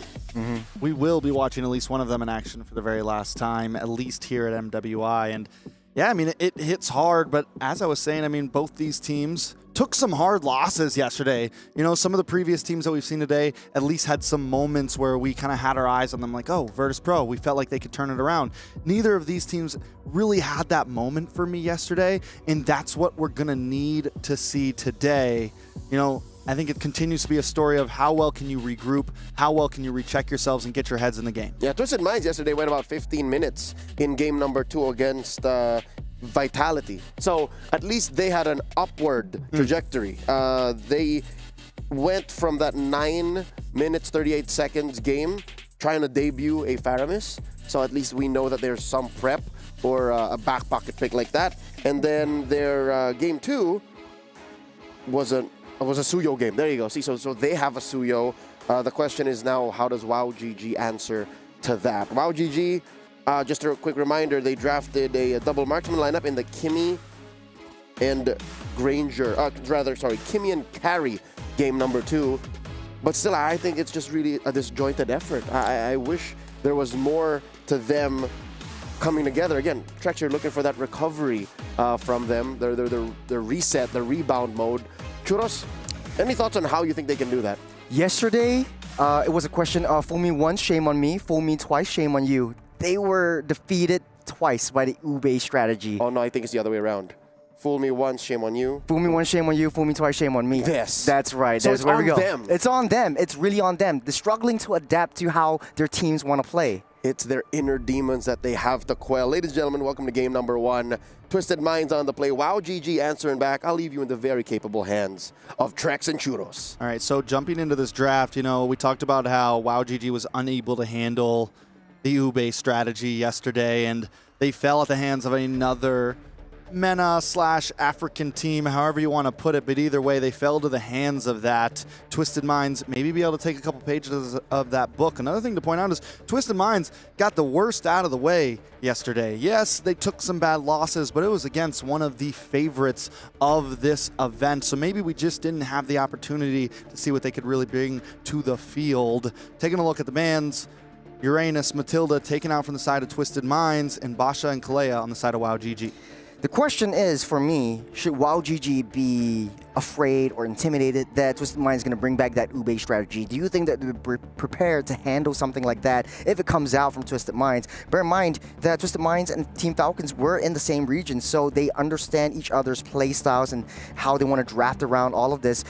WOW GG will solidify the last first phase of the bans with that Kimmy. So what's opened up is potentially the Badang that we've seen in first pick prio quite often.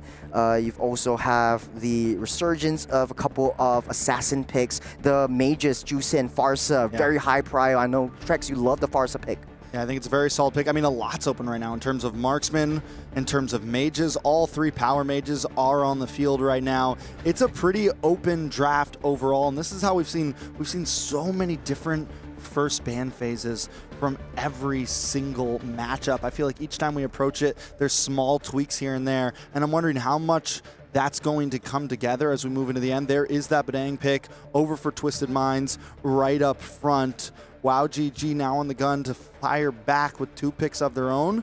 Maybe the Farsa paired up with something else. Farsa Hayabusa, Farsa Fred, something along those lines. Farsa Gatot, but instead the CC and the Gatot right up front. I do like the adjustments coming in from WOW GG. They understand that, okay, now that my mage is not picked yet, let's solidify a winning lane in the EXP side. What WOW GG likes to play around is that aggressive front. And we've seen that in yesterday's game against Team Falcons. Unfortunately, though, it wasn't fast enough to adjust to the momentum that Team Falcons had with the Ube strategy. Once they get grouped together as 5, that's where WOW GG suffers. So what the adjustment is bringing out that CC to ensure that you clear out the early to mid game in the EXP side and try to get that early game rotation. Try to build that momentum from a snowball into a huge avalanche. The response from Twisted Minds coming out with the Jusin and the Fredrin as well. I do like the zone potential that Twisted Mind has. It's a very one-dimensional play, very going with the Fist Crack and come in with the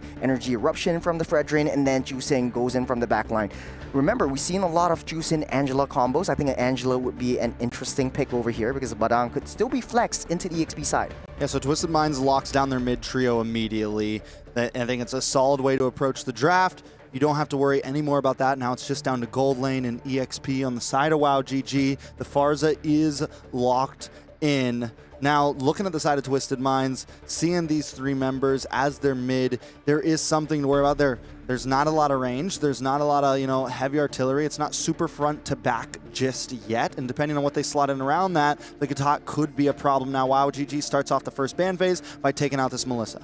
I actually like the Melissa ban right here. I think yesterday they pulled it out from Team Falcons, and I think they are not fearful of it, but they're cautious of them picking up the Melissa once again. It could be a very Mina flavor, if you ask me. But yeah, agree with you. The Farsa would be pretty decent right here to solidify a winning lane against that Juicin, especially if you want zonal control. You know that Twisted Minds has a one-dimensional play. You have a lot of crowd control abilities that could set things up. And the Estes ban from WoW GG. The just in case ban. We know you're from the same region as them. We know there could be some notes sliding back and forth. We have to protect ourselves. We ban out the Estes here. And the thing is even with the Melissa ban, now the Moskov ban on the side of Twisted Minds, they get the first pick here, and I got a feeling it could end up being that marksman up front.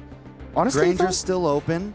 What else? Harith's still open. Aerithil's still open, so maybe they just lock in the Aerithil immediately, unless Twisted Minds goes for the ban. But I don't think Twisted Minds wants to exactly ban out the Aerithil, because then you just give over the Granger, and there's nothing really left for yourselves. So at least if they give the Aerithil, if they give the Aerithil, they still get the Granger. They still get something to play with in this matchup. Yeah, 100%. I think they want to open up that gold lane, try to ban out assassins or jungles, because it kind of seems like for Twisted Minds, they need for their composition to work for Fredrin to have at least an even playing field against the enemy jungler while GG picks up the Aerithil. I like how they play this around, zone out potential with the strike, and then gun it down with the Aerithil. What I do like about the bans coming out from WoW GG is that basically Twisted Minds kind of setting up for that Ube strategy. If they still want to go for it, they could pick up the Angela for themselves or even the Florin to play it a little bit more safer. And then maybe we've seen the resurgence of Ryujong in one of the games today. Yeah, I mean, so in terms of marksman though, do they still pick up the Granger even though it kind of loses in lane against the Aerithil a bit? Maybe they go for something. We've seen the Harith drop a few times. They go for the Granger. Here comes the Hilda. And now WoW GG needs to slot in a jungle. Hayabusa's still on the field, still a strong possibility, even though it's against Fredrin. You still have a way to get to the back line. You have a way to deal with the Jushin. You have a way to kind of deal with that. I don't think it's completely out of the possibilities here. You think an export would be in the question again? I mean, that was their answer yesterday. It's Team Falcons. Yeah, but I mean, I think the idea behind that was to deal with the Estes, to deal with that grouped up pattern. And Twisted Minds here still has a pretty grouped up pattern, but I like the Assassin pick. They go for the Lancelot over the Hayabusa. Maybe it's something that Foss is a little bit more comfortable in, but we expected to see damaged junglers from Foss yesterday, so I'm glad we're finally getting something like that in her hands here. Back to that state of comfortability you were talking about earlier. The draft is set. Final changes amidst all of this, but Trex, any last thoughts on the draft? Who do you think has a better draft, or do you think it's all balanced right now? I mean, Twisted Minds is a very straightforward, easily based draft. The plan is obvious. WoW GG, the plan is also pretty obvious, but there's a couple more mechanics. It's a bit more, micro-orientated. Everyone kind of has a job, and they need to perform it well for their draft to succeed. Well, ladies and gentlemen, we are going to jump into Land of Dawn. No changes here. It's all down to execution. We'll have Twisted Minds on the blue and WoW GG starting off on the red. Now the Assassins versus Fredrin. We've always seen that quite a bit, and typically we favor the Assassins as a faster jungle clear, but it does seem like Hide has a little bit of help from the leash coming in, so that might mean faster rotations. How do they match all of this with the Hilda? I mean, yeah, with the Hilda, it's something that they're going to need to use. But the problem is CC won't fall completely behind in terms of this EXP lane. The big quick rotation that WoW GG has, I think, over the side of Twisted Minds is going to be this Farza, is going to be this Lancelot. There's going to be a lot of quick movements with the Wings by Wings. Twisted Minds needs to either kind of play it slow in the beginning, look for second, third turtle, look for those abilities when the Fredrin can really pop off here. Miss Meow is going to be able to zone away in the beginning of this match. Ayami in a little bit of trouble. Trapped out, unable to dash away. Already used the Revitalize on the mid lane down to Mike Wazowski, and missing a full wave and just got that level 2.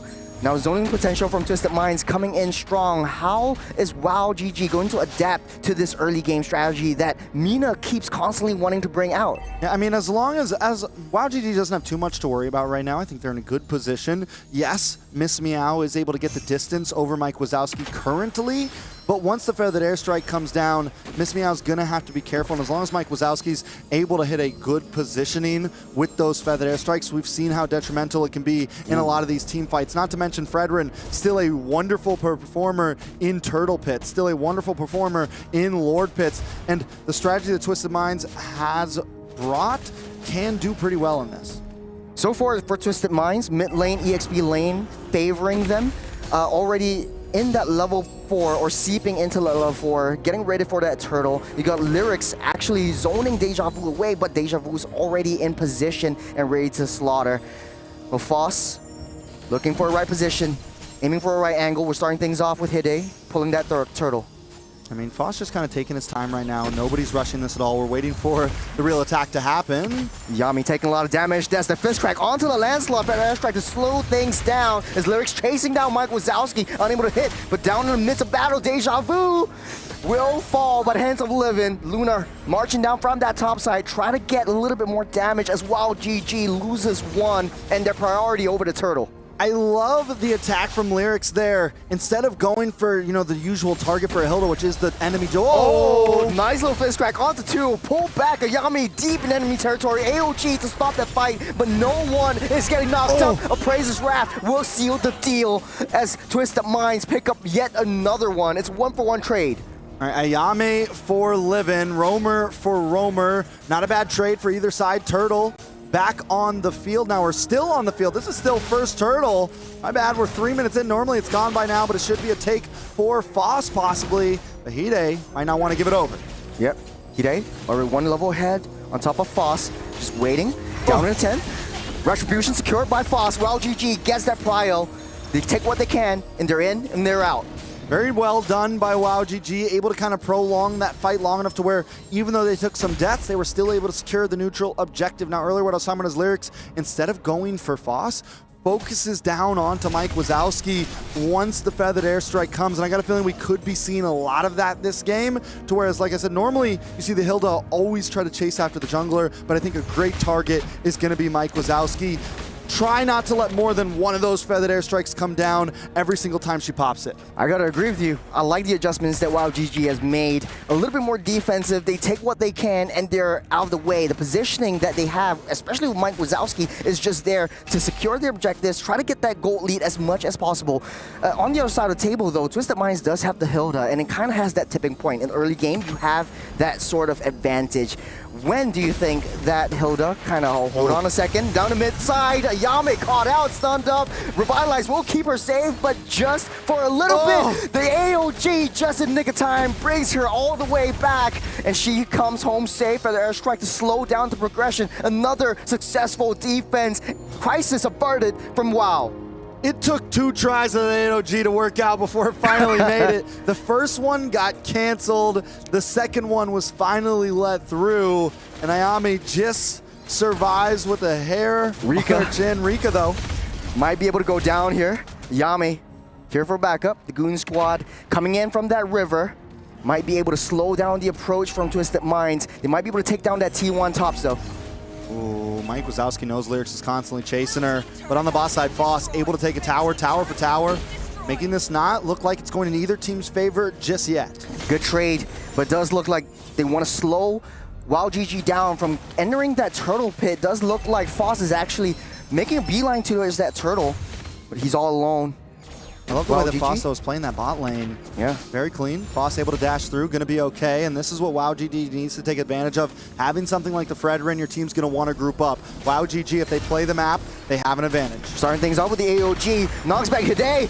Praises Wrath won't deal too much as 2-man fist cracked onto the wall for airstrike in a nice safe position. Foss again, another turtle secured, but gets taken down by Lyrics. Yami onto Hide, taking down 2, taking down 1. Ayame is left all alone. Rika's here for backup, but might be enough. Ayame again toying with death and gets out safe. A 3-for-1. Spoke too soon, Make it a 4-for-1 trade. WoW GG takes too many shots to the face. all for the price of one turtle. It's only a 1K gold lead right now for Twisted Minds, but we're seeing the possibilities they can bring. I was just about to praise Mike Wazowski holding on to that feathered airstrike to the last second, but she still ended up going down. Let's take a look at the replay. This is a little bit after the AOG, and watch Mike Wazowski comes down to the boss side, waits for it, helps secure the turtle for Foss. Foss is unable to get away, but at this point, they're too deep. The rest of the team falls as well, and up in the top right corner, Lunar secures the kill. There was no escape for anybody, and I want to watch for Lunar because Lunar decides to come back. No, I'm going to go for this. No, I'm going to do this, and still ends up getting the kill. Lunar starting to look like she's getting online. Locked in and ready to go. 2-0-1 for this Granger. It's only going to go up if WowGG does nothing to catch that Granger. And the issue with WowGG's draft is more of like they don't really have any high reliable crowd controls. You have the AOG, yeah, but like it's a flip of a coin. You can't really hone down on one hero hit. Livin on that back line, trying to get towards Deja Vu is Livin.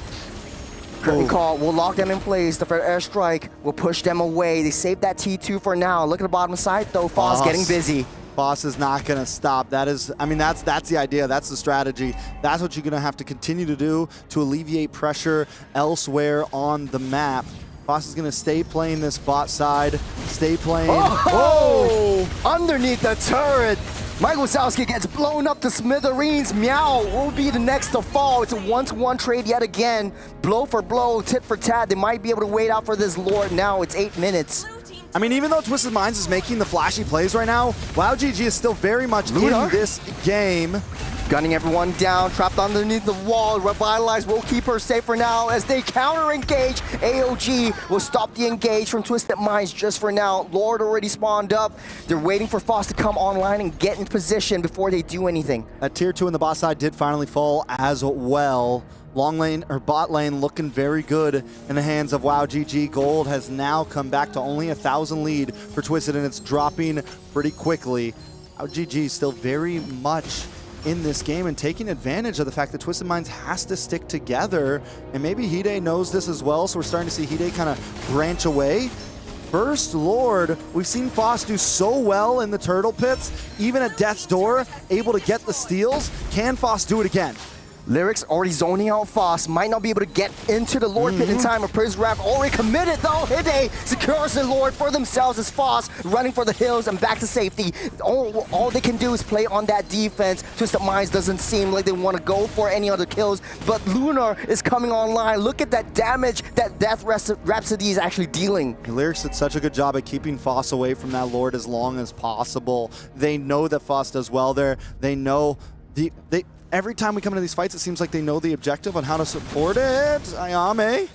Revitalize already popped up. A little bit of a no-no from there as Twisted Minds. They take what they can, testing a little bit more damage. Better airstrike to stop everything in place. Livin goes deep into the turret, and she falls. Huge sacrifice. It might be a turnaround for WowGG. AOG onto Lunar, though. The Goon Squad is targeting onto Lunar as Lyrics tries to stop the engage. They are on her. The Thorn Rose will finish up that job as WowGG trying to find ways to come back. Foss with a double. Can she do it here? Making up for a triple, but Lyrics is a tough girl to take down. That's a triple for Foss. Where was this Foss yesterday? Why would they put her in export jungle? This girl is a monster right now, just puncturing through the back line time after time. Let's watch it from the beginning now real quick. Nope, this is a replay of their reactions. No, here it is. So Foss gets the kill on to Hide, chases him down. Just does not stop at all. Good positioning from Ayame to slow the approach from Lyrics, starting things off and down onto that back line. I like the target prioritization now. The adjustments coming up from WowGG is more targeted towards a key player, and they know that they need to take Lunar down before the Sky Piercer stacks get out of control. Yeah, I mean, it's definitely going to start getting out of control majorly. But I got to say, WowGG now with a 2,000 gold lead. That is huge. The gold has substantially shifted, and the thing that adds up on top of that is even when WowGG was losing, they were still causing a lot of pressure on the map. That bot lane is looking rough right now. They broke through the mid-tier 3. The map is very much in their favor. Watch out for Ayame. She saved AOG yet again, bring her out to safety, but I like the fact that you pointed out pressure. Yesterday, WoW GG was just playing huddled up underneath their base, underneath all the turrets, playing really scared. But now Foss has a lot more mobility with the Lancelot. She can do so much more around that map. Look at that top side, already balanced out. She might be able to push that in before the Lord comes out in the next 30. And this is what I mean when I say the meta's in a place where so many different compositions can work. No team is, you know, nailed down and forced to play one type of thing. And right now we have a Fredrin and a Lancelot on the field, and both have performed well. Both have performed well in the event so far in all of MWI.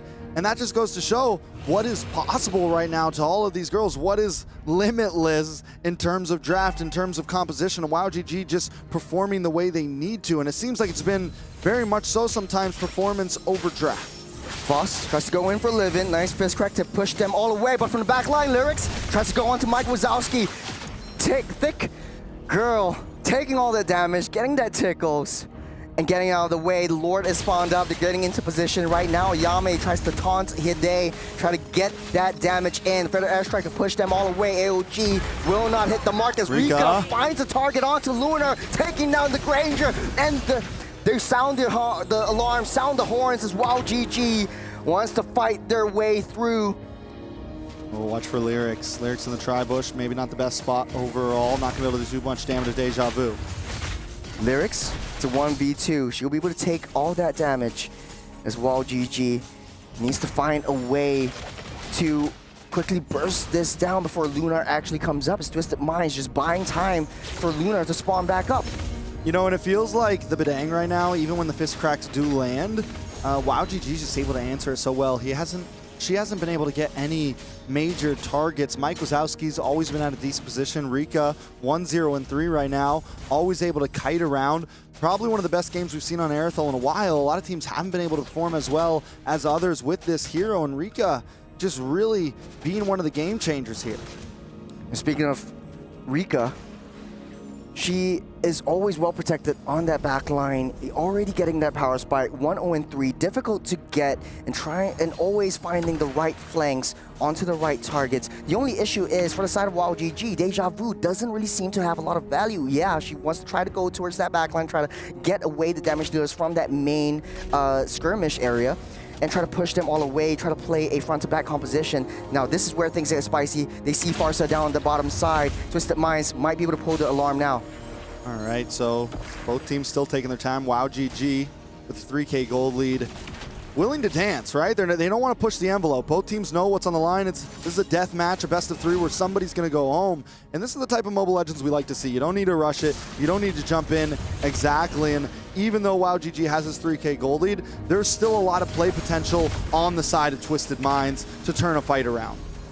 Lyrics will take a lot of damage, but Foss, risky play, but big risk, big reward as Foss gets out of the way. Deja Vu taking a lot of damage, Vengeance already popped up. Hide doesn't have the Prisoner's Wrath, goes down by the hands of Foss, gets in for that re-engage as Lyrics falls as well. 2 down for Twisted Minds. Does look like WoW GG making a beeline towards that Lord. They might be able to blitz this down. WoW GG layered that attack so well. Foss starts it off, and you think that Foss is like exactly going in to get kills? No.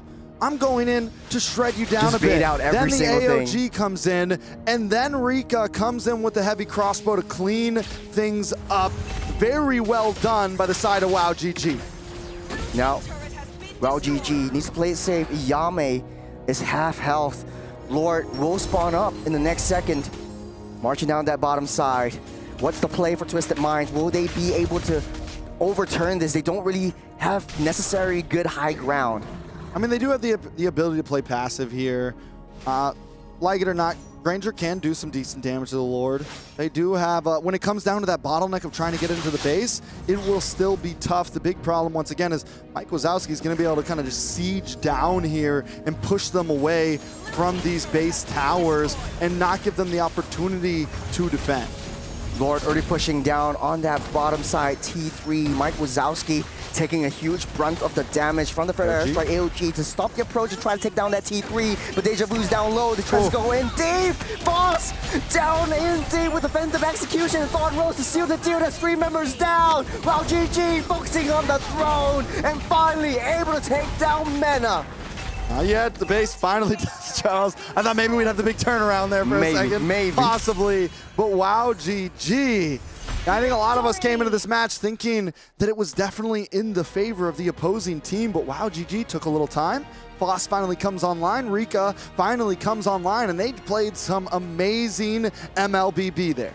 Look, Foss is in her element. She looks so comfortable with the assassin. She looks so comfortable with the Lancelot. The way she baits everyone out, the way that she dives in, it was all calculated. It was so clinical that the way she played it. Honestly, though, I was a little bit surprised because if she played as well with the Lancelot, why not yesterday just go out ham with the Lancelot and play it like she is doing today? Maybe the adjustments are coming in through. They have the assassins to maybe alleviate some of the pressure on the side lanes, especially. I think yesterday there just wasn't the opportunity for it. I think they went for something a little different, and they got shot down because of that Estus, right? And this time they were a bit more prepared. They just banned it. Even though there was no guarantee that it was going to get picked up, they had a feeling and they didn't want to risk it at all. Leo, back with us. How are we feeling about that match? Since yesterday, I was looking for Foss's assassins, man. Game 1, one there. Game 2, I can't believe they didn't pull it out. But here, finally, with a Lancelot in her hands, I told y'all she was a killing machine. She told us she was a killing machine. And now we see it. It wasn't all just talk. And now at the cusp of elimination, Twisted Minds, isn't this more painful that they were in control of the first half and then suddenly let go? I mean, yeah, it was. I think there was always the opportunity there. They were in control for a bit there. But once, I mean, look at Foss even here. This is only 3 minutes in, and we could see what Foss could do on this hero. And as you said, I mean, what was going on yesterday for them not to put this into her hands? It wasn't, honestly, it wasn't a really, really clean game for either side. In the early game, definitely WowGG getting into their groove, getting into their drive, and when they hit that power spike, they know where their heroes thrive, and I think they really played it to the T. Foss was really controlling the momentum and the tempo of the game, and even though they made some mistakes, they were able to adapt to that situation. So I eat my words, they are a very adaptable team. And more than just being adaptable, I think they were just comfortable. This draft that they came in with, especially the first pick CC, we were questioning what it was. And even halfway through the match, even towards the late game, you were like, you know, we're not really seeing the value of a Deja Vu just yet. But I think the true value of Deja Vu is not in the kills nor the assists. It's the fact that there's backup. There's a reason why Twisted Minds have to heed Foss's attacks, forward attacks. There is a secondary peel to Ayame's Gatot Kacha. It's not just because there's no real payoff, but the possibility of payoff alone makes the CC in the hands of Deja Vu such a great pick. 7 to 15. You'll see here, she got quite a handful of assists, like 7 assists on Deja Vu. I mean, she picks up the Hunter Strike as well to make sure that she's able to move around in these team fights a bit.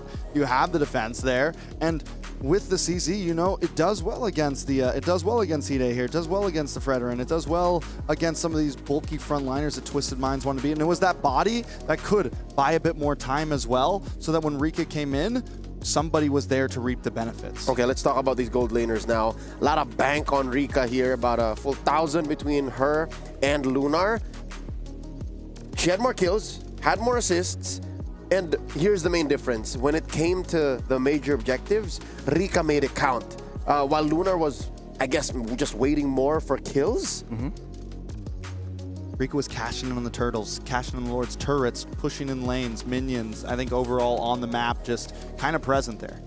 To be honest, though, I think Lunar played a good game in the early part, but WowGG was able to identify where her positioning always is. I remember in the middle of the cast, I was saying, like, man, the Sky Piercer stacks are going to grow. They're going to skyrocket out of control. They didn't. And they didn't. It didn't. Because WowGG adapted to the situation. Foss knew the main target was getting that Granger and taking her out before things really go south. Yeah, she had solid damage per minute. She was dealing the damage, it's just it wasn't resulting to much. Like, they couldn't finish the job. Lyrics took a lot of damage to be able to make that happen, but at the end of the day, 764 gold per minute on Foss.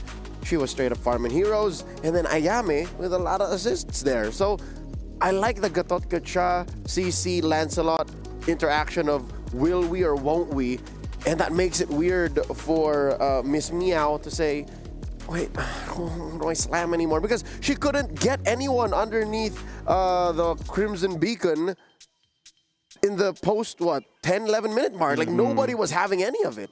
Yeah, once they got to that point, there wasn't a whole lot Miss Meow could do at all. I mean, overall, it seemed like once it got to a point that was out of control, there wasn't much that Twisted Minds really had to answer. I think their composition looked good on paper, but maybe the Lancelot, I don't know, man. I think Foss really just caused mayhem in that back line. She is she. Coach Bebex, Coach Non-Axon. If Foss says, I want this hero, most likely just give it to her. Yeah. I do want to talk about the jungle picks, though. Fredrin versus Lancelot. And we all know, okay, assassins are much faster in the jungle. But the Fredrin, though, what is the value that you see, or what do you want when you're drafting around that Fredrin? Because now the jungle clear speed is very important. That's why people are bringing out the Bakshias. That's why people are bringing out the Hayabusas and the Suyos. You want that early fast rotation so you gain that momentum right from the get-go. But why the Fredrin? I'm glad you asked, Ryan. Let me tell you now. The reason why Fredrin, and well, mostly Fredrin, he's very unique in this case. The reason why he's picked is because of his CC. The fact that you can fight in the paint, dig yourself deep in the trenches, and act as a secondary or tertiary tank/roamer, in addition to your Gatot Kachas, in addition to your Chos, in addition to your, I'll dare even say, like your Matildas, like when you jump in with a Circling Eagle. What the Fredrin does is, all right, look at me. I'm going to taunt you, poof. And then I'm going to hit you with the Appraiser's Wrath, poof. I'm going to hit you with my passive. After every skill, his next attack is a big knock-up. So that's what the Fredrin brings to the table. But given the combo, especially when they got full control, wow, GG, they denied the Fredrin that because of all the CC and the peeling from Ayame, from Deja Vu, and then the damage from Mike Wazowski, from Rika, not to mention Foss wreaking havoc in the backline. They couldn't do anything. I think the Fredrin is still a very solid pick, but the problem with this composition that we have is not. I think it's more to lean towards the Badang and the Hilda, two heroes that want to dive as well, and that leaves Miss Meow and Lunar in the back as free pickings for Foss. We saw it early on in that first fight highlight. We see Livin go for the big dive onto the tower, and nobody's there to protect Meow and Lunar. Yes, I don't think that Fredrin's going to always lose against the Lancelot. I think both picks are very viable in today's meta, but you have to build the comp around them. And this is what we saw some of yesterday's games. We see the Fredrin get picked up, but we see this dive comp happen. And yeah, the Assassins are going to thrive against those more physical, fightery, tanky dive comps because they're just going to pick off your back lane. Yeah, it's a matter of space. It's a matter of what this Fredrin is doing to answer to the Lancelot's movements, and more often than not, you're seeing it's too late. Once Foss has gone in and out of the fight, Hide is just standing there with like this much HP. It's like, all right, what am I gonna do? Like, I've been chasing y'all and I've been taking a lot of damage for free with nothing to clap back with. So that's what the Fredrin costs. You know, if you're talking about what the Fredrin brings, there's also an innate cost to it, a liability. Yeah, I have something to throw over you guys as well. Okay. Because tank junglers, we've seen the resurgence of all of that. You have the Baxias, the Barats came out yesterday, the Fredrins, but they are primarily frontliners. Sure. You want to throw their bodies in, and within big objective takes, you typically sacrifice the tanks. And the tanks go down, you don't really have the retribution. What's the play there? And that is always in my mind, like when teams like to use a really passive draft, and that's what I like to call it when you have a tank jungler. Like, it doesn't really work out, especially in that late game. The ideal situation was like what Trek said, you have Lyrics just pushing everyone back, especially with the Hilda, and just denying their opponents, assassin junglers, from getting even too remotely close to the main objective takes. It's possible that maybe they got the wrong gold laner. Looking at maybe the not way, Granger. Yeah. Looking at the way Twisted Minds played, maybe they wanted the Irithel. I'm looking at the way that they're playing, right? When they're split up like that, again, you're talking about the lack of protection for the back line. They're just split up. Like, there's no real rhyme or reason to it. But if you split up an Irithel and she runs away, she's still kiting, she's still firing at you, even as she retreats, that works out. So I understand how heavy it is for Lunar now to just go, I can't fight this, I'm out of here. Pop, pop, pop.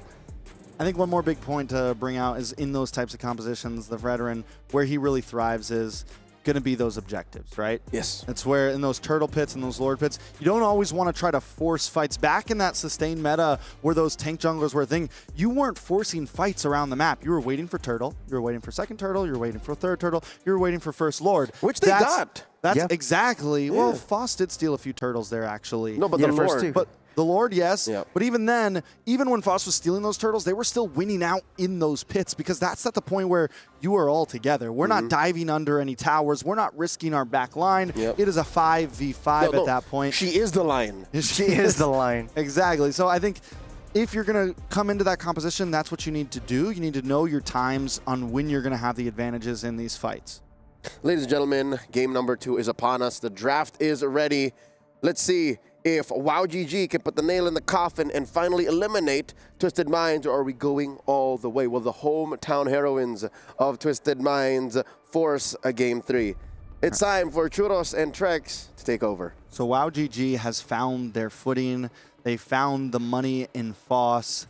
Come back into that assassin pick. I think that's definitely the right idea. It's always not easy to come back from a loss, especially since it's an elimination game. You lose this one, you're out. The pressure is on, especially for Twisted Minds. Now, the question is, do you play what you're super comfortable in? I think for Twisted Minds, the tank jungler, the Fredrin wasn't working. 0, 4, and 5. Yes, Hide was able to soak up a lot of damage. Hide was able to get those objective takes in crucial moments, but at the end of the day, with a super highly burst composition coming out from WowGG, Fredrin just wasn't tanky enough. It was just a stickman that WowGG was fighting against. So going into the draft, taking out the Kalea, the Kimi, taking out the Uranus, and the Matilda. Yeah, I mean, overall bans, I think it's going to be more about what happens after this. WowGG, do they go for something similar to last game? I don't think they have to switch anything up. And again, I don't think Twisted Minds, I don't think the Fredrin was a bad idea. I will hold and stand tall on that. It's about what they put around it. And if they're going to go up against that assassin pick, everyone needs to be a bit more on the same page, not have too much distance between each other. Like, Falcons Vega Mena, they did it correctly yesterday. When they picked those tank picks, they had the Estus with them. They had something to kind of hold everything together. Maybe they planned, maybe Twisted Minds planned to lock that in the second phase. It got banned out. But either way, even with it getting banned out, they could have still picked something a little bit closer to home, something that's not too front to back. Because if you're going to go for the dives, you need everyone else to dive in with you. I think for Twisted Minds, there are some adaptations that need to be made, especially in that draft. It was the first pick of the Badang going to the hands of Twisted Minds. Now, WowGG, they have quite a bit of options. I think the hero of the most value was the Farsa, but you want to highly prior the Farsa. It will be the Baksha, though. Okay, so they ban out the Fredrin, though, and that's what I was expecting is you ban out the Fredrin. You pick up the So now, Baksha do you for pick up yourself. the Basha? It's a little questionable, though, because Foss, we just liked her so much on this assassin pick. I feel like they could have maybe left the Fredrin open, but they are on first pick side, blue side this time, so they got to change something out. Twisted Minds, though, taking a page out of their book. We're going to take the Gata and the CC this time. I like the interaction coming out from these two heroes, especially like what Leo says. The CC's value is really getting onto the late game and just zoning everyone out, and you can get out of sticky situations just with the jump. The AOG just works very well when Ayame actually played it in the previous game, getting out of a lot of sticky situations as well. Now, the question is, what will WowGG actually pick up right now, knowing that you have someone to disrupt a potential Feather Airstrike? So you can't really pick up the Farsa for yourself, but they will pick up the Farsa for yourself. I think the Farsa is still good. Even against the Gata, we've seen risky, so though. many. Yeah, but we've seen so many counters. Like, so many counter heroes get played against the Farsa, and any good Farsa player can still position. Whoa! Foss again with the Lancelot. Still going to be the Lancelot. We're going to slot this Basha into a roam, and I think that was either a big brain, genius draft move right there. Listen, we know we just beat you with the tank jungle, but we're going to still not let you have any good tank jungles. We're going to ban your Fredrin, pick up the Baja, and then slot in the Lancelot just as a little jab to the liver there. Very smart move. This is a very highly mobile draft. You got a Wings by Wings, you got a rolling turtle, and you've got Lancelot with almost infinite dashes as long as you hit the minions. I think Twisted Minds need to really adjust and try to overcome the momentum that WOW GG will bring, especially in the late game. The answer to that is the Tien. What I do like about the Tien is the vision control that she gets, but with a long cooldown and with sort of like a answer to the Baxia with the passive that Tien has, it kind of baits out that Baxia rolling into the midst of the battle. And you typically play Tien in a utility role, so you want to slow your enemies down, try to get as much crowd control as possible, try to push them back out of the way so that the rest of your team is able to gun everyone down. And Twisted Minds, their composition looks like they want to draft an Irithel. Will WOW GG pick that up as well? Irithel's definitely, I mean, I think at this point, it could go the same way it went previously to where I mean, you know, WOW GG got the Irithel, but since Twisted Minds now is on this side of the map, if Irithel, well, they banned it out, so no. I'm surprised they actually banned it out. I thought they might just leave it open for themselves since they do get first pick after the second phase. But yeah, I mean, at this point, it could go anything. Irithel gone, that means Granger's one of the best next things on the field. Wan not available. Yishun Sin gonna get banned out as well. It was the Moskov slot right here as well. And I think in order for Twisted Minds to match up against the cross-map plays that WOW GG is going to bring to this game, Moskov would be the next best option right here as well. But do they want to risk it with banning 3 different marksmen over here and just resort back to the Granger again? I mean, it's definitely, I think the Granger is solid either way. With this composition, maybe a little bit better. I mean, it just depends on what they... The problem is last time, they had the Badong, they have this high dive comp, and when you have something like a Granger that wants to sit on the backside, you need to keep someone there who can peel for him, someone there who can defend him, any kind of long-range marksman, any kind of long-range whatever, you need to have someone there that can protect them, and that's where Twisted Minds kind of messed up. We saw the same thing from GG in day one, man. We saw they have these big divers that leave their back line to open, and that's what we're seeing a major mistake come from a lot of teams right now in the current meta. Yeah. So if we theorycraft a little bit, so the Barats would be banned out, solidifying the second phase ban from WOW GG. Twisted Minds, how they like to play this is the AOG as well as the curtain call goes into the back line, leaving Tien wide open from that back. I think the issue is right now with a lot of clash-heavy compositions is that, yeah, I agree with you. You leave the marksman all the way at the back. Irithel would be one of the only few marksmen who could match up to that speed that the battle setters want to bring to the table. So the Moskov will be here as an answer to the cross-map plays to maintain that wave priority, which I like. And now they're left open with a jungle. WOW GG, the response with a marksman as well as the EXP though. Now Moskov's a solid pick here because it's not your super long range marksman, except for the SOD of course, but it's someone that wants to dive in with you, dive in with that Katat, dive in with that CC. Badang does get picked up for the side of WOW GG. They also need a marksman here. I think they could honestly take the Granger with their composition here, as Twisted Minds does not have an assassin on the field. Now Twisted Minds, do they keep it simple, go for something bulky again? There's already very limited options for that. I guess they could pick up the Ling here. The Suyo. Hayabusa maybe, Suyo. Still a lot of options for them in terms of damage junglers. I think they solidified their draft with the Droy. So it won't be too, you know, overly sprinkled with confetti kind of jungle. We're going back to basics right here. Twisted Minds with a easy to execute draft. You know how to play this. You have answers to the cross-map plays that WOW GG has to bring. But again, one-dimensional play from WOW GG, easy to execute, and you have layered in with your tank setters. I think one of the things one of the players I'm worried here for is going to be Miss Meow on the Zishian. It's just, she has no dash. She's going to be a sitting duck, and if the rest of the team dives forward, top pops the AOG, and Joy's nowhere to be found, and CC's also doing her thing, there is literally zero escape for her on that hero. So positioning is going to be key for Miss Meow and how she survives in this match. Well, very risky situation that both teams are going to bring in. We're jumping straight into the land of Dawn. This is the second game. The do all die for all for Twisted Minds. If they lose this one, it's all over for them. But on the other hand, though, WOW GG making their mark. They want their revenge on Mina. I think WOW GG just needs to play this game the same exact way they played last time. Let Foss do her thing.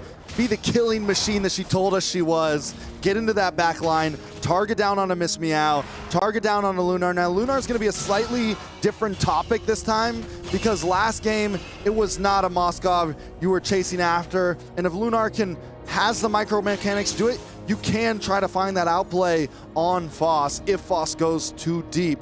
Another person we have to look at here is going to be Ayame. We are seeing this Basha in the roam position, something that's been favored very much so into the jungle, but still it's fast moving. You pair that up with the wings by wings of a Farza, we're talking about quick rotations for WoW GG. Not only quick rotations, now first minute of the map, Ayame already leashed down the orange buff, and Foss already in deep into enemy territory. On the top side, it's a 2v1. Deja Vu will be getting out safe, but then again, while GG had made some mistakes in the previous game, they were a little bit too aggressive, especially how Ayame likes to open up that brush. But now, in this game, there needs to be some adjustments, especially prior to that first turtle take that Twisted Minds needs to make. They can win out in team fights, but Miss Meow doesn't really have, like you said, a lot of mobility, a lot of damage in the early game. And how they want to play around that objective really sets the tone of the pace of this game. Yeah, WoW GG. I mean, we didn't see them pop off until about the third, fourth or so minute. That was fifth minute. That was when they really came online. Twisted Minds, though, with a similar comp, kind of waiting for that time to shine. But up in the top side. Top side, Livin, down by 3. No AOG to keep her out alive.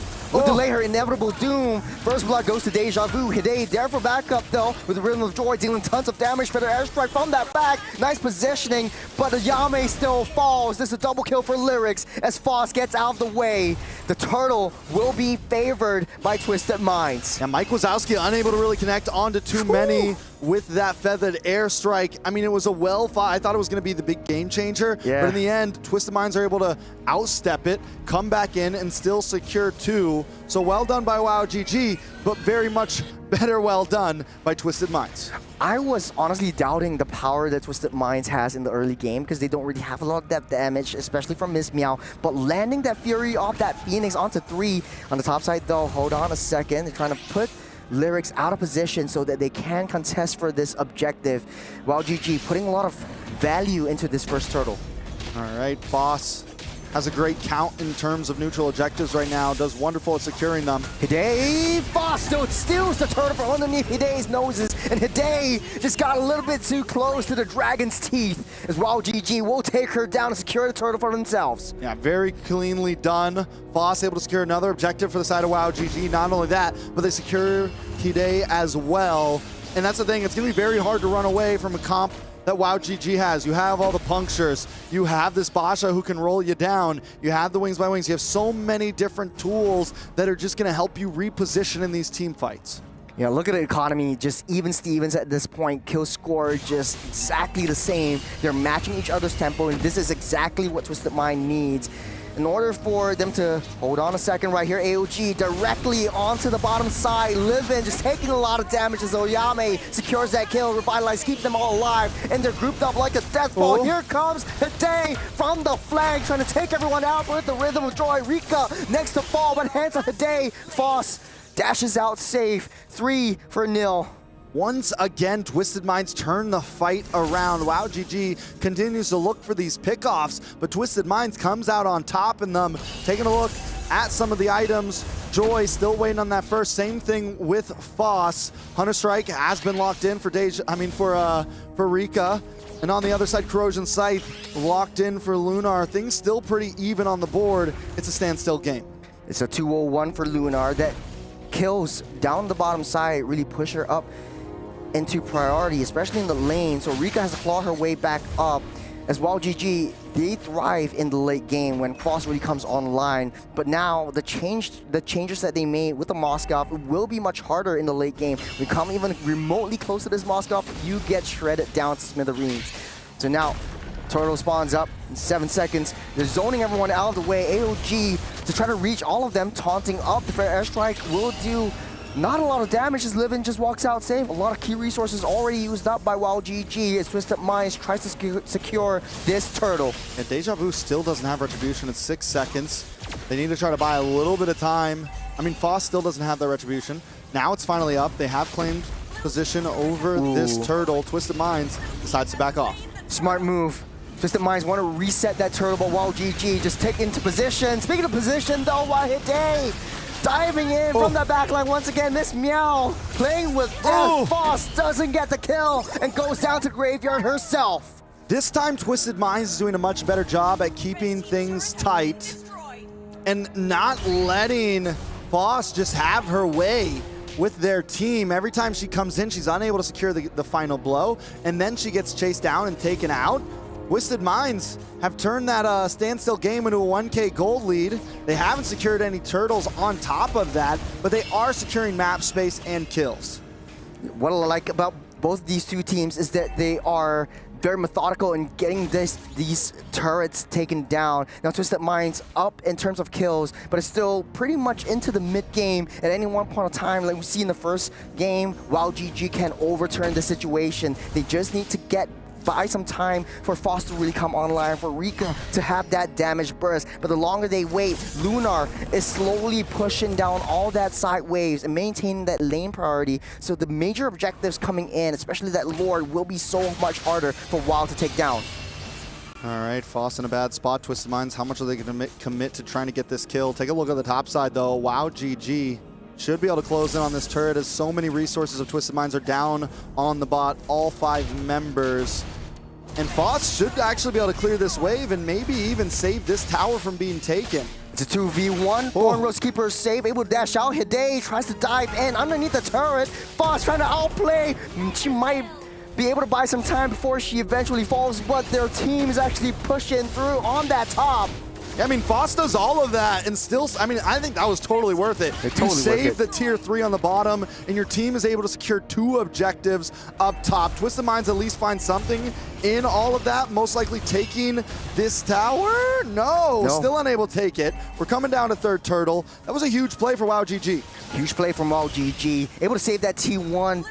Will do a lot. Hide secures that turtle, living trapped in between the walk and the hard place. AOG lands, both popping a flicker. Mike Wazowski goes down, but hands of Lyrics make it 2 as Lunar will take Deja Vu out. The rolling Boxia won't be able to get out of the way, so Yami takes too much damage. Miss Meow will secure that kill as Twisted Minds takes one after another, and they're having such a huge game this time around. I gotta say, Twisted Minds continues to win out in all of these team fights. It's a statement that WoW GG is still handling themselves so well on the map, and it's the only thing really keeping them alive in this game currently. They're hanging on by a thread right now, looking for time, looking for that moment to turn things around, and Twisted Minds also knows the objective. I think Twisted Minds could maybe even push the envelope a little bit more because of just how well they're taking these big 5v5s. I think at this point, they could really just kind of look for some all-in moments at 66 seconds to the Lord. Twisted Minds has no reason to fear right now in terms of team fight capabilities. I have to agree with you. Twisted Minds has a lot of options. They could put Hide on the long lanes, Lunar on the other side of the map, and whenever there's a team fight onto Miss Meow, you could SOD in, join in the team fights, and get into position. You also have the vision play coming in from Miss Meow. That's the Fury of the Phoenix that will draw a little bit of intelligence onto the rest of where WoW GG is. 30 seconds until Lord spawns up. What's the play here for WoW GG to come back into this game? I think they're handling this the right way currently.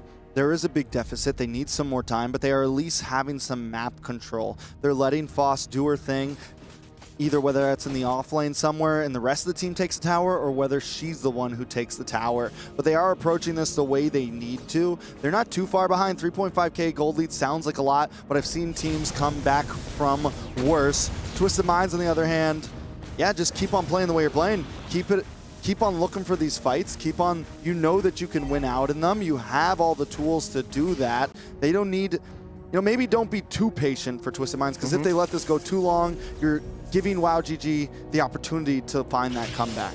It's like a seesaw. You see Moskov on one side of the map, and then you see Hide on one side of the map, and WoW GG is just reacting to all of this pushes from the lanes. Check it now, Lunar's on the bottom side already, 3-0-3, and this Moskov just farming the entire game. We're starting things off with that Lord as WoW GG. 5 members are already in position. Twisted Minds, you want to try to find an angle to target onto the main damage dealers of the team, waiting for the Fred airstrike to fall. SOD already lands. AOG calls it down as Hide tries to find Ayami. Will be the next to fall. 2 members down for the side of Wild GG. As Twisted Minds, they find angles after angles. The SOD was just bait. Look at the bottom side. Moskov already taken down the T2. Yeah, I mean, the flicker in and the kill secured onto Foss. Lunar is just not having it today. 4-0-3.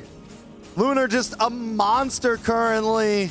And I liked it. Yeah, the SOD, it was a possibility. We even saw the AOG land right where that shadow was. Yeah. So giving Lunar the opportunity to make a choice there. Didn't need to, though. Took tower. So not only do they get the Lord, but they get some huge objectives on the bot side. Lord spawning up in the next couple seconds. While GG on the defensive, Lyrics just zoning everyone out of the way. You do have, or Twisted Minds per se has that vision play that Wild GG doesn't. Wild GG doesn't know where Twisted Minds is. I think they need to play it in their base. Just wait for the Lord to come in. Just give up that T2 and Twisted Minds. If they see their prey in the jungle, that's then when they will strike. Athena's shield comes in for Ayame. I don't know if that's the best choice here. I was thinking maybe more inside of Radiant Armor. I don't know. Could be a little wrong about that. Feel free, anyone in the world, to connect me if I'm wrong. But Ayame does go for it. It gives you a little bit more survivability, I guess, in terms. You get that shield. On the side of WoW GG, they need to do something. Rika gets another item locked in as well. Lord connecting. Lord marching on the bottom side. AOG will start things rolling out. Phantom Execution and the Fear of the Phoenix. Miss Meow makes a huge play, starting up all members of WoW GG. 3 goes down. They're looking for more as they take down that Lord. Mike Wazowski nowhere to be found as Rika falls as well. It's a full wipeout as Twisted Minds responds. And the score is settled. 1-1 right now. Could go either way. Just when anyone is counting Twisted Minds out, they pull it together, come in game number 2 and tie things up. Yesterday was a day full of sweeps. Today, we got some best of 3s on our plate to eat. Hey, it's elimination day. No one wants to go out just like that. You want to have really close games. You want to show that you're playing your best. And the adaptations, and we talked about adaptations a lot. For both of these 2 teams, they understand how they want to play around their power spikes. But for the adjustments that Twisted Minds made, especially with the Moskov draft, it was just too much for WoW GG to handle. Do you go up onto the top side? Moskov is right there, and then Hide comes in from the bottom side and tries to push in that lane as well. So they're splitting their heads into different lanes, and I think that pretty much is the nail in that coffin. Yeah, I mean, it's definitely, I think overall, we saw WoW GG adapt from yesterday. This time we see Twisted Minds adapt from game number 1, and both teams just evolving as we're watching these series go forward. And this time, when we come into Draft 3 later, we can talk about it a bit more later, but I feel like now WoW GG once again has to kind of, all right, now you need to move the chess piece. It's your turn now to change something up, because Twisted Minds had a beautiful answer to the way they played that game, and they just did it well. Yeah.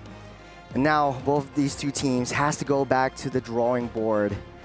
Man, both these 2 teams really locking in. As we go into the replay, we've analyzed this in the game, but man, we need another perspective. Leo, what do you have for us? I'll tell you now, it seems like whoever has the Granger is not doing so well. Yeah, because again, the play style of these 2 teams, after a larger sample size of 2 games so far, when it comes down to it, when their damage dealers, where their cores are compromised, then all the more they find it difficult. Not to mention the auto counter on the Feathered Airstrike, right? Miss Meow, as soon as she hears or sees that Feathered Airstrike is on, all right, Fear of the Phoenix, let's go. We're done. No more. No free hits. And not to mention, again, Lunar, who can reposition literally. She has the kit, it's in her SOD, and she has a flicker. How many times did she flicker forward to try and get the kill? I at least counted 2. It's just at least twice. With the shadows, with the dash, and then the flicker. At least twice. So, amazing work here by Twisted Minds. They are really pushing the boundaries here to show us exactly what Mana is capable of, because as it is, Team Falcons, the other team representing the region, is facing off against quite the opponent that they're facing Vitality on Stream A. So I don't know what happened over there. We're still locked in here. Let's take a look at the post-game stats. WoW GG 4-19 on Twisted. Oh my God. Man. Wait. But it wasn't really that dominant until the late game? I mean, I don't know. No, Twisted Minds just played a good game. I mean, WoW GG only really had, I think, a few moments of glory in the early on stages of that game. And even some of those moments were overshadowed by Twisted Minds turning things around in a lot of those fights. At the cost of Hide, Lyrics, and Miss Meow performed out of their minds. Like, yes. Hide had to play a hybrid of scrambler / formation breaker type of joy, not just kamikaze. Pure, yeah, not just pure assassin. But she was like, all right, I'm gonna put him over here. I'm gonna bother this so you can shoot over here, all right? And then the rest is history, dude. And honestly, in the draft, we were doubting the Zetian. Why? Why you guys keep doubting stuff? Because sometimes it just does. I mean, we haven't seen a 2-0-15 ZTN yet. Let's just say that. It's just sus. It's a little sus. It hasn't really fully come out of its shell just yet. But taking a look at the head-to-head here, Lunar and Rika. Lunar this time just had a really clean game. 0 deaths as well. Lunar, Miss Meow, and Lyrics all completely going untouchable in that series. Taking a look at the gold spread, Lunar left behind those minions a little bit early on, but was willing to, but out of that, gets more turrets, gets more turtles, gets more kills and assists, becomes a member of the team much, much faster. Yep, she's had it with this small town. She wanted to join these fights. Big city. And be a big star in the big city, and she did. What is that? A difference of 900 in just one avenue of gold. And then you still have better gains on Turtle, Lord, better gains on turrets, about the same everywhere else except for minions, less jungle creeps, and that's bad. When your gold laner gets a lot on jungle creeps, that means she's cannibalizing the your Lancelot, jungle. right? Yeah. Yeah, but even so, I mean, down from the early game, I think Rika was way too aggressive. You know, as a Granger, you kind of win out the lane in theory against the Moskov, so Rika's always far in front. But what she didn't expect was that Twisted Minds were hyper-focusing on, let's get Lunar that kills, let's get Lunar that farms. Early on, in the 3rd minute of the match, already 2-0-0, and that snowball just began to start rolling through. Yeah, it's difficult because it's clear that both teams want to go only forward. Now out on your most favorite streaming platforms. That is the official theme for MWI and MSC here at Esports World Cup. But if your team is behind, these two teams are very similar to who was that? Wildcard winner Virtus.pro. They are very difficult they find it difficult to play on the back foot. That's what these teams look like. WoW GG, when they found that best position in game 1, couldn't be taken down. Here, Twisted Minds, it's the same story. But why are they teams like that? They were kind of on the back foot until the mid game. So that's until when, Lunar said it's go time. Until Lunar says the go time, yes. Yeah. So I think if it ever seeps into the late game, both these two teams will suffer. The name of game, I guess, for the next game that we're about to watch is probably who can get into the mid-game power spike fast and try to get that adaptations in and just overturn the entire competition. I mean, I feel like both games were pretty one-sided ultimately. Like, each team kind of had a moment where the other team, I mean, it's a very small moment. Yeah, it was 50-50 for a while. For like 2 minutes, and then one team just went boom. So, I mean, at this point, do we see that again? Or are we finally going to have a real nail-biter down to the line? Because whether we like it or not, this is match point for both teams. This is end of the line for one of the teams, and something's got to shake up. You know why I think this is possibly the final form of WoW? Like, this is their best shape that they can be in, is because Foss is finally an assassin. What else can we expect from them? What else can we ask from them to adjust widely to try and shift the tides of battle, the scales of power here? Yeah. I got a question for both of you guys, and I'm also thinking, you have the Lancelot in the first 2 games. It worked out super well in the first game. What didn't go so well in the second game? It kind of seems like Foss was playing her game. And do you think it was maybe the team was struggling to like come back and try to match her speed and match her tempo into how she wants to play it? Or she thinks that she's way too deep in? Let's take a look at some of the replays for Foss. This is pretty much almost the Great Escape. I wouldn't say that it was exactly something that went wrong for Foss. I would say it was more what Twisted Minds did correctly. Yep. They never left their back line super free. There was plenty of times that Foss tried to dive in and catch somebody and just wasn't able to do it. Twisted Minds just seems like a much more well-oiled unit here. Tis the Gatot and Zetian difference. Zetian gives you full vision, so you know where threats might be coming from. Gatot can automatically disengage via AOG and can even charge up backwards. If I'm not, you can aim that. Yeah, so you can charge up backwards and taunt unbreakable whoever is attacking your backline. So, again, Foss was playing off of last game's momentum. It was much easier to attack backlines then. Now, it's a different story. I think Twisted Minds have drafted into a position wherein they could answer Foss's killing machine instincts. Now, what is next? What's next on the docket, right? Yeah. I mean, there's got to be some sort of change up.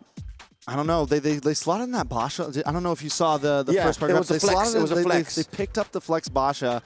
I think that could have worked. I don't think that Foss is completely out of the books for playing a utility jungler. I think yesterday they just didn't get the best option. They were up against Estes. It was just too much in the face of Anube. You know, exactly. It was way too much in the face of Anube. So I don't think we completely count Foss out. I don't think. I think they suffered the very similar degree to what happened to Twisted Minds in the first game. This time they had the artillery in the back that got a little bit left open for Hide to capitalize on. You know, this time they were too far deep, while Granger and Farza were sitting in the back with no one around, you know? So Churos, how do you feel about push-ups? I mean, utility junglers in the hands of Foss, rather. What's going on with these push-ups between you guys? No, I mean... Nah, it's just friendly banter, but hey, I'm still pretty much gonna win. No. Utility junglers on Foss. What do you think? Game 3, are we gonna see it, or is it Lancelot, Hayabusa? Okay. All in. What I'm thinking is the same thing that I brought up just now. Fool me once, shame on me. Fool me twice, shame on you. No, you got it wrong. Is he doing it on purpose at this point? Shame on me.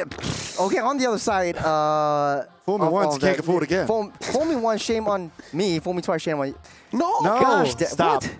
What? Leo. You know what? Let's let the game speak for itself while Churos figures out his figures of speech. Ladies and gentlemen, Twisted Minds on the play. Wow, GG answering back. A lot on the back of Coach Bebex. How else can he unlock Foss and the rest of this Mongolian squad to make it through to the next round? Or will Coach Daliot and Twisted Minds call it a day here? Reverse sweep out of this best of 3, game number 3. Gentlemen, take care of business. Lancelot ban right up front. Forcing some change, forcing some difference. I like it. It's a vibe for sure. Basha ban on the side of WoW GG. This time we're definitely getting something different. Joy still on the field. Does WoW GG maybe even ban that out? Like, fine, you want to ban our Lance? We're going to ban your Joy. Let's get down to the utility boys. Let's get down to business. But there's a lot of assassins that could potentially come back up. We've seen the Hayabusa a couple times today as well. The Suyos, especially by Gaming Gladiators earlier today, this morning. And typically the first pick would definitely be a Badang. We've seen the Gatut and the CC as a response to that. Will that change, though, in the state of the draft? The last ban could potentially be a Kimi. I think that was pretty much that Kimi slot in the first 2 phases, but they will ban out the Fredrin, so open up the Kimi and force Twisted Minds to pick up something that's unfamiliar to them. I mean, yeah, the Kimi, with Kimi being open, do we think that could be a upfront pick here? A lot of teams have slotted that as their blue side first pick. It always hasn't done well, though, especially in the faces of heroes like Jushin, Farza, some of these heroes that can just outrange it a bit, bring down chaos from the back line. But we've also seen the Farza not perform super well in this series especially, so it could be something that Twisted Minds wants to go for. They seem to do better with, like last game, the Moskov, heroes that are a bit shorter range that can stay with their team, but they're going to prowl the CC. Maybe both teams have understand the assignment that this is an important hero, at least in this battle. Yeah, just zoning the back lane out of the way, and also in the early game, setting that momentum and aggressing into the jungles is what Twisted Mind wants to do with the CC. And I guess both these EXP laners are kind of, they want to win that lane first to try to get that early prio. On the other hand, now these 2 picks are typically the Gatut and the CC. And the first pick was the Badang. Do you think that would be the Badang and the Gatut in one sitting? Then you can flex it, Badang and EXP, or vice versa. Yeah, the Gatot definitely will come in. I think Gatot's definitely important. They've played wonderfully on it. 1-1. because that's something that's been getting banned out, and now that with so many target bans on the field, the board is starting to open up a bit, and the 1-1, I mean, has been monstrous for a lot of teams. There's a reason it's on the ban list. She's definitely kind of back into the meta. Even without getting the crossbow of Tang off, she can output a lot of damage just with those basic attacks. Now, while GG's draft is pretty understandable, they pick up that 1-1, they need heavy frontliners, they need strong tanks to be able to soak up that damage so that the weakness points is able to pop easily for the gold laner. The answer from Twisted Minds is typically the Farsas, so they're opening up that mage, they're going for the Irithel and the Hayabusas first. So the Hayabusa's job, or its operations, they basically just take that 1-1 down. The answer to that is that Hilda. How are you feeling so far in this draft? I like the 1-1, but right now, WowGG's in a bad spot in terms of jungler. Twisted Minds have picked up the Hayabusa, they picked up the damage dealer, they banned out the Lance a lot, and not a lot in terms of that is left for WowGG. They're the ones who banned out the Fredrin and the Basha. And what else is really left? Yeah, they could go for something like the Ling, I guess, have the big assassin battle here. Other than that, the Suyo still open as well, I guess. They could fall back into that. Not an amazing choice, but if Twisted Minds really wants to break down, they could ban out the Joy here. Maybe ban out the Suyo. What about Hanzo? Hanzo. This used to be one of Foss's signature picks. Okay. Yeah, in the qualifier, she put that out a couple times. But now that the meta has shifted, we seldom see the Hanzo, but I'm inching for it. I think Foss, this might be a good pickup for her because I'm thinking she might be forced to at this point. She might be forced to at this point. There's not a lot of options left over. I think the Hilda actually enables the Hanzo to do that thing. You don't really have anyone to be as aggressive as a Hilda in the early game, so Hanzo could just farm up, take her time, and get that power spikes, and then it makes it so much easier and non-committal to get into the backline and take Irithel out, because we saw how Lunar played. Once she gets online, she's locked in and ready to go. She pulls the trigger, and the rest is history. So I think that might be a pretty good option. They choose to ban out both, or three mid laners. That's huge. I mean, at this point, also what's left? What's left? That's how tight the mid lane is. We still got a Kimmy. We still got a Kimmy. WowGG may just go for that here, honestly. Double marksman, and then they have the freedom to maybe, this is what they got caught in yesterday, double marksman into something tanky on top. I think it was Fredrin carry Kimmy last time. This time they have the 1-1, but still with Fredrin gone, do they go for like a Bratz or something? You know, do they get crazy? Maybe we see an Angela here. Yeah, maybe we see mid-lane Angela Eastern for the side of Shin. WowGG. Something along those lines. Yeah, I was looking at Eastern Shin because I think Foss might find that a little bit easier to manage, and you have a little bit more vision play, especially onto Hide and how she likes to play very sneakily onto the back lines. So now that's out of the option. Maybe Joy? Yeah, Joy's open now at this point. Instead of banning that out, they go for the YSS ban. That is definitely a possibility for WowGG, unless they want to lock down their mid lane first. I think might be possible to leave it open. We've seen the Aurora today. Man, what else? I mean, unless you want to secure your Kimmy and make sure that at least you have some form of reliable long-range crowd control in the form of the Traction Pulse, and then your 1-1 could be enabled to break down all that weakness points and just do their thing. Yeah, they go for the Kimmy instead. Yeah, go for the Kimmy, and now you have the option to either put something bulky in front of that and just put all your eggs in the basket of the 1-1 and the Kimmy.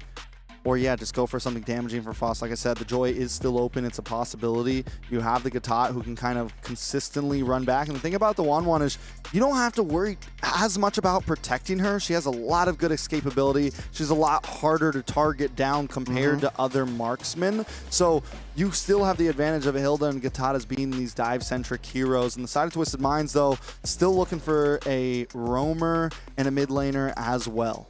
I think name of the game for WowGG is repositioning. I think 1-1. I mean, oh ho ho! We're seeing something new here. Lolita Faramis. They are essentially predicting the possibility of a utility jungler coming out from the side of WowGG, knowing that they're going to be grouped up on the side of WowGG. We did see the Faramis from them yesterday. First game, that was one that they lost in 9.5 minutes, though. But it's kind of anti-synergy, don't you think? Like, Hayabusa just wants to do his own thing. It does work, though, with everyone else. I mean, though, yeah, but CC kind of wants to stick around a little bit. You have the Airthel there that's going to dive as well. So, yeah, CC wants to dive, but Airthel also wants to dive, and Faramis can be right there with them. But hold up. You called it, my guy. I called it. You called it. The Hanzo from Foss. To do all, die all game, the last game. If you ever go out, I mean, just play something that you're super comfortable with. High fives around the board as well for WoW GG. The coach picked it up. The team agreed on it. It's all in now for both teams. Match point for both of these two teams. Twisted Minds and WoW GG. Loser goes home. And for Twisted Minds, though, this is their home ground advantage. You don't want to be the first MENA team to go out. We're jumping straight into Atlanta Dawn. The last match of the day, or not the day, the last match of the series. Twisted Minds on the blue and WoW GG on the red. We're starting things off. Ladies and gentlemen, match point. It's mano y mano. 1-1. Everything on the line between these two teams. Let's take a look at the composition now. With this Hanzo on the field, it changes a lot. So it makes things very, very interesting. Because here's the thing, Twisted Minds was ready for something very different, I feel like. And now it's gonna be a much different battle of the mind for Twisted Minds, because this Lolita pick, I mean, it's gonna do great against the Kimmy, but the Numenon Blast isn't gonna be that big of a deal, I feel like. It's not like that ultimate isn't gonna be able to get a whole lot of purchase against WoW GG's composition. The shield, yes. The bulwark, yes, it's gonna be huge against the Kimmy, but other than that, it's gonna be a tough one. Yeah, it's also easy to disrupt, especially from the AOG, from a Yame. Now both teams are ramping up the aggression. We see how Hide wants to play this Hayabusa. Every time there's a loose member, she wants to go in, try to hit a shadow and try to get as much damage off, because now we have Foe's Hanzo in the picture as well. And WoW GG setting up for a nice easy kill down the mid side, as it's just a slow push down bottom. Oh, bottom side. With a lot of damage onto Rika. Down deep. Shadow kill won't finish that job. Hide taking a lot of damage as well. Lunar won't be able to take Rika out, but on top side though, Yami taking a lot of damage, able to walk out safe. And in that tri-bush, Deja Vu pushing the lyrics back is Livin, finding a little bit of vision play onto where Foss is. Both teams look for the gank. Rika still in a bad spot. Still able to get away. That is a pixel if I've ever seen one. While GG focuses on that turtle, Hayabusa is nowhere to be found. That's a quick and easy objective take for WoW. Both teams look for ganks on the off lanes. Neither team able to find it. But Rika does at least give Hide enough of a hard time that he has to go back to base, and that's going to give an orange buff over to the side of Foss, which is huge. Taking a look at the items here, still nobody too far ahead. Nothing crazy out of the books here. This is how you want to play. If you have a Hilda, just be a bodyguard, protect Foss, and try to get into the jungle, steal all the main objectives, and get out. Try to get a level lead before you get those kills. And I think Twisted Minds, they're a little bit too panicky down on the bottom side. Rika was down low. Luna was taking the brunt of the turret damage. It didn't pan out well. But look at the top side, though. Lyrics proxying that wave, able to get out safe, but Foss already win that shadow. Snap and first blood goes to Foss. Signature hero, signature pick and round on mid side. Numenon Blast will not land as AOG will bring Yami out to safety. Yeah, WoW GG feeling comfortable with this pick, honestly. Foss doing a great job. They're finding pickoffs, they're stealing buffs, they're doing exactly what you're supposed to do on the Hanzo, and Rika has just been getting bullied non-stop, but still yet to die, dancing around under that tower very well, and that's going to be the thing that keeps WoW GG in the lead here. And as long as Twisted Minds can't succeed on these plays they're trying to make, it's going to be tough for them. We're seeing a heavy lane down the bottom side. WoW GG, at least Rika is playing very passively. Mike Wazowski again pulled back. She will get fouled by Hide. Now Deja Vu tries to go in for a consolation prize as Foss goes in with a shadow, tries to find her target down on that mid side. There's a two-man stun up. Foss takes out Lunar. The Numenor Blast won't do nothing, but the Nether Realm will keep all of them up safe. Deja Vu falls as Rika will be the next to fall. Lyrics will set her sights up. It's down the mid side. Yame. Rika wanted that last stack so bad, that last weakness point so bad, was unable to get it. And Lyrics ends up getting the kill, walks in the War Axe directly after 4.5 minutes in, and it is a slugfest. The gold still at about a standstill. We are going to see Lyrics get some nice gold plating off this top side, possibly, unless WoW GG gets there to help out. Starting off with this turtle, yet again, Deja Vu doing the Lord's work and pushing everyone out of the way. They're targeting onto Livin though. It's a lot of damage. Foss already with the killing spree with the signature Hanzo pick. AOG lands on top of Lyrics, pulling her back into the graveyard. She goes. But here comes Hide trying to find some form of prize down the backside. Takes down Mike Wazowski, but it's a trade 1-for-1, tit for tat. Lyrics falls as well. GG. That's a free turtle. Not a lot of defense, not a lot of value put by Twisted Minds. I gotta say, almost every time that Foss has popped that Pinnacle Ninja, it has been it's been almost a guaranteed kill. She's 3-0-0 right now. This is the third kill that she locks in onto Livin there, and it's been pretty huge. WoW GG has been, I think, in terms of just some of these fights, has been getting some of the outplays, but Hide has been keeping Twisted Minds alive in all of this, consistently targeting down on Mike Wazowski, consistently getting kills for herself as well. But Mike Wazowski is basically an easy target, especially for that Hanzo. The only issue is right now, both these two ninjas, speaking of ninjas, Hide finally gets a shutdown on the Foss on the top side. You don't want to be left all alone on the bottom side though. A trade yet again, Miss Meow falls, but Hanzo WoW GG. Yeah, this is lore worthy right here, right? Yeah. Hanzo versus Hayabusa, Ninja That's versus right. Ninja. This goes down to the roots, I feel like, for MLBB. You're getting on the trades. Deja Vu, they're all just coagulating together. I think WoW GG wants to play together as 4, but now you're leaving Foss wide open.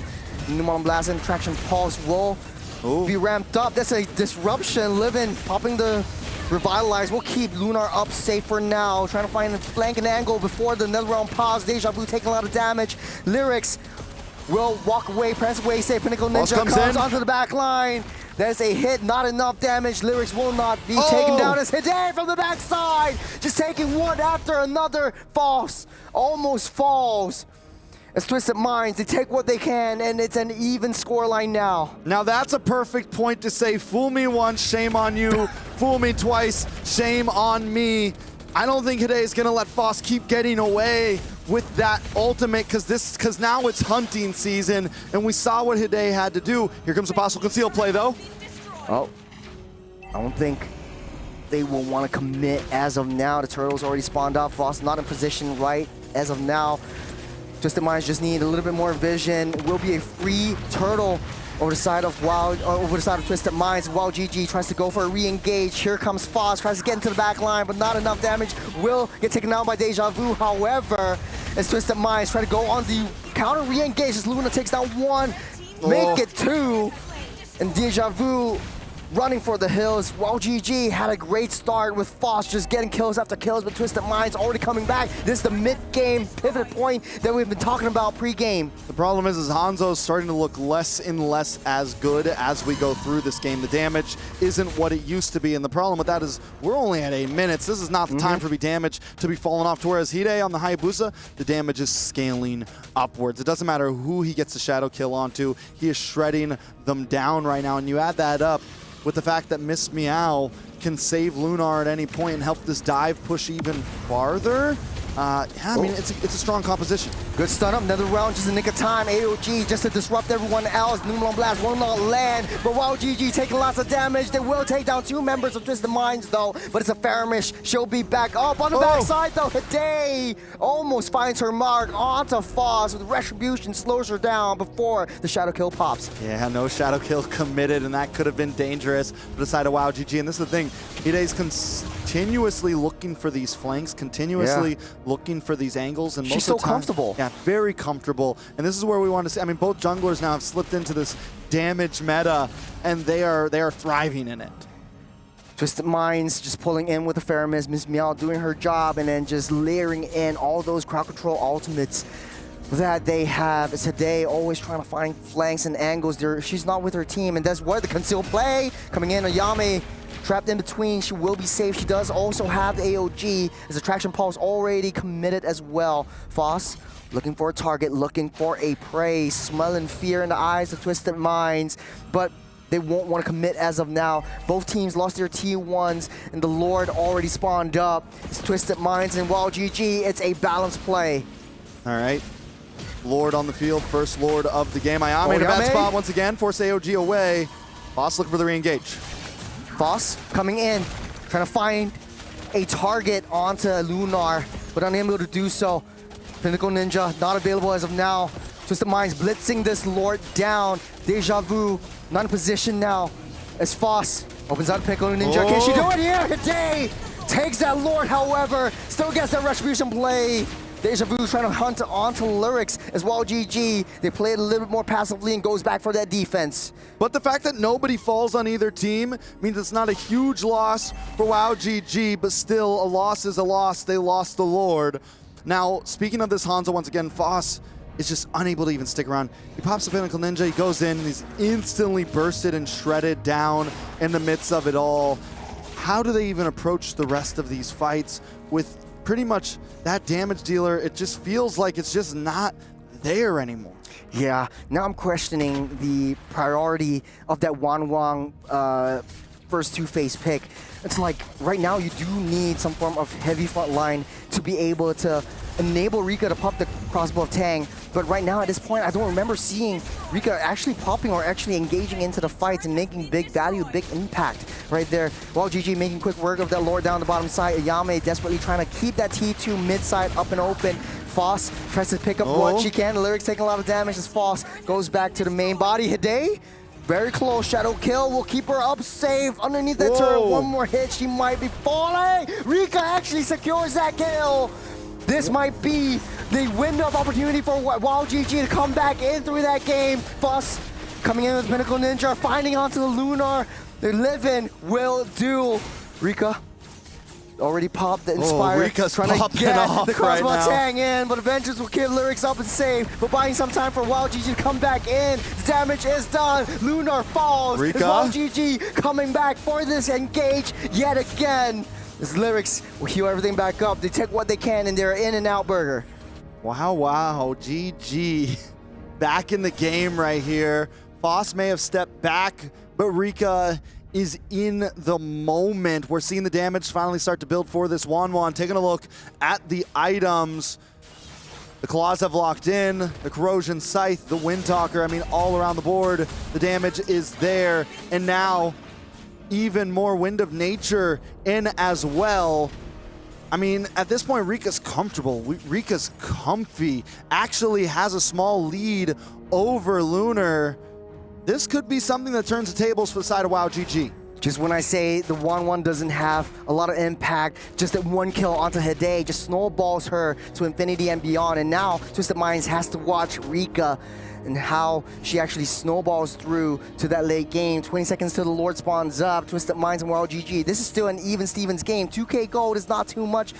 Hide will be able to get out safe with that. I spoke the too damage. soon! The traction pulse lands as Mike Wazowski will be able to take down Hide. 5 seconds until the Lord spawns up. All GG making a beeline for this Lord. Yeah, with 27s on the clock for today, this should be a guaranteed Lord for the side of WoW GG. But look at Twisted Minds positioning. Everyone in different bushes. Lyrics looking to try to get the play. Lyrics trapped on by 4. Rika taking a lot of damage already. It's a very risky play as Rika gets a mega for herself as Mike Wazowski leading the charge.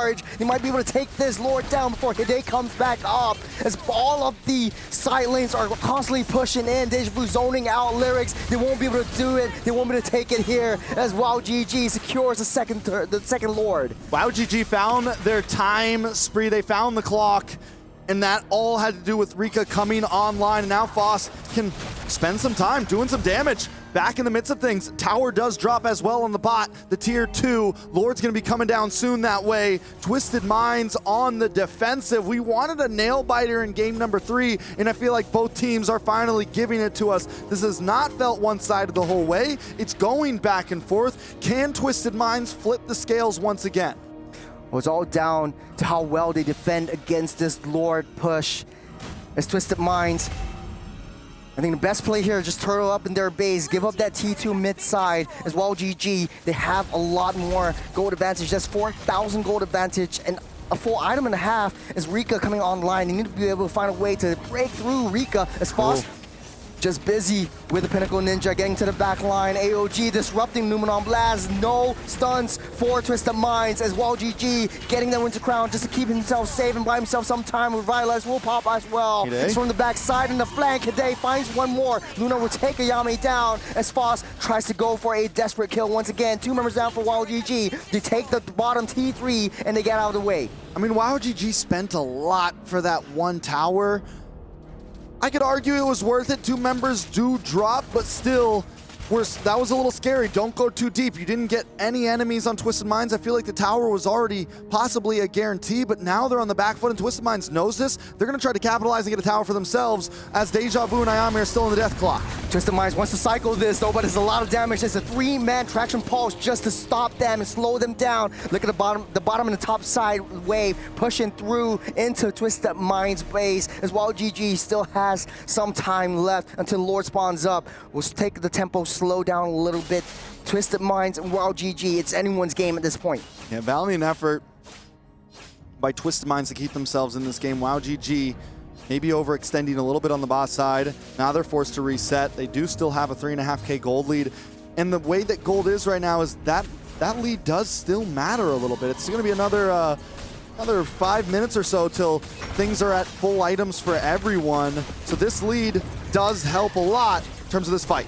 Good traction pulse, baiting out the Nether Realm, so that's a huge resource not available for Twisted Minds as well. GG able to take control of this entire game so far. The jungle is all theirs. Foss is always there taking up that jungle creeps, the neutral objectives, picking up all the scraps that Twisted Mind left behind. They're also going to take that purple buff there, right? So with Lord coming up in about 10 seconds, long lane is going to be on the bot side. A nice advantage for Wild GG as we come into this fight. Twisted Minds is going to need to be able to do something about that bot lane. If Wild GG wants to try to drag this on a little bit, it can fall into their favor. Starting out with that Lord. They're dancing, they're pulling, they're getting that reset. Coming around the backside here. Oh, they don't see it though. Foss, they find it. Hide almost got the shadow on, but they wasted the traction pulse. Now Deja Vu trying to zone everyone back. There's a lot of damage getting hit on, but no more traction pulse to start things in motion. AOG misses their target, misses the mark as Livin taking the brunt of the damage. Numenon Blast will charge up, stopping the army into place. They will be surviving just by a little bit. But Hide coming from the flag, go on to Mike Wazowski, able to take Deja Vu out. Rika. It's just a matter of time. There's 3 members down for Wild GG. Twisted Minds. It's all on Rika right now. They're going straight for the base. They're going straight for the base. You got the top side as well. All right, gonna try to move things around. No, Rika on the back side. 1-1 on the back side. Gonna go for the back door. This is a base race as we speak. Gonna try to pull them back. Rika maybe has to go back to base because now Twisted Minds up on the top side, pushing in as well. They're breaking through this T3. It's Foss against 3. T3 down the mid side will get taken out, but they're targeting onto the throne. Foss takes down Livin. Into base. Rika comes in unstoppable again. It's Rika against Luna. One more hit. Rika will fall. Foss back on the field against Lunar. This looks like it's it. Twisted Minds. They have the minions coming through. It's Foss against 2. Will not be enough as Mena still stays on top of the Mongolian team. We asked for a nail biter, we asked for a match, down to the line, down to the second, and both teams gave that to us. But today, Twisted Minds comes out on top in that one. Man, we thought it would be a little anticlimactic, but it ended up being very climatic. It's more than climatic, honestly. Like that last moment, Wild GG had it in the bag. They were 4,000 or 5,000 gold lead on top. They had control of the Lord Pit. They had control of the entire game the whole time. Rika being unstoppable as well. But unfortunately though, Twisted Minds just played it one at a time. one kill at a time, slowly but surely seeping into their final victory. This is still MENA just securing their status on top of the Mongolian team. I gotta give it up to Hide, man. In some of those last fights, able to find those flanks, those moments to push Mike Wazowski back, to push the other members back, get those kills. Rika, though she played amazing, she was never gonna be able to carry that whole game on her shoulders by herself in the late game. And Hide knew that. Hide knew that if I can target down onto some of the other members, leave Rika on her own, she's not gonna be able to withstand against us. To be honest though, it was all about Hide, always on that flank. She's never in that big, messy team fight. And that last kill onto Foss, or that last kind of thing, I mean, man, we're talking a lot. I want to hear from players and their thoughts. Let's throw it over to the interview. We got Sadafa. Hello everyone. Thank you very much to the casters once again. My name is Sadafa and I am here alongside Mike Wazowski from WoW GG, who have unfortunately just ended their journey here in MWI. Mike Wazowski, you guys played an amazing game. Honestly, it was a very close series. Could have gone either way. If it's okay, could I ask you how you're feeling right now? It's not okay, but I'm fine. We tried our best, so it's fine. You guys did try your best, and it's great to see that you're still keeping your spirits up, right? I think this has been a great experience for you guys as well. I actually want to ask, right, because WoW GG, you guys are the first ever Mongolian representatives for MWI, right? So coming into this, did that create any pressure for you guys? Like, did you feel like you had to set certain expectations for maybe future Mongolian players? Yes, but it's fine. It's our first game, so we tried our best, and of course we had the pressure because we are coming from Mongolia first time. Yeah, but it's fine. Thanks for our Mongolian fans for keeping us.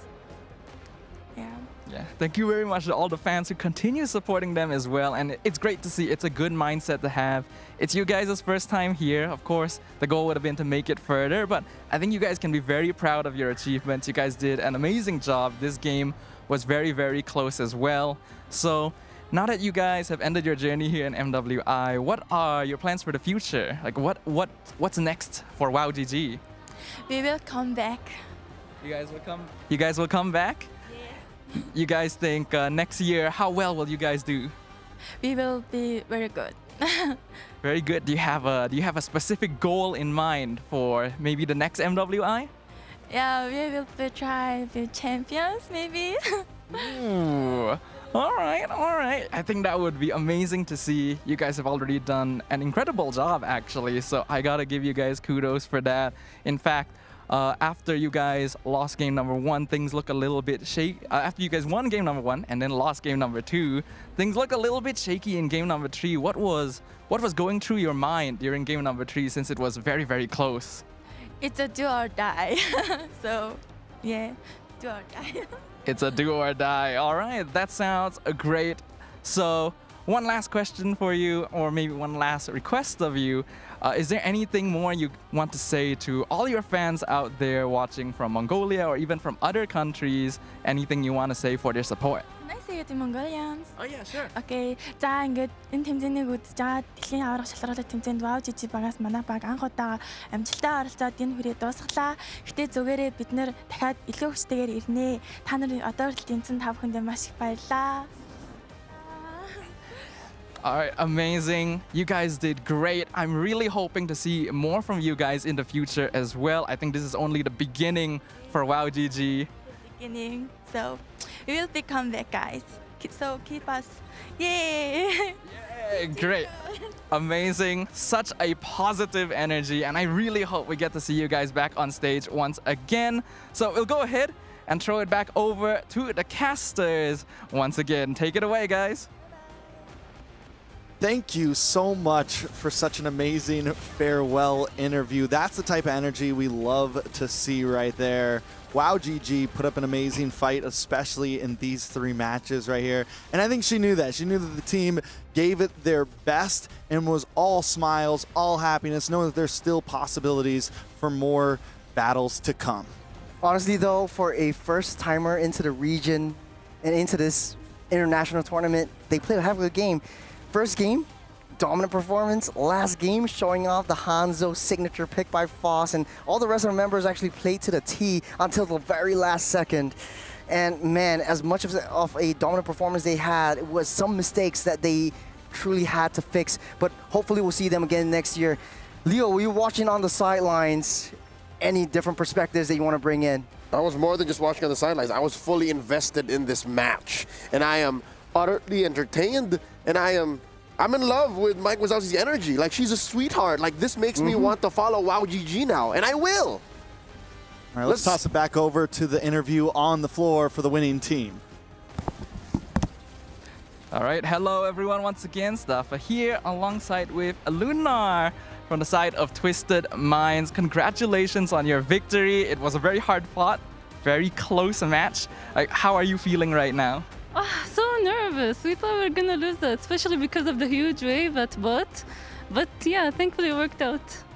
Yeah, thankfully it worked out indeed. But you know, I think it's also because you guys played super well. It was a very close match. Could have gone either way, but you guys managed to push it all the way into the end. So I gotta ask, right? You guys lost game number 1. What changed? What was the spark that happened between game 1 and game 2 that made you guys suddenly lock in? Well, in the first game we were surprised with the draft. I'm gonna say it, Lance wasn't really expected on our side, so I would say that's the reason. But after that, it's all went to according to plan somewhat. So it was only the landslide that you guys weren't prepared for? Yes. Okay. Well, once you guys figured that out, you guys were able to figure out how to win game number 2, and it looked pretty clean. But then in game number 3, right, you guys were leading quite a bit early, and then suddenly WoW GG started fighting back. What was the thought process at that time? Just like we tried to keep calm as best as we can, even though I wouldn't say we succeeded. But yeah, try to keep calm and like reset and come back into the game, and we did that. Yay! Yay, indeed. That's always the goal, right? You gotta keep calm, reset, make sure that your head is in the game every single time so that you guys can make it all the way through. And that's exactly what happened. You guys were able to finish up the series in the end. So congratulations for that. Now, as Twisted Minds, right, you guys are the local representatives as well. So that means you guys have a lot of fans watching you here, a lot of support. Do you think that's a good thing? Does it push you to do better, or would it be maybe a little bit distracting sometimes? No, not distracting at all. We all appreciate it. It's something that we're really grateful for, that we have people who support us here locally. And yeah, it's really a pleasure for us to have someone supporting us. You guys heard it from Lunar. The next time you come and support Twisted Minds, cheer as loud as you can so that the players can hear you and your support can translate into a victory. So one last thing from you, Lunar. Anything you want to say to your fans watching the stream right now and your win? Thank you for watching, and hopefully we'll be cleaner next game. Well, I think it was already pretty clean. You know, it was pretty fun. It was great. Once again, congratulations, Lunar. Thank you for your time as well. So I hope that you guys will have good luck in your next game as well. And once again, let us throw it back over to the caster desk to finish up the rest of the details. Guys, take it away. We will catch and take, as you say, Staffa. Thank you so much, Lunar, and a belated happy birthday to Livin, who celebrated her birthday yesterday in the best way possible, competing on a world-class MLBB tournament and experiencing the highs and the lows of this beautiful esport. Looking back at that matchup, again, Game 3 went the distance, 50-50 up until the very last moment, 14-17. Twisted Minds won, but they were down on kills. They were down on kills, and that was the story we saw even early on in the game. Foss was able to come through and get some great kills in general, but Twisted Minds continued to come out on top. Taking a look at the board, I mean, nobody really completely shining through, but for me, Hide, even with the 2 deaths, was the one that changed that game in the end. Everyone was role players for Twisted Minds, and this is not to speak ill of WoW GG. Yes, their stats don't really tell the whole story, but look at Foss. This is that Hanzo, that Churro gushed over pre-draft, saying, "Oh, we were looking forward to this." She was 5-on-5 fighting victory lap, and she was on her way. She built her Swift Trinity. Rightly so. She built her Swift Trinity, so she was a legit threat. And Twisted Minds was throwing so many resources just to pop that ghost, pop that little pinnacle ninja, you know? So, wow, GG, there definitely is a potential. We must follow their adventures through and through to see exactly where they end up and if MWI 2026 will be in the cards for them to perform in. But for now, it's GG well played for WOW GG, and we wish the well for the Mongolian MLBB esports ecosystem. But for now, how about we prep up for the final match of today's broadcast? Final match, final team possibly going home. Very excited for it myself. We got here Rising Rage from the EECA facing off against DMX Girls. This is the EECA versus Latam. We'll be right back after a short break. When we come back, it's that best of 3. We'll see you when we get around.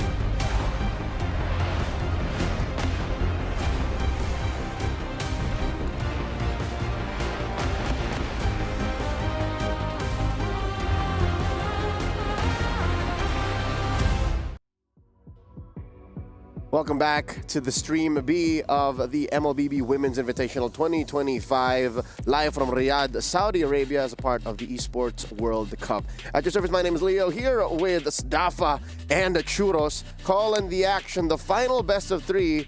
Here, another elimination match. It's the battle in the West, or in this case, the North. The ECA's finest, Rising Rage, going up against Dreamax Girls from Latam. Gentlemen, one of these teams we're meeting for the first time here in Stream B. What have you heard about Dreamax Girls? I haven't heard much, honestly. I really have none. Have you? They're actually rebuilt around their jungler, Angelise. Oh, okay, yeah. I have heard about her. So they're an MWI 2024 alumni. So only Angelise was in MWI 2024, and the entire team was rebuilt around her. In this case, we have Day, Lucy, Angelise, Pick Me High, Blasky, and Camise. I don't know if I'm butchering one. I think that's Black's Kitty. Black's Kitty. That's Black's Kitty. Black's Kitty. Yeah, we can see it right there. So this is a squad that comes from a very well-developed region. Last year, it wasn't as good for Dreamax girls. Again, they are a returning squad. One of the few, actually, from last year, because that's right. Some of the teams that have had players and representing their countries changed banners, but Dreamax girls stand strong. This is a team that honestly has been through quite a lot throughout their journey before MWI. Although they were able to win out the Latam MWI qualifiers by winning 3-1 against Alpha 7 Female, they apparently struggled in the beginning because they were dropped to the lower bracket instantly by Influence Rage before climbing all the way back up. This is honestly the best team that Latam is able to produce, especially around the captain, Angelise. I've heard great things about her as well, especially the hero picks. But, you know, after yesterday's loss against Onyx Philippines, Onyx Pertiwi from Indonesia. Yes. I think it's not the best kind of measure of their speed, because some of them, they're just getting adjusted to the international stage. It's their first time on the big stage and the global scene, so adjusting to the meta. And I've seen some of their plays before. They have kind of, I wouldn't say weird picks, but like the cleanse coming out and stuff like that. So will we see that this time around? I'll do you one better.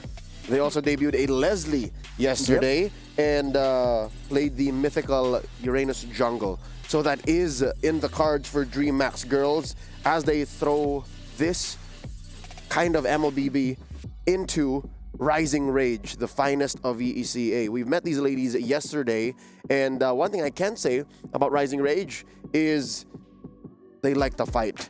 They are a scrappy set of professional athletes out of the cold north. They are Zaza, Evridian, Evry, Asuna, and Bondi.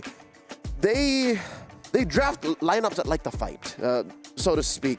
They have a Tigreal, and they were able to throw an X-Borg into the hands of Evridian, but even those felt like diamonds in the rough. I wonder if today they've sharpened those diamonds enough to try and quell Dreamax girls, because this is a fight for tournament life. And we have to note as well that Rising Rage hasn't actually been given the opportunity to show their most notable secret weapon, right? Zaza's Freya was specifically respect banned a 5-foot esports in both games yesterday, because I think a lot of the players by now know that Zaza is actually a top global Freya player.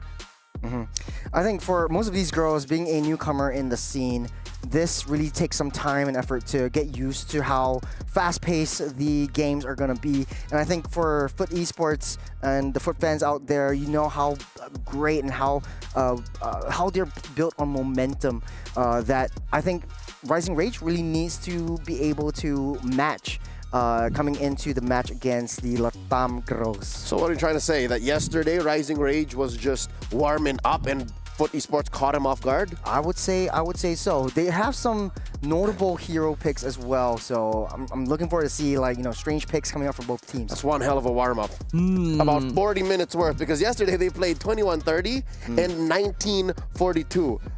All the while, Dreamax girls played a total of 25 minutes between their two matches, 12:26 and 13:55. That 12-minute match was where they got savaged by Yippee, the Claude of Onyx Pertiwi. So now, this is weird for me to say, it's a match between resets. These two teams need to find a way to use that experience, that defeat that they got yesterday, to try and clap back here now, because momentum is against you. You got savaged. You lost 2 matches, 2 games that you could have won. How do you use that today? Yeah, being able to reset the mentality, being able to decide, okay, what do we need to change? What needs practice? What can we adjust in the very short amount of time that we have here? Because you're not going to be able to make a lot of major changes to your lineup, to your overall gameplay style. It's about the small things. What worked, what didn't, and what is capable of changing without putting you too far out of your identity.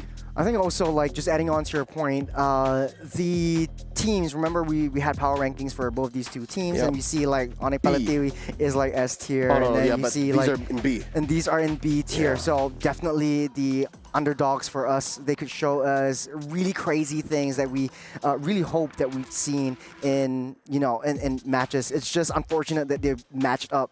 They only have the chance to match up right now. Yeah. I'm bracing myself, and I hope all the fans watching at home would do the same, because if anything, as dire as it is, this being an elimination match, we can at least expect entertaining MLBB.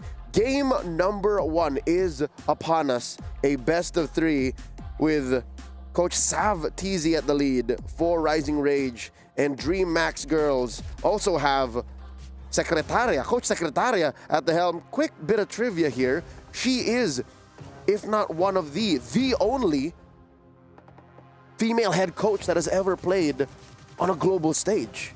Yeah, I've heard a lot about Coach Secretaria, even as someone who hasn't paid that much attention to the female MLBB scene. This is a name that pops up very often. A coach that has a lot of experience, clearly has a desire and a goal in mind when it comes to teaching these players as much as possible. If I'm not mistaken, I met Coach Secretaria almost 3 years ago at M4 in Jakarta, Indonesia, when she was working with Etheonte. And even then, it takes so much for a woman to, you know, be at the forefront and lead a men's team at the world stage. But here, with the Dreamax girls, you know this means a little bit more to her. And at the cusp of elimination, no holds barred, she's going to do everything she can. She bans out the Farsa and the Freya. All right, another confirmed pick away from Zaza. It seems like there's a good chance we might never actually get to see this Freya throughout the entire tournament here. The players are just actually that afraid of things overall. Oh, man. Coach Savtizi answers with a Matilda and a Yusun Shin ban. One more each side before the picks begin. I'll leave it to you, gentlemen. Stafa and Churo, all yours. Man, I was really hoping to see the Freya come into fruition. There's a reason why it's so feared, and I guess both these two teams definitely done their homework before, definitely done scrims together before, and I think the respect is valid. You want to be able to open up kind of your maps and the entirety of the early game and not play intimidated by one of these heroes. So valid respect ban. That last ban though, that typically is the Kimi or the Uranus. So right now Uranus is wide open for both teams. Will Rising Rage first pick it up? Uranus first would certainly work for the team that already is known for brawling quite a bit, and it looks like Rising Rage will go ahead and snap that up right away, especially with Baxia already taken off of the table. It's a lot safer to play with this, so I definitely understand why this would be the choice. Now, second phase typically is the Gatot and the Farsa. Now that the Farsa is being banned out, there was a lot of prio on the CC as well, but they choose to go for the Kimi instead. And if they want to pair up with the Kalea, I think it kind of works well as well. Or if they want to go something more high committal, they can play a Gato Kacha because you already got a non-committal ultimate from that Kimi. Yeah, I can see that being the case. Ooh. Prio Xborg. How does that work? So they want to use the Xborg to target onto Uranus. You think it is a viable option? We didn't see that actually being useful yesterday against the Ube strategy that Team Falcon's Mina actually pulled out. It's a very strange choice to go for Xborg this early on. Besides the appearance of Xborg yesterday versus the Estes Ube, we actually also saw Rising Rage play it. It was put on Everdian, as the jungle Xborg didn't exactly go their way. Yes, it does counter the Uranus on paper, but it's also not something you would need to pick up so early. You'd usually want to show it later when you've already seen multiple tanky front lines on your opponent. Not to mention that if this ends up being an EXP Xborg, I feel like you're revealing your cards a bit too early. Typically in the first phase pick, you want to be able to secure heroes and deny it from your opponents. And right now, the Kalea is already picked up by the side of Rising Rage. I don't know whether the Xborg is that high of a value target. We'll have to see in the execution where it actually goes, be it in the EXP lane or in the jungle. And after yesterday's understanding of how Xbox like to operate, yes, he deals out massive amounts of damage, but in the late game, their solution or their answer to that is that carry pick to target onto the 2 tanks that Rising Rage is already bringing out. I can see where you're coming from there, but we came into this series with the concept that both these teams are very likely to pick up slightly different heroes from the meta we typically expect, and they are already kind of doing that. Xborg and Carry having such high priority early on when you typically wouldn't be worried about them being banned out is an interesting choice. Right now, jumping over to the second phase ban, Valentina getting banned out by the side of DMX. We haven't seen Valentina that much open because I think right now just the current meta just doesn't call for a Valentina. Yes, you do have a decent amount of burst damage from your combos with your first and second skill, but then again, the IMU that kind of is valid, but might not bring a lot of value to the team. This is the first Kufra ban that we've seen on the screen. It's surprising that it's the first Kufra ban, actually. Considering how many high mobility heroes are in the meta right now, you would think we'd see more of it. But here, because Rising Rage have the 1-1, it's pretty obvious why they decide to go for it specifically. And well, Dreamax has already shown that they're willing to bring up a slightly off-meta pick, so it's just something Rising Rage doesn't want to have to deal with. Back to the Valentina as well, I think the reason that Dreamax banned it out is actually to avoid them stealing the last insanity, because this is one of the situations where Valentina uses the ult better than the original hero since she doesn't lose the Firaga armor afterwards. Right. Okay, so you could use the last insanity anytime you want, and you don't really have that Firaga armor to melt, so you have the full range of the Firaga armor. I like that interaction actually, so I don't know if Rising Rage had that in mind because it was actually the first pickup for that Xborg. So if they actually want the Valentina, they could have went second pick. But now the last ban, knowing that they banned out the Hayabusa already, we've seen a lot of joys being countered into that as well. That might be in the question unless they want to go something a little bit more held back. They could always go for the Fredrin. At least you have someone to tank for you. But then now you have to deal with the carry. So man, if you go into late game carry, that is really intimidating. Scary. I don't really think you want to go into tank jungle here. Okay, wait, I just saw what you did. Yeah, it's scary if you want to go tank jungle. So I think even if you're assassin, if you're a Ling, you fly in, carry just throws the light wheels on you. And carry, remember, all the light wheels follow you until you go home or wherever you are. So it just follows you all the way. That is a scary carry. Okay. But I'm just a cringy guy today. Yeah, it does feel that way, but it's okay. You're our cringy guy. I don't think a tank jungler is the right call for Rising Rage because there's already an Xborg and a carry on the opposite side, like you pointed out. Unless you ran as jungle and then they open up another EXP lane. Because right now it's the Fulgi's getting picked up. Impossible, actually, but still not very good since he is also weak to Xborg and carry. If you want to get early game pressure, you want your jungler to be capable of ganking the side lanes, and he's weak to both side laners. Yeah. Better not do that. Go for an assassin instead. Burst down carry, burst down the Firaga armor. We've already seen that the most successful counter plays against Xborg is when you have enough damage to just poke out his armor before the fight even starts. Yeah, that's right. But they actually go for the Hanzo instead, so it will be the EXP Uranus. Go for the Hanzo again, the second time we've seen Hanzo today. And the Juicin to secure things up for Rising Rage. I think the draft here is kind of straightforward. You jump in with the Kalea, hope for a pickoff, and then try to gain enough damage for with the Juicin as well as the 1-1 in the late game. You also have slight lane split pressure and insurance with the Uranus as well as the Hanzo, so you can go tit for that, this or that.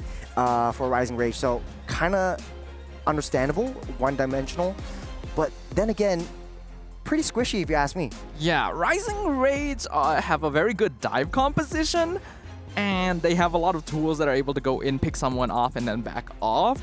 But because of that, they end up being kind of squishy. They're not particularly good at 1v1 duels, and they don't have a lot of early game damage outside of the Hanzo. So with the final pick, Gatot Kacha coming in, I do like Dreamax's draft a little better. I have to agree with you. They have zonal potential. And in this meta, it's all about zoning your opponents out and trying to get the objective or trying to get into the back line. And Gato Kacha actually makes it so that much more easier. At least you also have the X-Borg to get the last Insanity, ignore some of the damage that you have, go straight to the back lines as well. So there's a lot of backline divers onto the marksmen themselves. Well, this is going to be an interesting game for sure. Both of these teams eager to prove that their previous losses were simply the luck of the draw and that they have grown past their flaws. It is going to be game number 1 of our final match of day number 2 here at MWI Stream B, Rising Rage versus Dreamax. No. Quick thing I'm looking at is usually when you have a Juicin, you kind of zone out your opponents. Lucy already popping the Revitalize, trying to get back up to safety. We've always seen that 1-for-1 trade down the mid side as well. So far, I think Rising Rage having a easier time in that lane-to-lane matchup. On the top side though, Blaze Kitty forced to use a flicker out. All weakness points already popped in by that Wan. That's not ideal. Yes, Carry will have a difficult time in lane against a 1-1, but it's precisely because of that you really shouldn't try to force the challenge. Losing Flicker this early is not ideal, but also not the worst thing in the world. Looking at both sides, we can see that this is going to be a weakness finder Kimmy as well. So Camise intending to be more of a late game carry to try and match up and overpower the Uranus in the late game. Oh, that's very, very deep in. Bondi. Lucy is just there in question. Camise wants to get Bondi's head, but unable to do so. It's a very risky play, forcing Asuna to use that flicker as well. But man, oh man, I think that could have went so much more worse for Rising Rage. Yeah, it could have also been a lot cleaner from both teams, actually. We're already seeing a little bit of that chaos that both these squads are known for. Oh, last Insanity popped, but Zaza still will stand tall as the Uranus is still valid. And that is why Gideon doesn't like this hero. The fact that literally no other hero would have survived that situation. It's just annoying. Nobody likes playing against Uranus, but everyone likes to play with Uranus. But now, not necessarily. You know, because in the end, Uranus is just a big body. You're just a one-man team or he doesn't really offer all that much crowd control, so you gotta have the right lineup to use him as well. Fair. But speaking of lineup, though, now that the turtle is being spawned out, you typically see Uranus being that loose member of Rising Rage and typically just pushing down that wave, trying to push that wave in and trying to get that aggression down. Traction Pulse into the Juicin, and Every forced to use that flicker out of the way again. Last Insanity will not touch Every as the Crimson Beacon also pops up. The Pinnacle Ninja will hit that back mark. The Tsunami Slam into the wall. The first blood goes to Zaza as Asuna next to fall. But man, one more hit, Camise will finish that job. Day is next up in line as Zaza coagulated down, grouped up by 3. Will she be able to survive this skirmish? Yes, she will, as Bondi making a small prance and pop down onto that mid side. Both teams 2 for 2, and it does look like Rising Rage still up ahead in terms of gold just because of that Hanzo gold farm. Another 1v1 down bot, but Everin just gonna pop the ultimate and fly away in Hanekage form. We can already see that both these teams like the skirmish. There's a very chaotic, well, just as I say it. On the backside, Lucy taking a lot of damage. Traction Pulse will not land on the Jaja, able to heal everything back up. Turtle down onto 1/3 of his health. As Zaza giving a little bit more information, but not enough for a Viridian to go in. Zaza finally falls by the hands of Angelise, so a trade for a turtle and a hero. Dreamax girls, they're coming back. I really don't feel like Zaza needed to be there in the first place. We could see that Evridian was on the opposite side of the map, so it's clear Rising Rage didn't intend to actually contest the turtle, and if they actually wanted to try and force the reset, then Evri and Asuna could have tried walking up a little bit more to back her up, but it just felt a little miscoordinated, so Dreamax could just run down the Uranus and actually get that pick off. But just as I'm saying, we see in the top lane. Oh, Everidian with Pinnacle Ninja, non-committal. She flies back to a real body as Every comes here as well. So on the top side, they touch and they go, but Bondi is down low comparatively to Blaze Kitty. So it's not a very good mid-game spike that Bondi could able to latch on. I think she's falling far behind just because that huge heavy lane. Camise pops a flicker, pulled back by the Juicin. Bondi finishes that kill.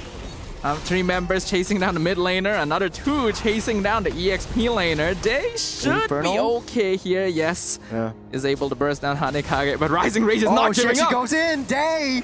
Infernal Pursuit down into the heart of the battle, taking down 3 before members will be too much for Day to handle, as Asuna will be next to fall. But she gets out safe just before the last Insanity pops as well. Zaza will pick up another kill to herself as the top lane, getting a trade T1 for a couple of kills in the hands of Dreamax girls. I'm gonna be honest here, Chiros. I really don't know what to say about what just happened there. It's honestly a brawl. I have to imagine that it was a mistake by Day, just spam pressing the Infernal Pursuit and ended up putting herself way out of position by jumping onto Everidian's real body. Because there's no way that was intentional. There's no reason to force that out when your team is still so far behind. And then Angelis comes in after. A little bit too late. Her EXP lane is dead and still full commits all of her abilities. I really feel like there needs to be better survival prioritization on Dreamax girls, because they're really just throwing themselves at Rising Rage and hoping it works. Yeah, Zaza getting caught out as well. No, it's Every though. They took down the Juice in. Here comes the Pinnacle Ninja. Everidian tries to get another consolation prize, but Blessed Kitty picks up that turtle and Rising Rage. They couldn't get anything else as DMX girls. I think to answer your, I mean, to have this little discussion with you, I think Dreamax girls are very held back, very passive. They waited for Rising Rage to come in before they actually make any kills. Rising Rage does decide to go in again, so it's just as a bit of a cheeky poke, maybe try and steal that jungle camp back, because Dreamax girls ended up rotating all 5 members to the turtle pit. Bondi was able to get a free tower up top, and now in the mid lane. There's a chain stun onto Asuna, Tsunami Slam over into the turret, will not be enough as the last Insanity will get popped up. Zaza next to fall. Dreamax goes, takes down 2 members. The Traction Pulse will not land as Everidian wants to find blood. It's out for kill. She chooses violence, but it's not enough damage for now. As Day, crossbow tank, Bondi picks up 2 for herself. It's a 2-for-2 trade as Rising Rage slowly but surely picks up that economy lead. I'm gonna tell you right now, ladies and gentlemen, analysis of this game is going to become impossible in a very short bit, because none of these fights make a lot of sense. These players just want to beat the crap out of each other. Good find! Everidian falls by the hands of Angelis, waiting for that right body. Good prediction right there as well. 3 members onto Angelisa's behind. She might not be able to survive this as Rising Rage will take revenge for the kill onto Everidian. I mean, it's not bad, actually, the 1-for-1 trade, though they did lose Lucy as well, so it ends up being a little bit more beneficial for Rising Rage, but these fights are constantly being taken when the whole team is not ready. This does not feel like coordinated team fights. I am not seeing shot calling happening. It really feels like these players are individually saying, I am going to take this fight. If you're here, it doesn't matter. Speaking of the devil, you got the nice little Tsunami Slam converted into a T1 as Rising Rage constantly going for the macro plays. Look at that, the Baron T1 turrets over onto DMX girls. Rising Rage, they get the kills, they get the objectives, but Dreamax girls, they don't really have an answer for all of this, or they're going for kills just without reason. Yeah, basically the answer for this is to just tone it down a little bit. Yeah. Take a step back, look at the map with a bit more of a bird's eye view, decide where you need to attack rather than just constantly either grouping up for a 5-man gank or not really doing anything on the map, right? It's very strange. I'm not really seeing a rotational logic. 4-member gang onto Angelis, last Insanity, a last-ditch effort to get out of the way, getting that boost in, but AOG lands and taunted in. Zaza taking too much damage, will fall, got a little bit too close to the sun. Both these teams are something else, Chiros. I'll just say that, you know? Rising Rage actually did a pretty good job of pressuring there, but then Zaza walked up too far forward. Dreamax girls actually had their players close enough to back up this time, so they end up taking kill. We are 9 minutes into the game, and we already have 18 total kills. Rising Rage still slightly in the lead, because Dreamax girls have been playing a little bit more Renegade so far. Bondi actually coming in a little bit too close, trying to pop all the weakness points. Has the crossbow tang ready. That's 1 kill, but 2. Camise able to flicker out of the way. Angelis, we're gonna get pulled back. Ferraga armor popped. Next to fall, Bondi picks up 2, 7-0-1 for this 1-1. And you see Rising Rage, I was saying they have a macro game. Yes, they're taking on turrets, but the way that Jaja plays this Uranus is sort of like that body guard kind of thing where Bondi is right there, Uranus just soaks up that damage to try to pose it back from you, but like you said, doesn't have a lot of CC, so if you're playing with Uranus, would you rather do this or would you rather try to push the situation, especially in the long lanes, and try to get that priority? It just so happens though that in this game, Uranus actually works surprisingly well because it gives Rising Rage a lot of space to play with. You don't really need a lot of crowd control when Dreamax themselves are throwing their bodies at you. And that's allowing Bondi to pick up very easy kills and crossbow of tank stacks. So Dreamax goes again. Needs to tone it down a little bit. That previous fight in the... Oh, never mind. They're not listening to you with the AOG landing down. All members collapsing onto Asuna. It's Havoc right here. Dreamax Girls split up the team fight. Blast Kitty takes down Reverie. Zaza's next to fall, and their target prioritization comes in strong. They're not listening to you at all. And somehow it's working. Okay, so the difference between this fight and all the previous fights that they've taken is that they are actually running down Rising Rage as a 5-man. They're actually ignoring Zaza, not letting her make space. Tsunami Slam onto Lucy, but able to split up that fight. Dreamax Girls picks up that Lord, but Bondi getting that legendary status with the crossbow tag. Takes down 1, takes down 2. That's a maniac for Bondi as Rising Rage overturns this situation. Dreamax Girls just wasted all their resources, Sadafa. I have nothing but shock and confusion in my eyes right now, but very well done to Bondi on this 1-1. 11-0-1. Honestly, I was about to judge Rising Rage for deciding to take that fight when they're clearly at a number disadvantage, but nope. Bondi takes to the skies, picks up a maniac. And I feel like my analysis is just all going out the window. To be honest, that was a very easy pop. Lucy was right in the mix, pulled back by Every, and she just runs circles around that That's what I said earlier, isn't it? Yeah, and then it was just a free crossbow tang. So very easy for her to pick it up. Now we know how Rising Rage likes to play around Bondi, which is carrying this game. 11-0-1, the highest scores, and still a perfect game so far. Already full builds, just left 1. And that is like 4,000 gold ahead of Dreamax Girls. I was scared of the carry, but now carry's just way too far behind. You got Traction Pulse onto Zaza, but they're just pushing the situation down the bottom side. They're trying to find consolation prizes with Blast Kitty taking down the T2 bot. Well, some macro play is definitely a good idea here for Dreamax Girls. It's good to see that they are going for some structures across the map.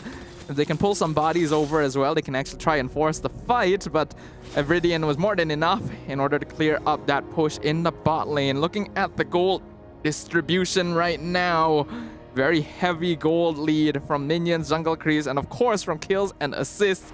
Nearly a 2,000 difference thanks to the maniac that Bondi has been able to pick up before this, and of course not dying yet throughout the entire game. The goal for Dreamax right now is to find a way to catch this 1-1, but it's a bit difficult for them to do so when they don't have enough solid crowd control. Yeah, not a lot of solid and reliable crowd controls. The Gacha really needs to be able to sort of like zone everyone out with the AOG, but hold on a second, that's a concealed play. They find Camise, that's a jump in the pop.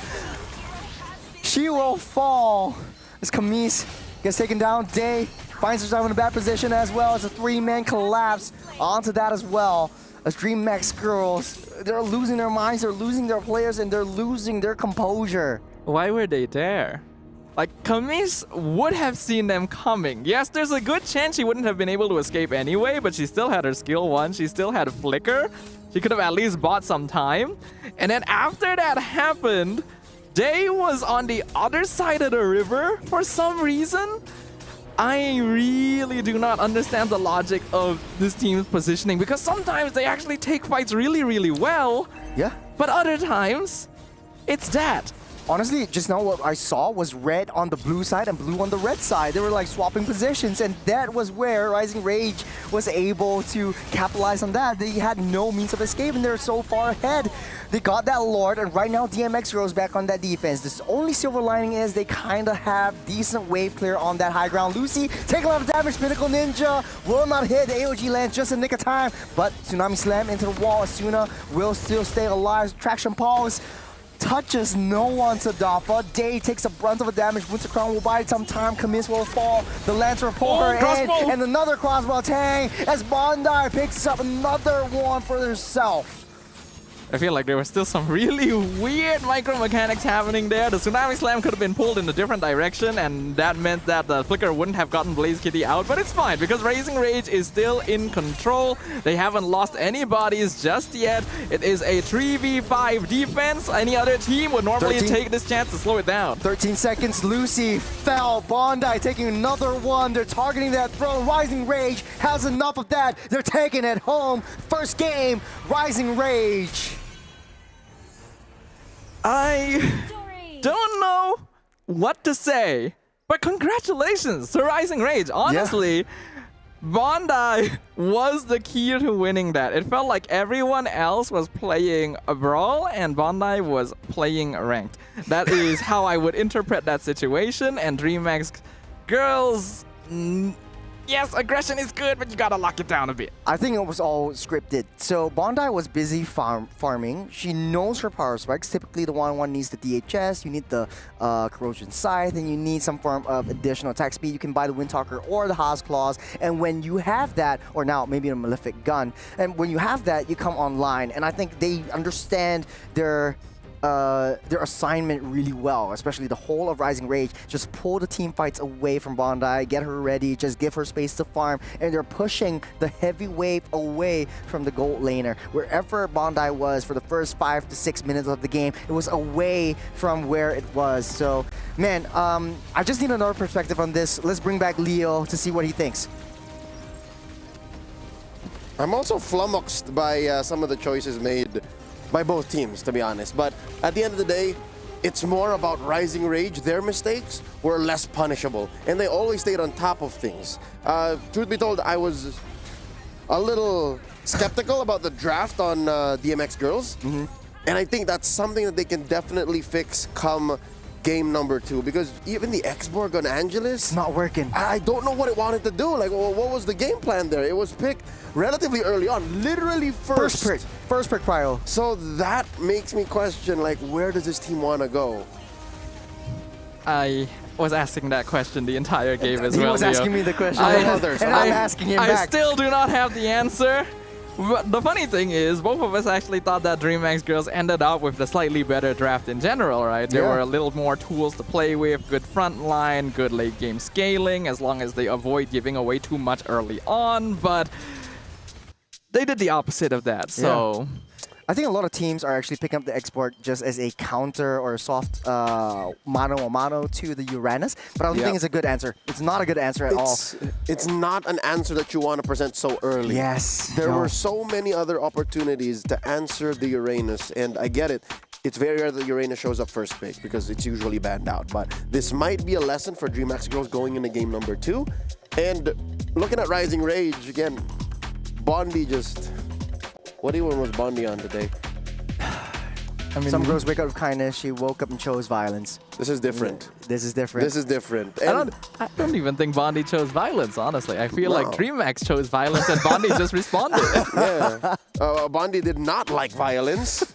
She just played it safe and they're just like, I'm going to run circles around you. Other girls pick flowers, I pick flights. Yeah, so here we finally have a win on a Hanzo. Evridian, again, the kill line won't tell you everything, but actually, the rest of her team, I think that's where a majority of Rising Rage's action came in from. I like the Hanzo pick because it kind of is a response to, we talked about this yesterday and earlier on today, which was the fighter and tank jungler meta.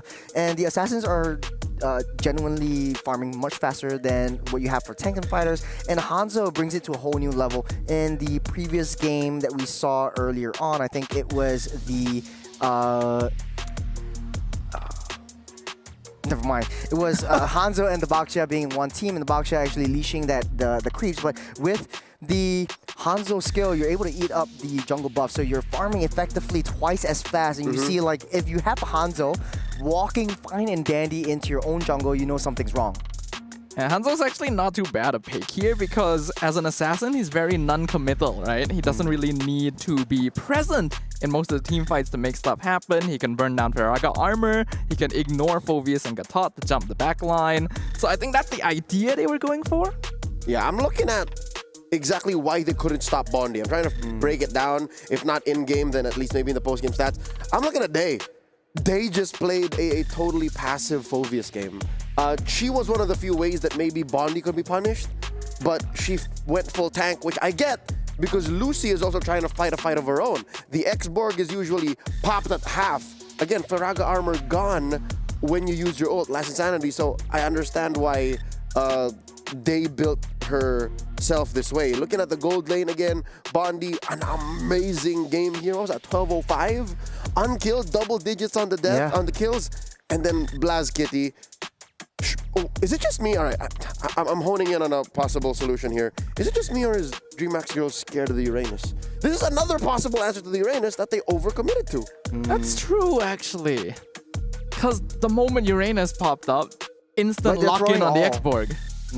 Right, then they commit the carry as well. Yeah. And that's after seeing a 1-1, which you'll have difficulty against. But to be honest, I think the carry can do decently well. It's just, it's too easy for Bondi to get the weakness points because now you have the Gato jumping in, you also have the Phoveus jumping in, very high committal, and you have a built-in Purify. What you need to do is Rising Rage, adjust it to how Dreamax girls actually want to play around this and just give Bondi that free weakness points pop. But this does bring up another problem. Who's going to hold the line? How does the carry keep wailing away? How does the carry use her kit when both of your front liners, I'm looking at the Gatot and the Phoveus, are up front? Well, we usually see the Gatot being able to, you know, back off, but they're already down one front liner. The X-Borg, you can't expect to do that much either. So Rising Rage definitely skirted through that. They seeped through the seams of Dreamax's draft, and they are now at match point, doubling them in kill score, taking everything away when it comes to honoring 4 key players. Lucy took so much damage. What's the play here? Are we just going to be as simple and as straightforward as fix the draft? No. It is not that, but that is something that they also need to do. I think the draft was fine. The Xbox draft, the Xbox first pick, Red, was definitely questionable, but for me, it's just execution. Like, why keep brawling when you know that you don't really have your power specs and you keep throwing your body? It's not like you brawl and you get a pick off and and basically you just snowball out of control. It's like you throw in someone, sacrifice someone for another player, and you just leave your opponent's gold laner wide and open. Yeah, I do feel like there wasn't really a concept of trading up. It was just kind of, we fight and see where that gets us, right? Because when Dreamax Girls was fighting as a full 5-man death bomb, they were actually doing pretty good. Like this. Right? They were actually quite comfortable when they were all together. It's when they're not together and all taking their individual 1v1s that things become an absolute mess. And Bondi loves those situations. I also think like they are getting those kills and getting those skirmishes, but they're not converting them into main objectives. Yes, in the late game, there was a last-ditch effort by Blaze Kitty to take down the T2 and bot side, but the entirety of this game, they're just going for those pickoffs, which they don't really have a lot of crowd control abilities that they can just throw away in the trash. We can even see in this fight, right? For some reason, they decided, I'm going to engage on Bondi right now when my team is not ready to follow up, and I see other members of Rising Rage ready to cut me off. Yes, what was that communication like? Again, we know this team is built around Angelus, so why are they not following Angelus? Or why is Angelus making calls that would be a detriment to the rest of her team? I can only imagine the communication being, here, let's fight now. The rest of her team was in her base. What were they going to do? And again, it's those kinds of mistakes that are so easily punishable, and that magnifies. It was just one moment, one free kill, but if you take that in consideration across a whole game, things change. And by change, we do mean a concrete change. I have gotten word that we will see a sub out. The mid laner of Dreamax Girls, Camis, is now being replaced by their sub, Pick Me High. So we got a new player coming in. I think this is the first on Stream B that we're going to be addressing such a change. And I think when you're up against the wall like this, with clear miscommunications and disconnects happening. Again, whatever works. Like, if anything, just take every single out you have. And what did we see in Camis? What did we see in that mid lane Kimmy? Weird positioning. I think she was in the brush. I remember me and Sadafa was just really questioning where she was going, where her rotations is, and her pathing was kind of a little bit iffy, but I think it should be, you know, it makes sense because it's kind of the first game, and then I don't know if she done that badly to deserve a full sub. But yeah, if you ask me, yes, Camis didn't play the most cleanly, but it's not only her problem. But maybe they want to try something different. But Possibly. Is this the right time to try something different? Because I know like different players have different play styles. Maybe Camis is more artillery based, and then you have Pick Me High having a different kind of play style to her. They're down on match point. When down else? On match point, yeah. When else? This may be the final time to think of what if. We would rather make the choice now than regret not having the option. So, folks, you'll see it on cam. You will see it in game once the draft begins. Pick Me High is coming in. Camis has to sit this one out. And who knows? What if they do make it to game 3? What if they do force the rubber match? Then all the more, it was worth the choice, right? It was worth the risk of saying, okay, Camis, sit it. It's time to sit this one out. But I'm worried, like, what if we're past the point of, is this the right thing? How much of a change will it show? That's my biggest concern, because yes, this is probably the best and only time you can really do this, you know, force out a switch, reset the dynamic. But again, I don't feel like Camis alone was the problem. The whole team had some issues that they needed to work through. It was holistic issue. Yeah, and I don't think a single new player is going to make that big of a difference. But what if it does? And if it does, why was she a sub? That's true. But maybe she was the main player and Camis was the sub. You don't know. Coulda, woulda, shoulda. Coulda, woulda, shoulda is what I like to say. But to be honest, though, okay, what I want to see in the mid lane changes now that Pick Me High is coming in is better positionings, more zonal control. And whenever they play like, you know, Gata Kacha, you play like an export, you really want to push away that back line. But still, you have to have some frontline insurance, especially around your own gold laner, your own damage dealer. And that's what I'm not seeing from Rising Rage. Throw all your resources and then basically you're a sitting duck. Rising Rage just walks all over you. Yeah, Rising Rage here come in from the shadows of last year's breakout stars, finishing in the 3rd and 4th place of MWI 2024 overall VSG. They were just out of nowhere sweethearts. Like, none of us expected the ECA to bring that much of a fight in the MWI. So can Rising Rage climb up to that expectations? Again, this is a team rebuilt, or a new team rebuilt from the ashes of the ECA's ever-moving scene. Again, they're in flux.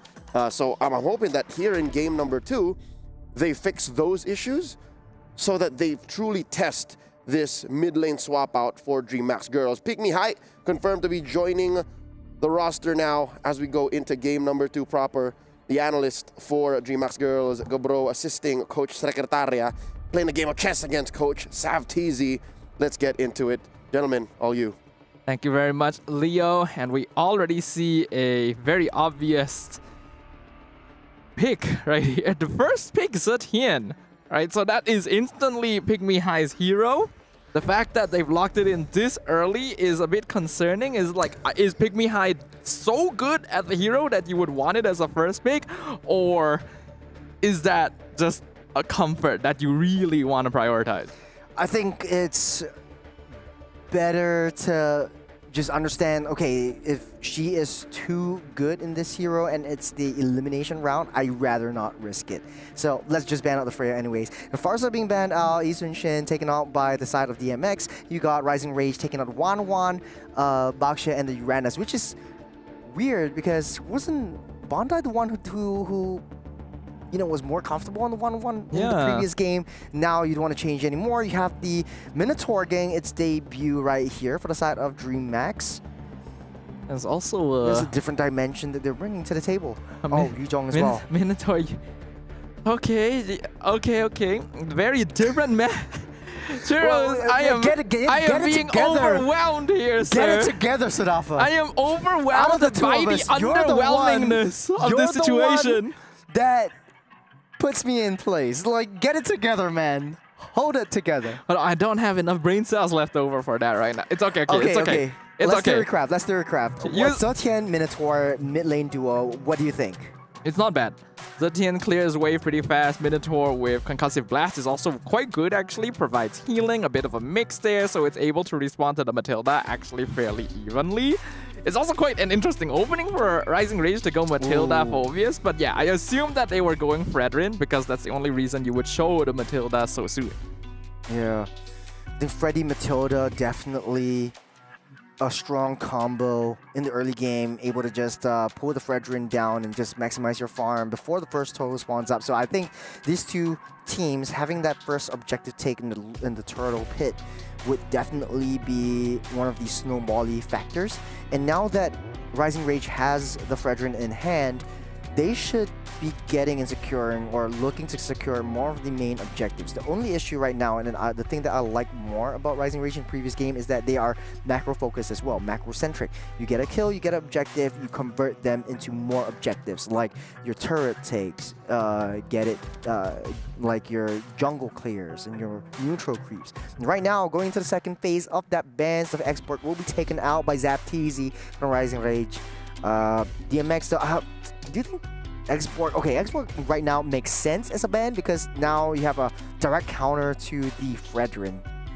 Yeah, when you have a Fredrin on your side, then yeah, you may as well get rid of the X-Borg, especially since it's a hero that Dreamax picked up so early previously. It shows that they are somewhat comfortable with the hero. And when you have a Matilda Fredrin, you don't want to have a hero on the opposite side that is able to slow down the team fight. So that is what Rising Rage is prioritizing. They want control over the skirmishes.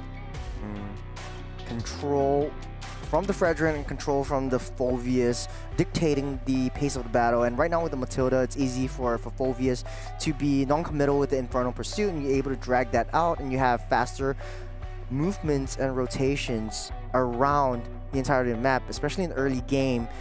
You know, second phase of the bans, I think there's a graphical issue right there, but I think definitely DMX, Rising Rage looking to ban out all the gold laners. Previously, I think if Bondi did so well at 1-1, and we see her do exceedingly well in maybe the Harith and other gold lane heroes, I think Moskov would be a viable option for either side, especially for Rising Rage because you want that cross-map plays. You want to avoid giving Rising Rage gold laners that are capable of taking care of themselves at this point. Because Yuzong's goal is going to be to dive the backline, preferably 1v1 the mage or the gold lane, and just remove them from the equation entirely. We've already seen previously that Yuzong is actually a pretty strong hero in the early to mid game, but falls off quite hard.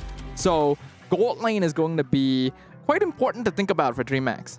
I know that there is signature picks coming up from both teams. I know DMX likes to play off-meta gold laners. Would it be the Leslies coming out? Would it be the Clint's that will see a lot of day? Would it be the Claudes that are coming back into motion?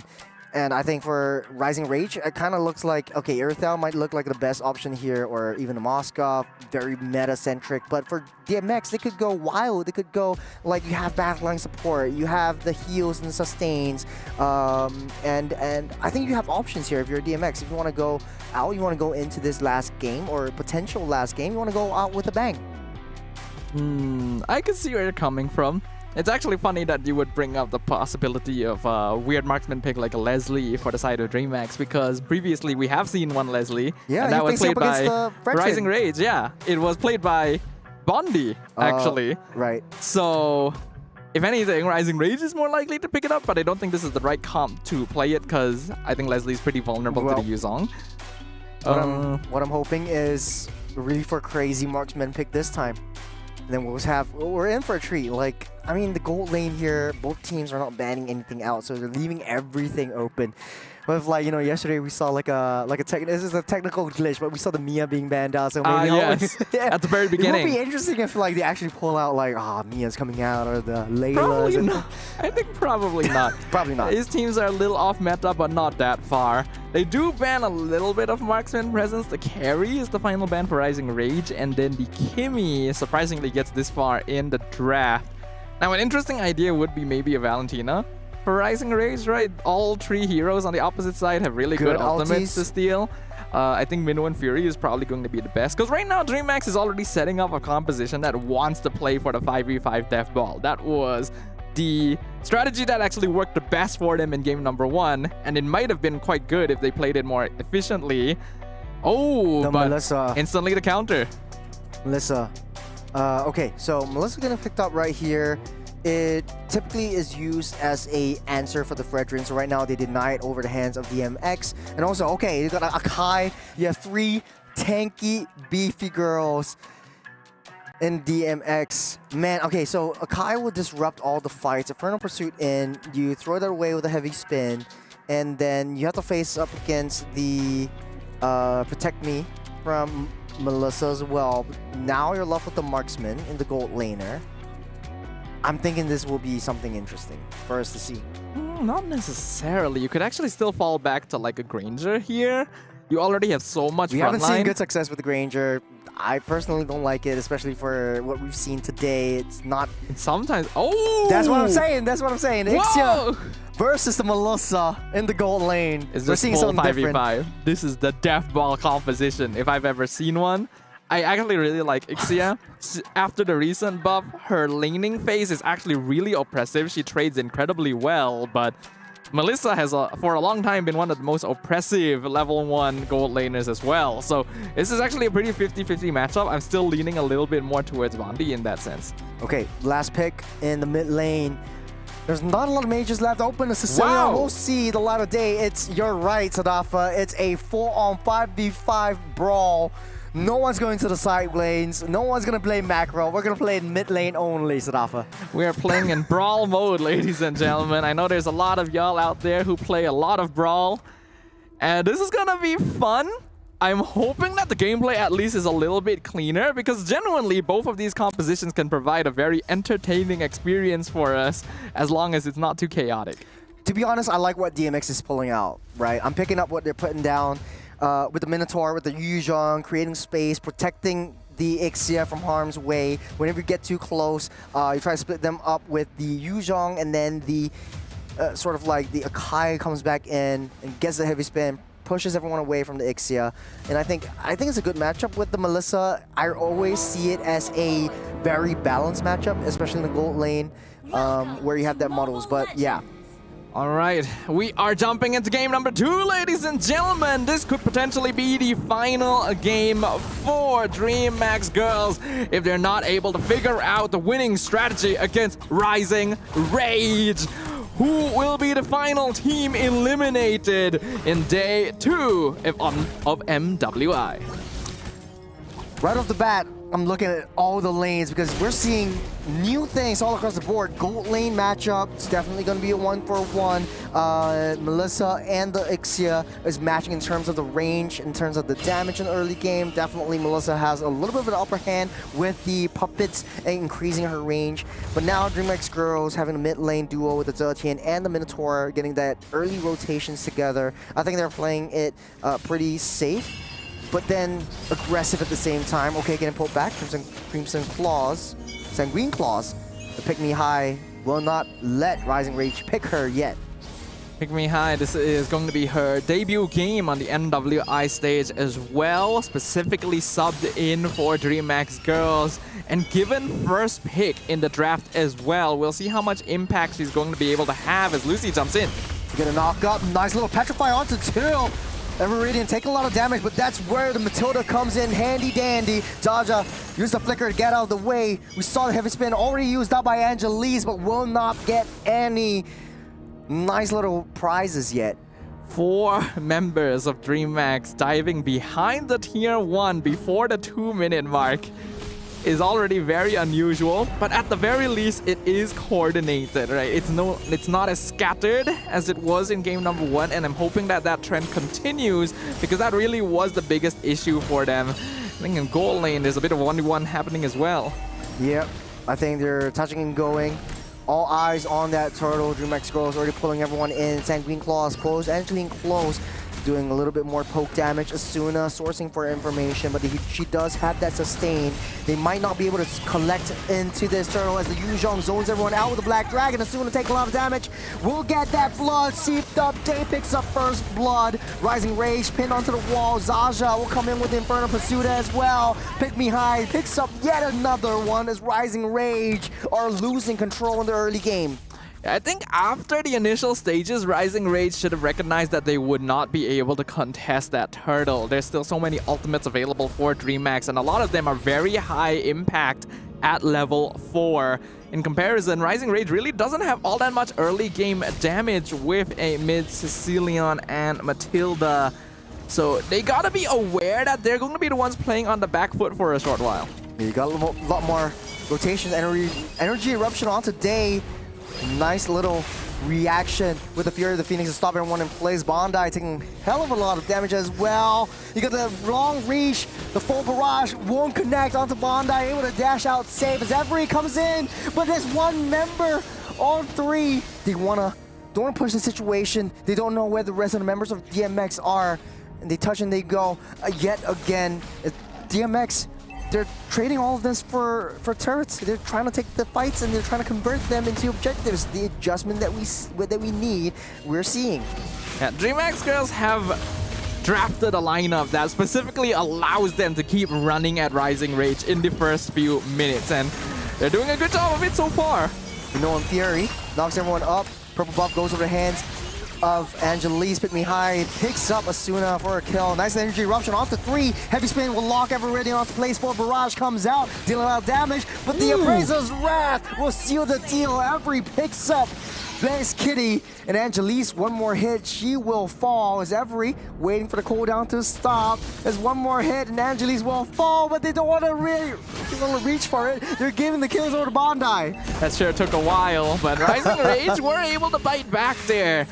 Really doing a good job of spacing out of their cooldowns. Dreamax Girls unfortunately got a little bit too comfortable with their hero composition and just remained and tried to force the fight. I think Blast Kitty needed to cancel the full barrage in advance too. Good hit with the Fury of the Phoenix, but here comes the Black Dragon. Onto the back line they go. Bondi is the next one in target. Nice little Petrify and a knock-up from Day, but she's healing everything back up. The Puppet will deal a lot of damage, and he goes down together with Bondi, taking on the marksman. They're going with the heavy spin, but Angelise doesn't want to force that situation. DMX Girls coming in, Minoan Fear won't connect onto anyone. Rising Rage protecting their turret as DMX Girls opens up that opportunity to take that turtle for themselves. Girls, just because you have buttons doesn't mean you need to press them. Please hold on to your abilities a little bit smarter. Dreamax Girls able to turn things around yet again because their composition is still stronger at this particular stage of the game. Rising Rage needs to avoid team fighting. I think they put themselves a little bit too far forward. They actually responded to okay, they responded to the Yuzong pretty well, actually, previously. If Bondi didn't walk up that far forward into range, they would have actually picked off Day with no counterattack. Yeah, I think that was a huge resource of the Circling Eagle getting utilized as well. DMX is still up ahead in terms of gold. It's very, very negligible, but it's still enough for them to get a advantage. Blaze Kitty taking a lot of damage from Bondi as well. Pick Me High next on a chopping block. Asuna wants to go in close but doesn't have that reach for now. Rising Rage should set their sights up from taking this turtle and go back playing passively. I don't want to get both these teams forcing that situation. It's a brawl match. Again, turtle goes over the hands of Viridian. But for the first time, one of these teams actually decides, okay, we are not going to contest the turtle now. We do not have the resources necessary. Though that's a good improvement from Dreamax Girls. We can actually... Oh, that's a lot of damage. The Bondi's dishing out. Down goes Lucy. Why?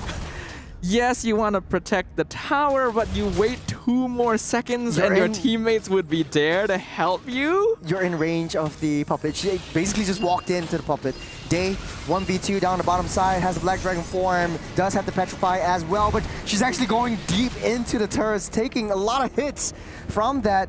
So that's a waste of Black Dragon form as well. I don't think she'll be able to commit to this. That's a long cooldown that she has to wait again. On the top side though, Angelis from that back flank trying to find his way into Bondi. Does have the protecting bundles as well, but the puppets are dealing a little bit too much damage as the rest of the Goon Squad are here. DMX girls want to push this in.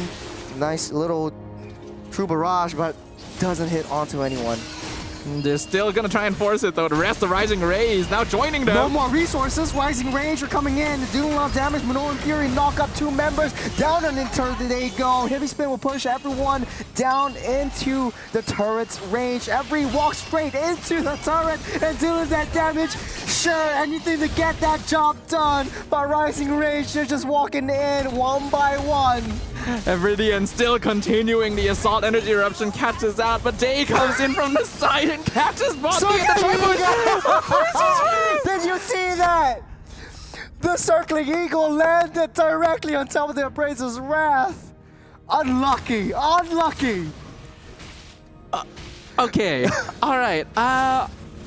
What just happened? It's just a deja vu of MPLMY. No, I'm just kidding. No, man. If MPLMY, whatever, I can't even talk anymore. We can see how this started. It was actually pretty smart of Rising Rays. Very smart.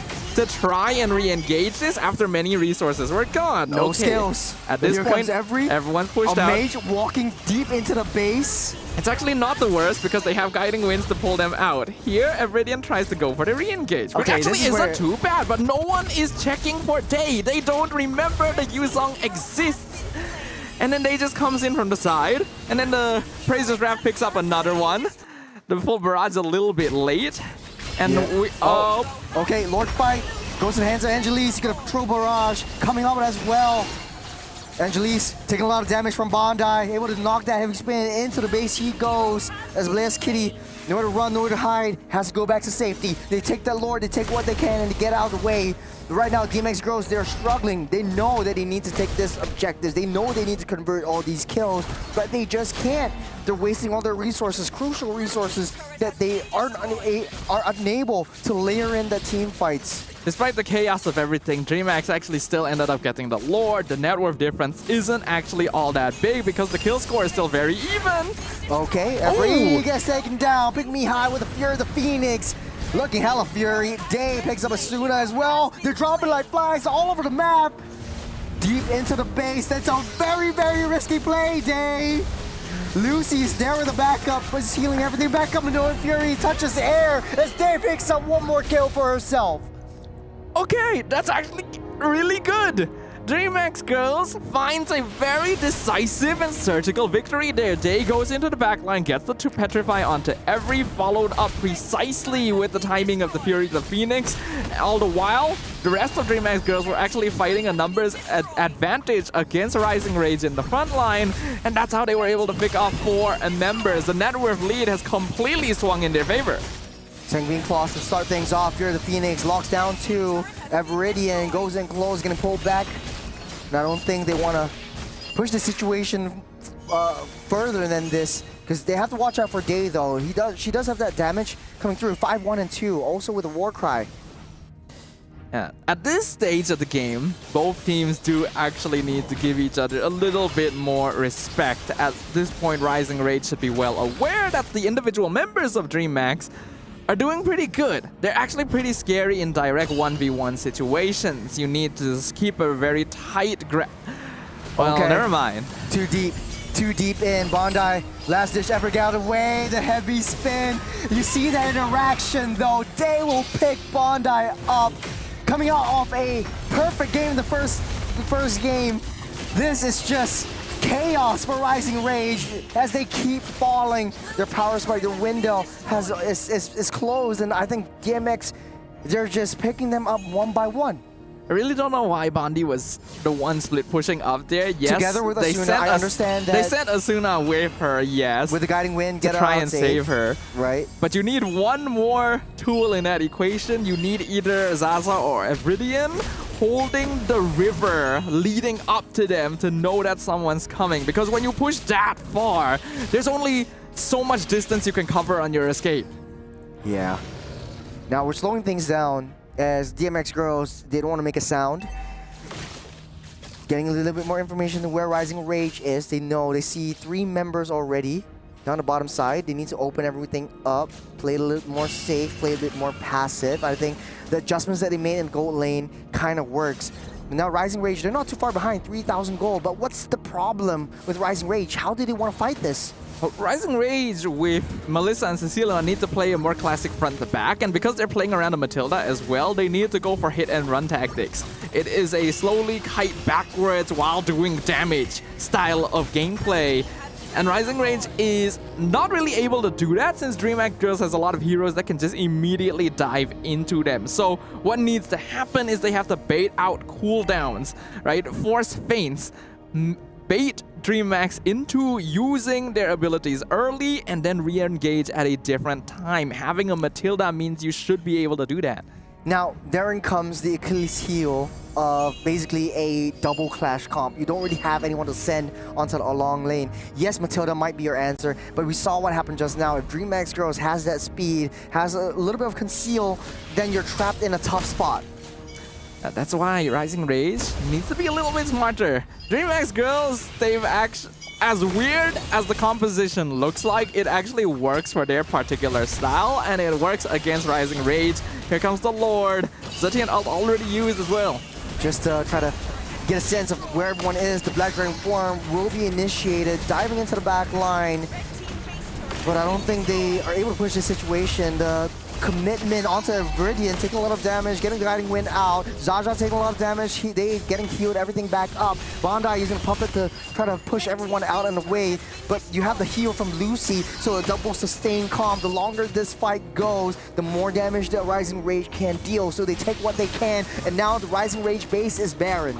This is such a weird game, Churros, but I am quite happy that Dreamax decided not to full commit onto the crystal there. There is a good chance that would have turned around on them since Rising Rage were slowly healing up in the fountain.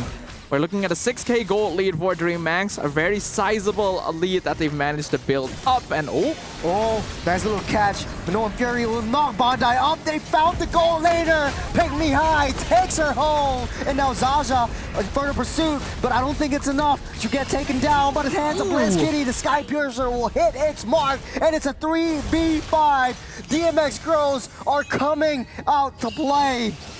We're almost going to a game 3 as DMX, they're taking down Everidian. The damage is too much to bear. Blast Kitty, one after another. They're targeting the throne, they're targeting the crystal, and DMX brings us to another game 3. What a game we are looking at here, and not necessarily in the most positive interpretation of the word, but congratulations to Dreamax. They were able to find a composition that worked for them, something that they were confident in playing and would work well with their particular style of gameplay, and that means we are going to a full series yet again. Man, I think both teams drafted how they want to draft, and I think for the macro-centric approach, I think the Yuzhong was used as an answer for DMX, and that's why they were able to get wave pressure pushed in, and that's why they had more control of the map than what Rising Rage had. And I know they're super happy about all of this. I think whatever Leo said just now, where what if, you know, Pick Me High didn't play and they wouldn't have won, and now we have an answer to that. Pick Me High was a right answer, right choice to how they want to play game number 2. I do agree that Pick Me High was a little bit more active. I imagine there were probably some shot calls happening where she was telling them to hold back just a little bit and wait for the right time to use their ultimates. Because if Rising Rage had just played it a little bit smarter and made use of their late game scaling, there's a chance they could have just overpowered Dreamax in this game. But that is unfortunately not what happened, and the slow build-up, slow snowball pushing them back into their base allowed Dreamax to finally take the victory here. Let's go ahead and bring Leo back onto the desk right now, sir. What did you think of that game? I think there was a major blunder committed by Rising Rage. Sure, it was a little bit more proactive coming from the mid. Day was just finding the best entries on the Black Dragon form, and they made the Ixia work. But here's the thing, gentlemen.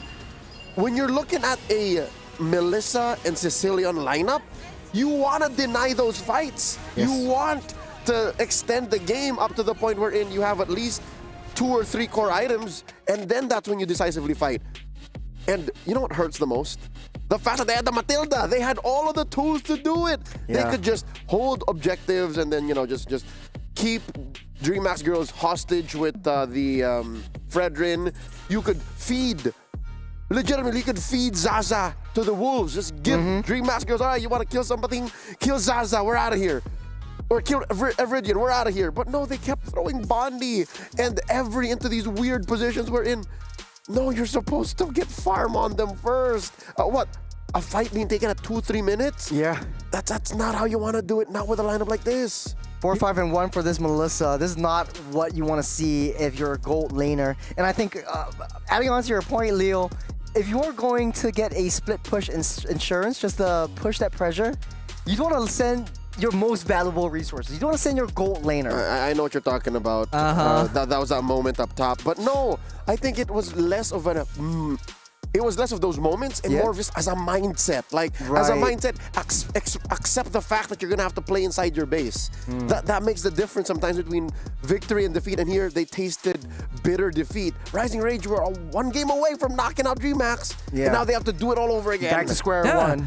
Like, you have to be able to understand. You just look at the hero lineups and you know that you are playing the kiting composition and they are the dive composition. Do not give them room. You want them to jump into Evridian and Zaza instead, but Bondi and Every kept walking up forward to do damage, and that's not what these heroes are meant for. Yeah, Dreamax isn't even really that hard of a dive. Like, the only ones who really dive here are Day and Angelus. And Angelus is more of a counter reaction. Like, all right, you're running away or you're going a certain way. This is what I'm going to do. Look at the gold on these 2 gold laners. Blast Kitty blasted Bondi. Weirdly enough, she's the one who's less mobile. There's not a single dash in Ixia's kit. So it makes you wonder how bad really was Rising Rage's positioning for this to have happened. It was literally Rising Rage walking into the line of fire. Blast Kitty was, you know, popping Glocks, bringing out the max, and I don't know what Bondi was thinking, bringing a doll to this whole affair. Yeah. To be honest, though, it wasn't really a super clean game for either side. It was just the setups that were adjusted by Day, just taking the huge brunt of the turret damage and setting up for a lot of the plays that Blaze Kitty could do. I've seen, like, in the early game, she might have hit a couple of true barrage shots that, or full shot barrage, full barrages that, you know, never seem to hit its mark. So here's how bad it was. The highest GPM was the XP laner, was Day. So she was farming heroes. That just exacerbates the fact that Rising Rage were literally throwing themselves to the wolves. Yeah, I'm not surprised that Day has the highest GPM because she's the only one that's actually positively affecting her the map in some way. You have a Sicilian and you are not farming.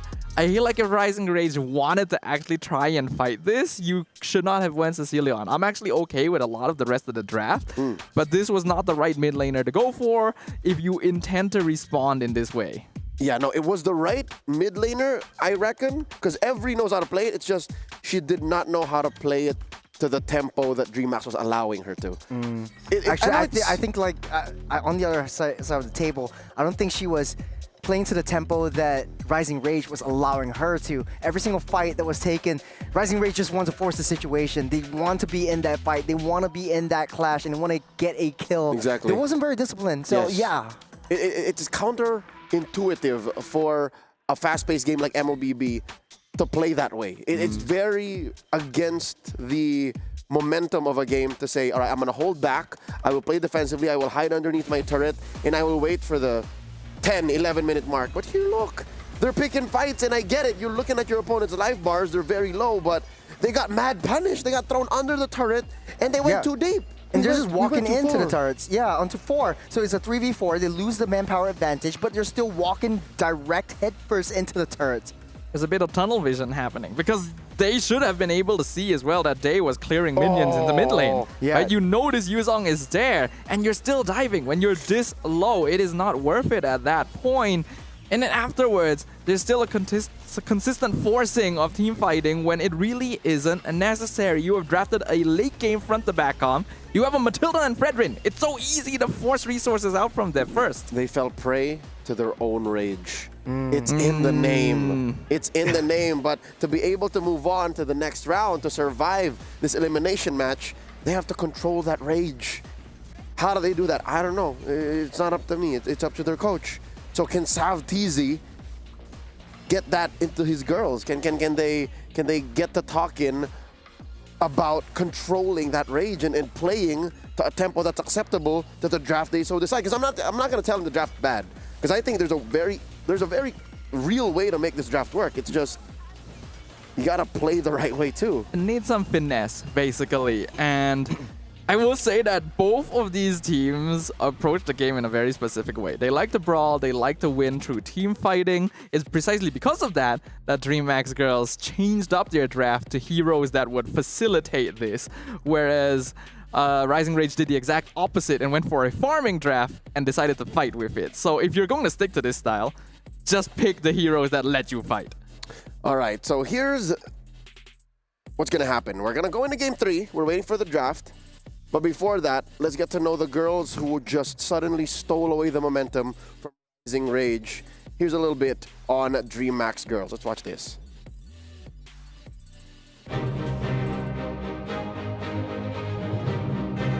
Descrever minha última experiência no MWI no ano passado, parecia tudo um sonho, parecia que eu estava sonhando o tempo todo.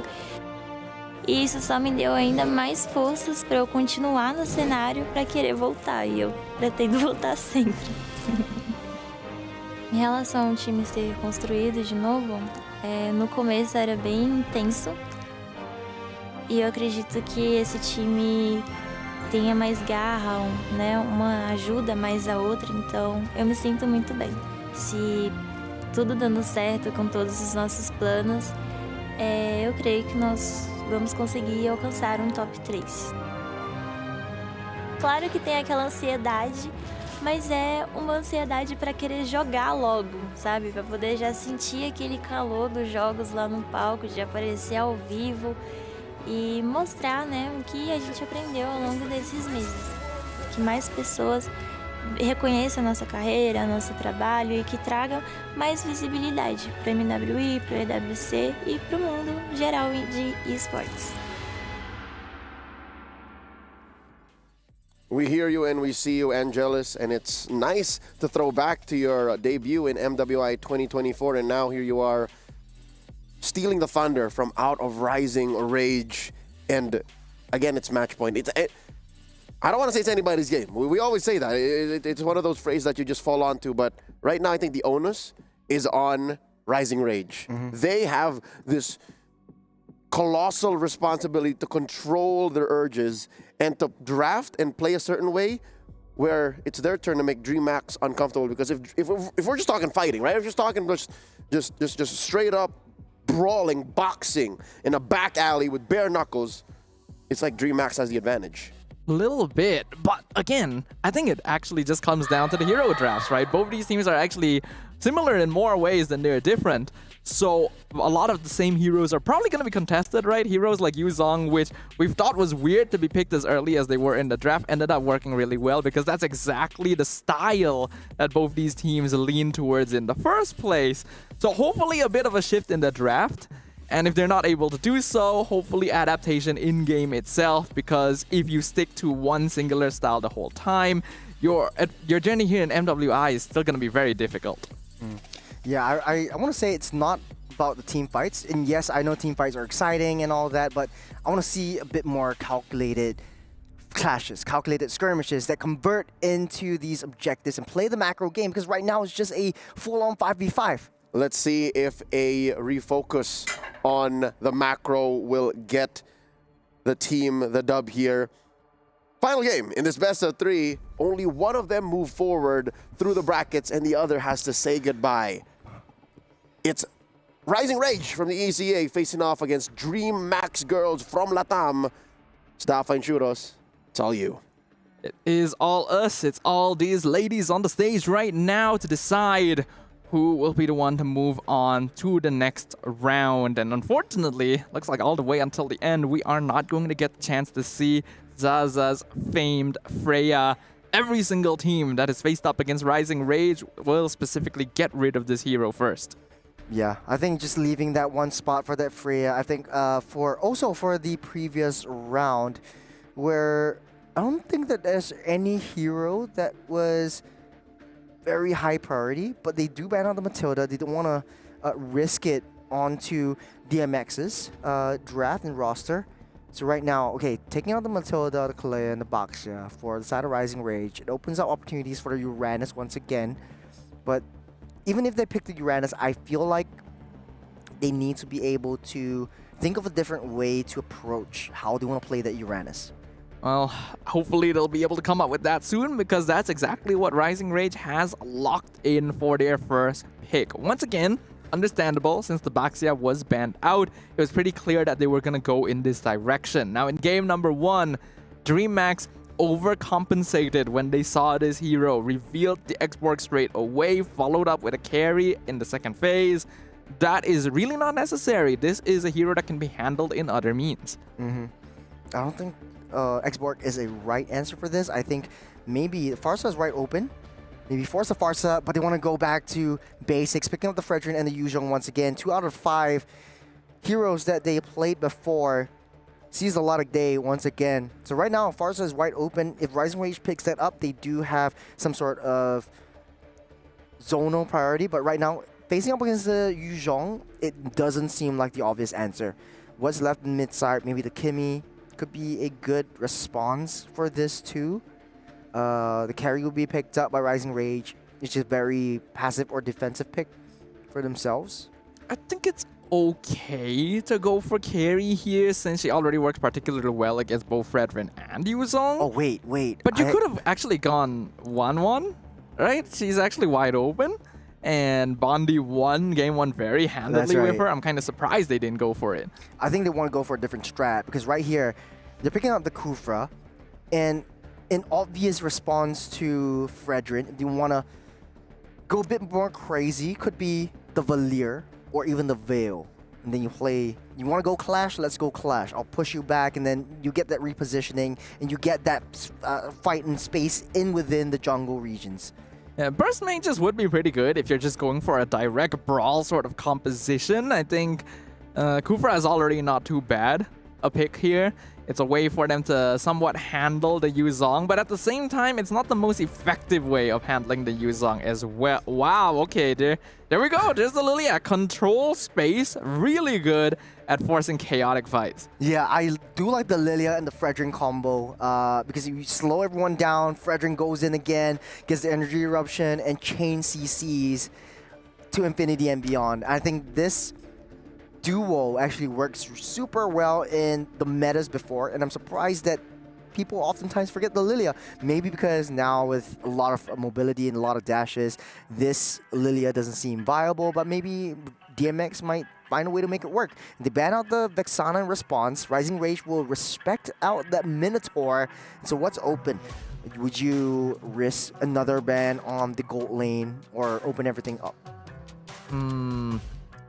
Gold lane is pretty open at this point. For Dreamax, they obviously don't need to ban gold laners, since they already see the carry on the opposite side, and I don't think there's that many gold laners that give carry a hard enough time that you would want to focus it hard when you only have one ban left over. I think Rising Rage can just full commit into getting rid of more teamfight heavy heroes. Maybe you could even get rid of the Akai if you're that particular concerned at this point.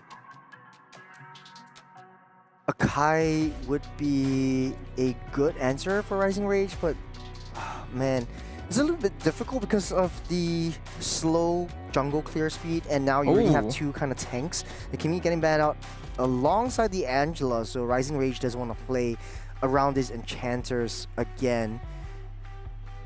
They did ban the Minotaur, so they are concerned about heroes that are able to provide staying power on the side of Dreamax. Angela definitely fills that role and is already known to be a good combo with Yuzong and Fredrin. Yeah, Kalea as well. I think Kalea also gives some form of sustainability and heal towards most of this draft.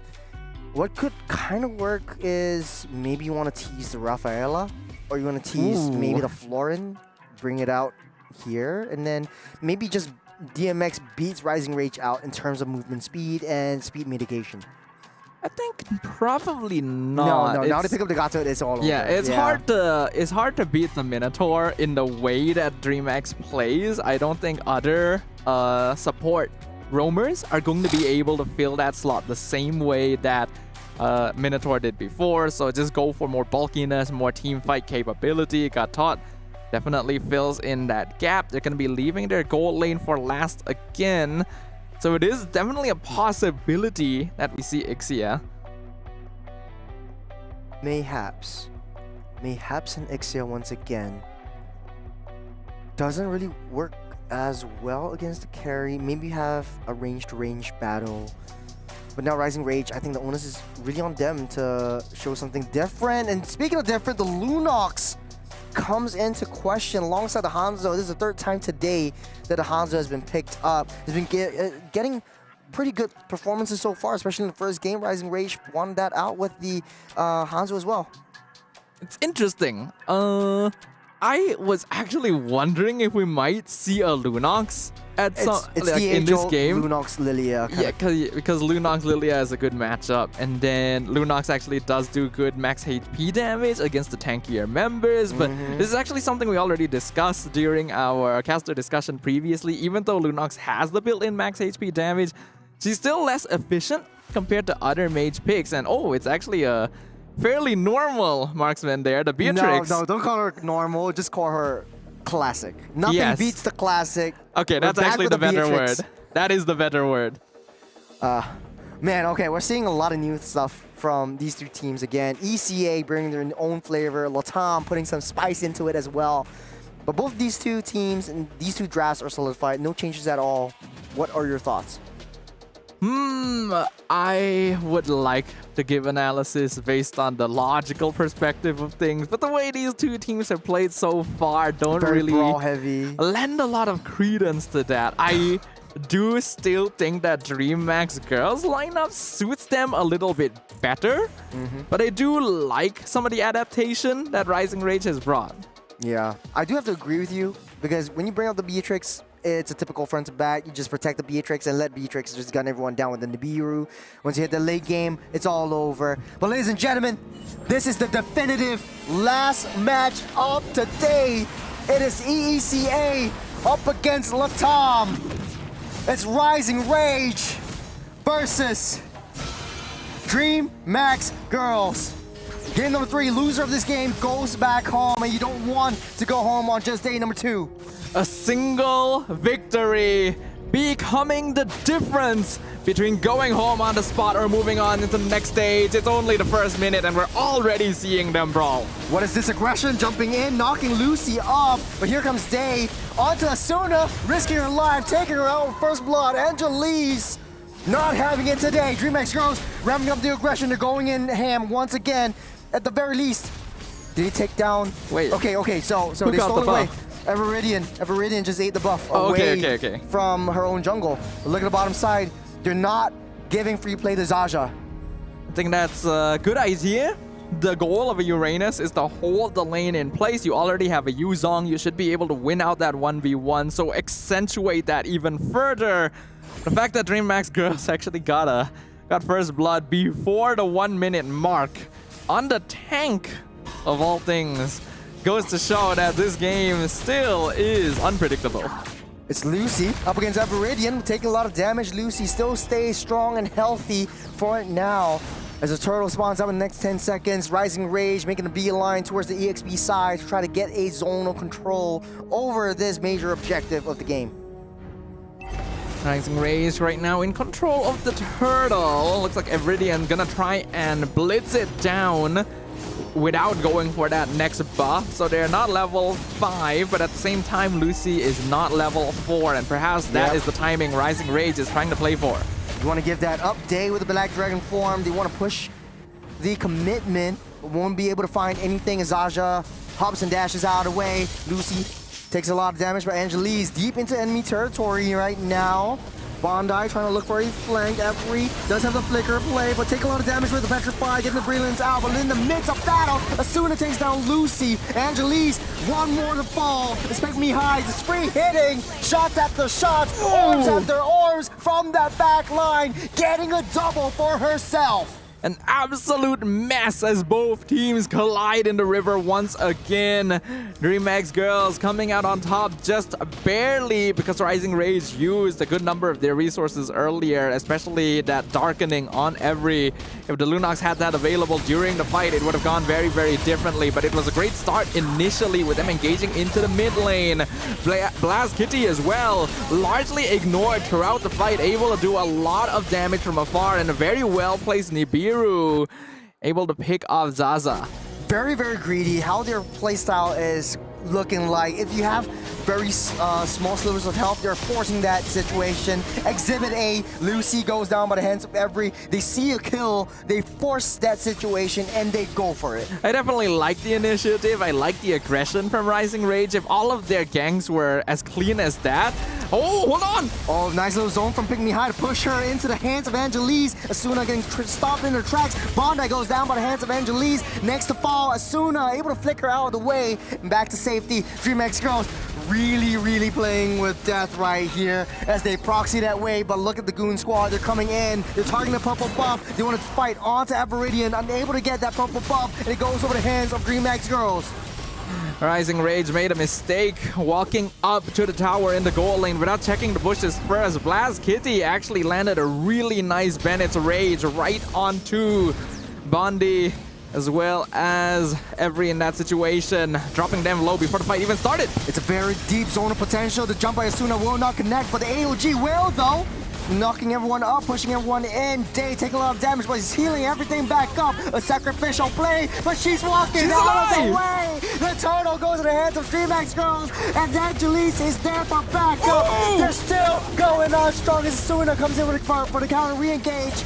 As Dreamax girls, they're still hanging on strong. Zaja takes up one, Blizz Kitty picks up yet another. One after one, trade after trade, blows after blows. It's a deja vu of game number 1 and 2. That was actually such a good Tyrant's Rage from Asuna. It caught like 4 members of Dreamax, but Rising Rage didn't have enough damage left. Bondi was farming the mid lane and now trying to take a 1v1 against Angela is probably not wise. But Iridian going to be able to pick off that mid-tier 1. Very important structure for opening up the map. As DMX is winning all these team fights, they need to find ways to convert them into objectives. Look at all the turrets on the side of Rising Rage. They're still standing strong, standing healthy, all at 100%. But Dreamax Heroes, they just lost their T1. This opens up the jungle for the rest of Rising Rage. Nice little jump, no Tyrant's Rage, forces the flicker. AOG to stop that tracks. Angelise, one more hit and he will fall, but not until they have to say anything about it. Walks out safe, 2-on-4 for this Fredrin, and still fine and dandy, strong and healthy. Game is a little bit more even. We can see that Asuna is quite comfortable on this hero in particular, able to engage and get things set up for the rest of Rising Rage, but they're not able to follow up quite as fast as they would like here. Petrify gonna be used on Hanekage as well as the Black Dragon form. I'm a little concerned for Day here. Yeah, Zaja's taking a bit of damage and they still stay strong. I think this is not really a counter, but it's a nice little head-to-head matchup. Taunt onto Asuna, Angelise goes deep, Bondi free hitting from the back. They don't really have a lot of front line to defend against the true damage, but they're giving Blaze Kitty that free hits down onto the turret. They might not be able to take this out now as Asuna tries to go in for that zone, trying to push everyone back. Asuna! Nice jump onto Blaze Kitty, force the flicker, hit, nice hit, and finish up from Everidian to secure that deal. What a catch from the Kufra right there. We literally just talked about it. We talked about how comfortable Asuna seemed to be with those engagements. on this classic roam pick. AOG comes out kind of random from Lucy there. Turtle down low. Angelis will pick that up. Lucy down low, won't fall, but hands of Zaza. Dreamax girls take what they can and get out of the way. They're down one member, and the rest will follow suit. Good passive play, but Lucy, unfortunately, in too deep. I don't think Lucy minds though. I do feel like the AOG could have been positioned a little cleaner to allow her a way out. But it still did the job. It allowed Angelis to secure the turtle and for Dreamax girls to still hold on to a slight goal lead. The Rising Rage finally splitting their resources a little bit more across the map, and that is helping with the gold injection they need. Asuna walking to the brush. Everadian tries to find its exit onto Day, but unable to get that damage down. Taking a lot of shots for herself as well.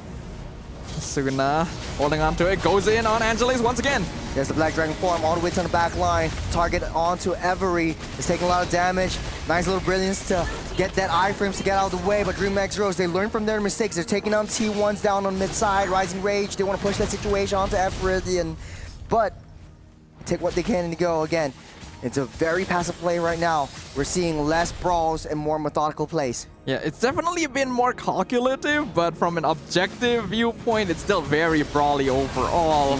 Oh, Asuna! With the Tyrant's Revenge right again. Bondi takes a kill down onto Angelis. AOG in the nick of time to take Lucy out of the way. But Blaze Kitty, the goal later goes down by the hands of Zaza as Rising Rage will try to force that momentum, force that tempo. Asuna again with the jump, but it won't convert that into kills. They need to be able to find a way to take down all these turrets on T1. Sadafa again, it looks like an even game. But Rising Rage has finally been able to reverse the goal a little bit. Asuna once again jumps in on Day. 1v4. Stopping her escape. She will fall slowly but surely. This Kufra pickup has been doing wonders for Rising Rage. Asuna really standing out as the potential MVP of this match already. Every single bit of space, every extended tempo from Rising Rage has been thanks to a great initiation from this Kufra. Dreamax girls on paper should have more damage, but they're getting caught off guard. Asuna trying to stop Angelis from getting too close. It's Bennett's Rage. Who will get it? It's Blast Kitty! With the bombs, with the meteors, finally securing that Lord. Angelis, they're cycling the situation. Blast Kitty goes ham. Angelis, no health, no problem. We've got Blast Kitty with us. Everadian on that backside. Down by 2. Onto the Pinnacle Ninja. Able to get out safe, but not enough blood. She goes back to her main body, and they know it. We can hear the exclamations of joy coming in from the Dreamax girls as Blast Kitty picks up a killing spree onto Zaza as well. Despite Rising Rage slowly and arduously clawing their way back into the net worth advantage, a single play was all it took for Dreamax to turn it around. There's the Bennett's Rage, securing that Lord, and they're cycling every single one of the members. They build up that momentum. Look at it turn into an avalanche as Blast Kitty gunning everyone down. Brap, brap. It's a huge mistake by Bondi and Every to continue trying to go in for that fight. But Pygmy High does get picked off here. It's a shutdown going over to Everadian. Rising Rage needs to properly respect Dreamax. Once they lost that Lord, they needed to back it off. They gave away so much because of it. Shields already popped up. Day, you don't want to toy with death now. You don't want to go a little bit too close, but Blast Kitty's damage is really starting to pop, and it looks really good for Dreamax girls. All they need to do is hold themselves ahead of the tank killers. Rising Rage has 2 in their arsenal. I think now they want to play this. They're trying to force the situation. Asuna ramping up, doesn't hit onto Day, able to jump over the wall. They wasted the concealed play, but look from that flank though. Blast Kitty and Lucy, AOG lands. Will have a lot of damage, getting taunted up, stunned up. Down goes Asuna, but deep into the back line. That's Day hitting and healing everything back up. It's 1 pixel down, and Day gets out of the way. That is actually insane, and honestly, really well done by Dreamax girls. They avoided the initiation from Rising Rage, and once their opponents started backing it off, they decided this is now the time to go, catching out Asuna by herself and even picking up Every on top of it. This is now a 5v3 situation. Now they're playing a little bit more patiently. They know that they have the lead. the Rising Rage at any one point, Asuna can make a nice Tyrant's Rage and trap everyone out of position.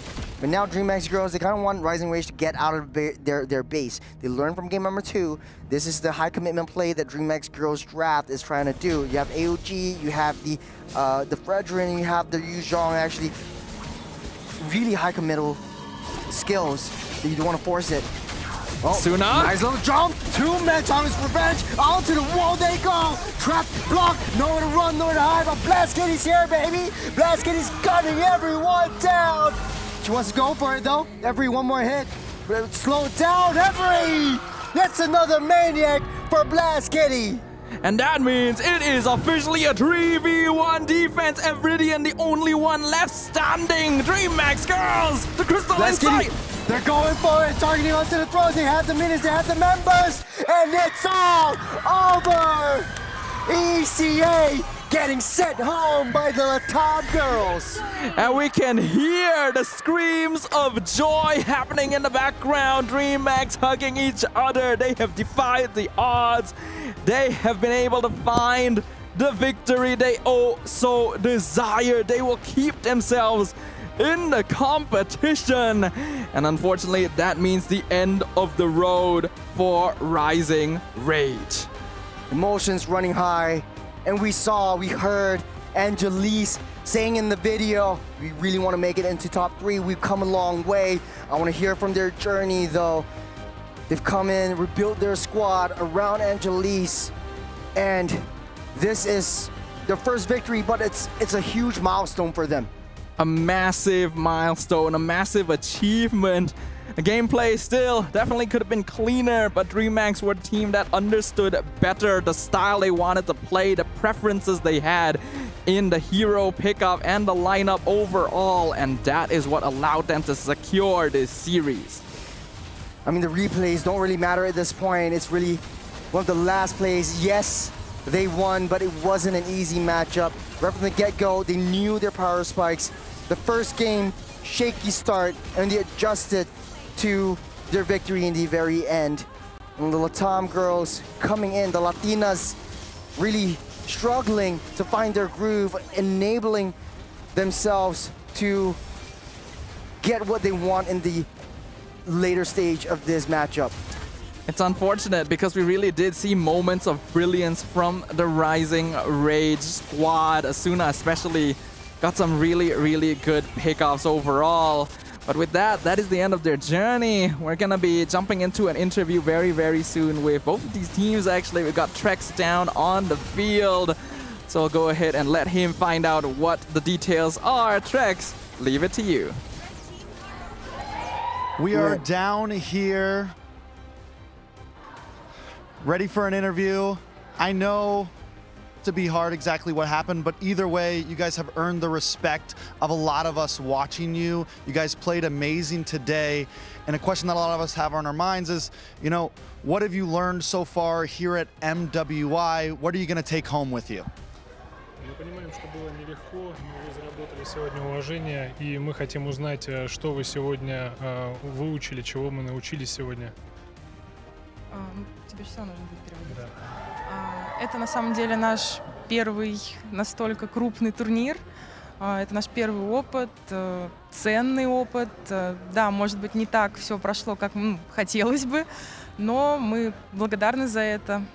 Спасибо всем нашим зрителям и тем, кто нас поддерживал. Вот. Yeah, really, that is our first time at this big scene, and it's very important for us, and we are thankful for this experience. It's really valuable, and we're gonna show the best next time. I appreciate that, and I think we're all very happy to see you guys here. Next question. What is the future of the team? Do you guys plan on staying together? Can we possibly see you guys again at the next MWI?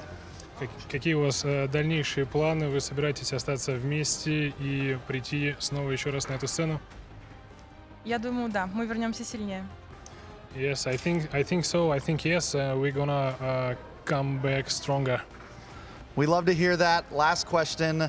anything to say to the fans at home? We know ECA has always been a very supportive region for their team, so any family back home, fans back home, any players here at MWI that you want to give a shout out to? Что хотите передать тем, кто за вас болел? Мы знаем, что ваш регион очень поддерживает вас. И что-то хотите сказать семьям, фанам? Спасибо большое всем тем, кто нас поддерживал, за поддержку. Повторюсь, всем хейтерам, которые нас хейтили. Естественно, родным, близким, тем, кто находились рядом с нами, непосредственно моей команде, тренеру. Это было классно. Yes, thank you all for your support, especially to haters, and thank you for families and to our team and our coach. Well, I appreciate it so much. It was a pleasure watching you. We hope to see you again in the future, all right? Thank you. Back over to the casters. We'll see you guys soon. Honestly, it's never easy to interview or to have an exit interview with a team that lost this matchup. And it's also never easy as a team that lost to have a strong front and in front of the camera to say all of this. I mean, this is the beauty of esports, right? It's always competitive. It's always emotional. Yeah, but we gotta give them props, right? This team is still very new to the international scene. They've shown us something very, very impressive. It's difficult, right? MWI has grown so much, every single team, every single region, bringing more of their A game with every subsequent tournament, that the level of gameplay is just getting higher every single time. You got to be able to adapt on the fly, and in this case, I feel like Rising Rage was just a little bit short. Hey, it wasn't an easy win for DMX That's either. true. First game, we saw a lot of emotions from the other side of the stage, and I think Rising Rage were very happy, very proud of themselves. I think this was one of their first wins or in a game-to-game matchup as well. So props to them. They didn't give up without a fight. A fight. They really put up a fight. Like, there were so many good plays. There were so many brawls. Yeah, right? So many brawls, so many fights. But either way, we have another interview prepared. So once again, Trex, what do you have for us? Back here on the main stage, right here with us, we have Lucy from Dreamax Girls. You guys did an amazing job today. Now, yesterday, it was a rough day, and I have to know what clicked, what changed, you know, who hit the switch for you guys to play so well today and come out with this win? Lucy, primeiramente, a gente quer parabenizar você e o time inteiro. E o que aconteceu, qual foi o clique que deu em vocês, para vocês virem tão fortes assim nessa partida e ganhar desse jeito?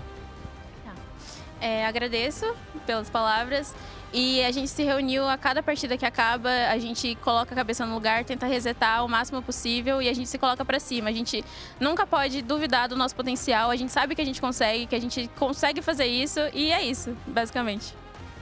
Have to thank everyone. I'm very grateful for the support, and every time we finish a match, we reset our mindset, we come back stronger for the next one, and we try our best. And we do our best with the whole team. That's how we win that way. Well, that's what we like to hear. On to the next question. Tomorrow, we've got the scores in. You will be going up against Foot Esports, the same team that was just able to beat Rising Rage. Do you have any words for them?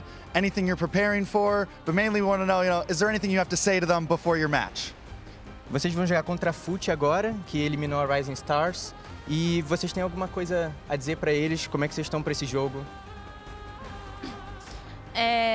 Nós estávamos estudando o time da FUT, eu acredito que elas são oponentes muito fortes, mas estamos sim preparadas para lidar com elas. We study foot a lot and we're well prepared to face them. It's going to be a nice match and best of luck. All right, keep it calm, keep it chill, nothing spicy. Anything to say to your fans back home? I don't think we've gotten to hear from you guys in an interview just yet. Anything to the fans, to friends, family, anyone you want to shout out? Você tem alguma coisa a dizer para sua família, para os seus fãs, para os seus amigos? O que você quer dizer para eles nesse momento? Eu quero agradecer todo mundo que torce por mim, pela Dreamax, agradecer minha família que sempre me apoia e também agradecer ao meu time, são companheiros de equipe incríveis, a minha coach, toda a staff. Eu amo muito vocês e sem vocês nada disso seria possível. I'm very thankful for my family, for all the support, for my team, for everyone, and I'm very grateful for my teammates and my coach that they could make everything happen. Well, I love to hear that, and we're excited to see you play tomorrow. Thank you so much for the interview. Congratulations once again. And we're going to throw it back over to our casters. You know, it's very brutal the way this competition format is. Even though they won one, they're still, you know, they need to prepare for the next day, because one loss is all it takes for everything to crumble for them. One more loss, and they're out of here. And to think they are going the roundabout way to take on those who failed their competitors tonight. Foot Esports is going to be next up on the docket for Dreamax girls. I wonder how that's going to go, because even Foot has quite the interesting draft. Yeah, Foot Esports was also a team that actually enjoyed brawling quite a bit. That's why their matchup against Rising Rage during day one, ended up with such high kill scores overall, which means that against Dreamax, which now I think we can arguably say is even more battle-oriented, that series is going to be worth watching. I think, don't know what to expect from all of this, because right now Latam is showing me something new. But let's take a look at the Group A statistics, or the brackets so far on the match, on the screen. That's right. Group A already has one team advancing to the playoffs. That is Team Vitality, after sweeping Team Falcons. And that means they drop down to the lower bracket, the last chance to qualify as they face off against a familiar foe. It is Twisted Minds standing in their way for that last slot into the playoffs. Group B, on the other hand, should be interesting as well. That is confirmed to be a slot taken by Team Liquid. They're first up as they take down Navi MWI in a long haul match, best of 3, and that does drop Navi MWI to the lower bracket, going for a rematch. It is going to be the return of the Malaysia versus North America brawl, as Navi MY gets the chance to face off against Gaimin Gladiators once again.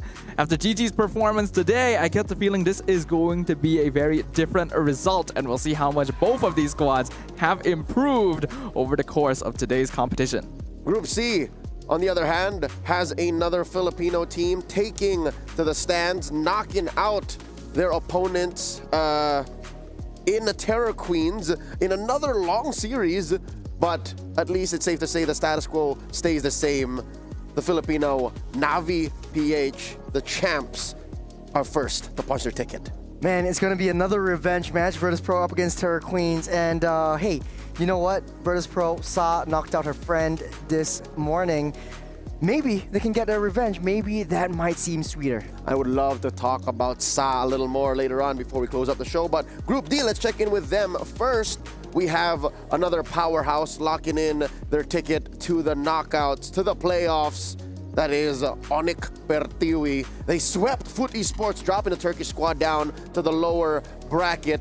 And we do have now Dreamax girls moving up. So confirmed in that last chance qualification match, it's Foot Esports versus Dreamax girls. We already talked about this matchup a little bit. It is going to be a true brawl, and both of these teams have had a chance to refine their gameplay across 2 days of MWI as well, so it's going to be even more intense overall. It does seem like Leo has mentioned, the status quo has remained largely intact. A lot of the favorites, the defending champions, teams that have dominated the female scene for a long time, have been the ones to clinch their spots first. Talking about domination, we have our Sony MVP. That is our player of the day. That's Sa of Virtus.pro. Not in a long time in my MLBB career have I seen a Zushin as brutal as hers in game number 2. Man, she was just dominating competition. I know for a fact that she didn't want to kill her friend, but, you know, it's a competition anyway. It's brutal, it's savage, it's got to be done. She wants to move on. She did say she wanted to solo kill Tagami, but she did more than just that. She did more than just that. Yeah, she solo killed everyone else as well. And that is just a demonstration of how much Virtus.pro has been able to learn from their day 1 defeat. It looks like a very different team. I think it's going to be very interesting matches happening tomorrow, because a lot of these squads have had the chance to rematch former opponents and also meet new faces along the way. All right, with that said, we are coming to a close. Once again, ladies and gentlemen, thank you for joining us here today on Stream B of the MWI 2025 here at Esports World Cup, coming at you live from Riyadh, Saudi Arabia. On behalf of Trex, we have here on desk Churros and Sadafa. My name is Leo, at your service. Let's close off the show by checking out the highlights of the day. We'll see you tomorrow. Good night.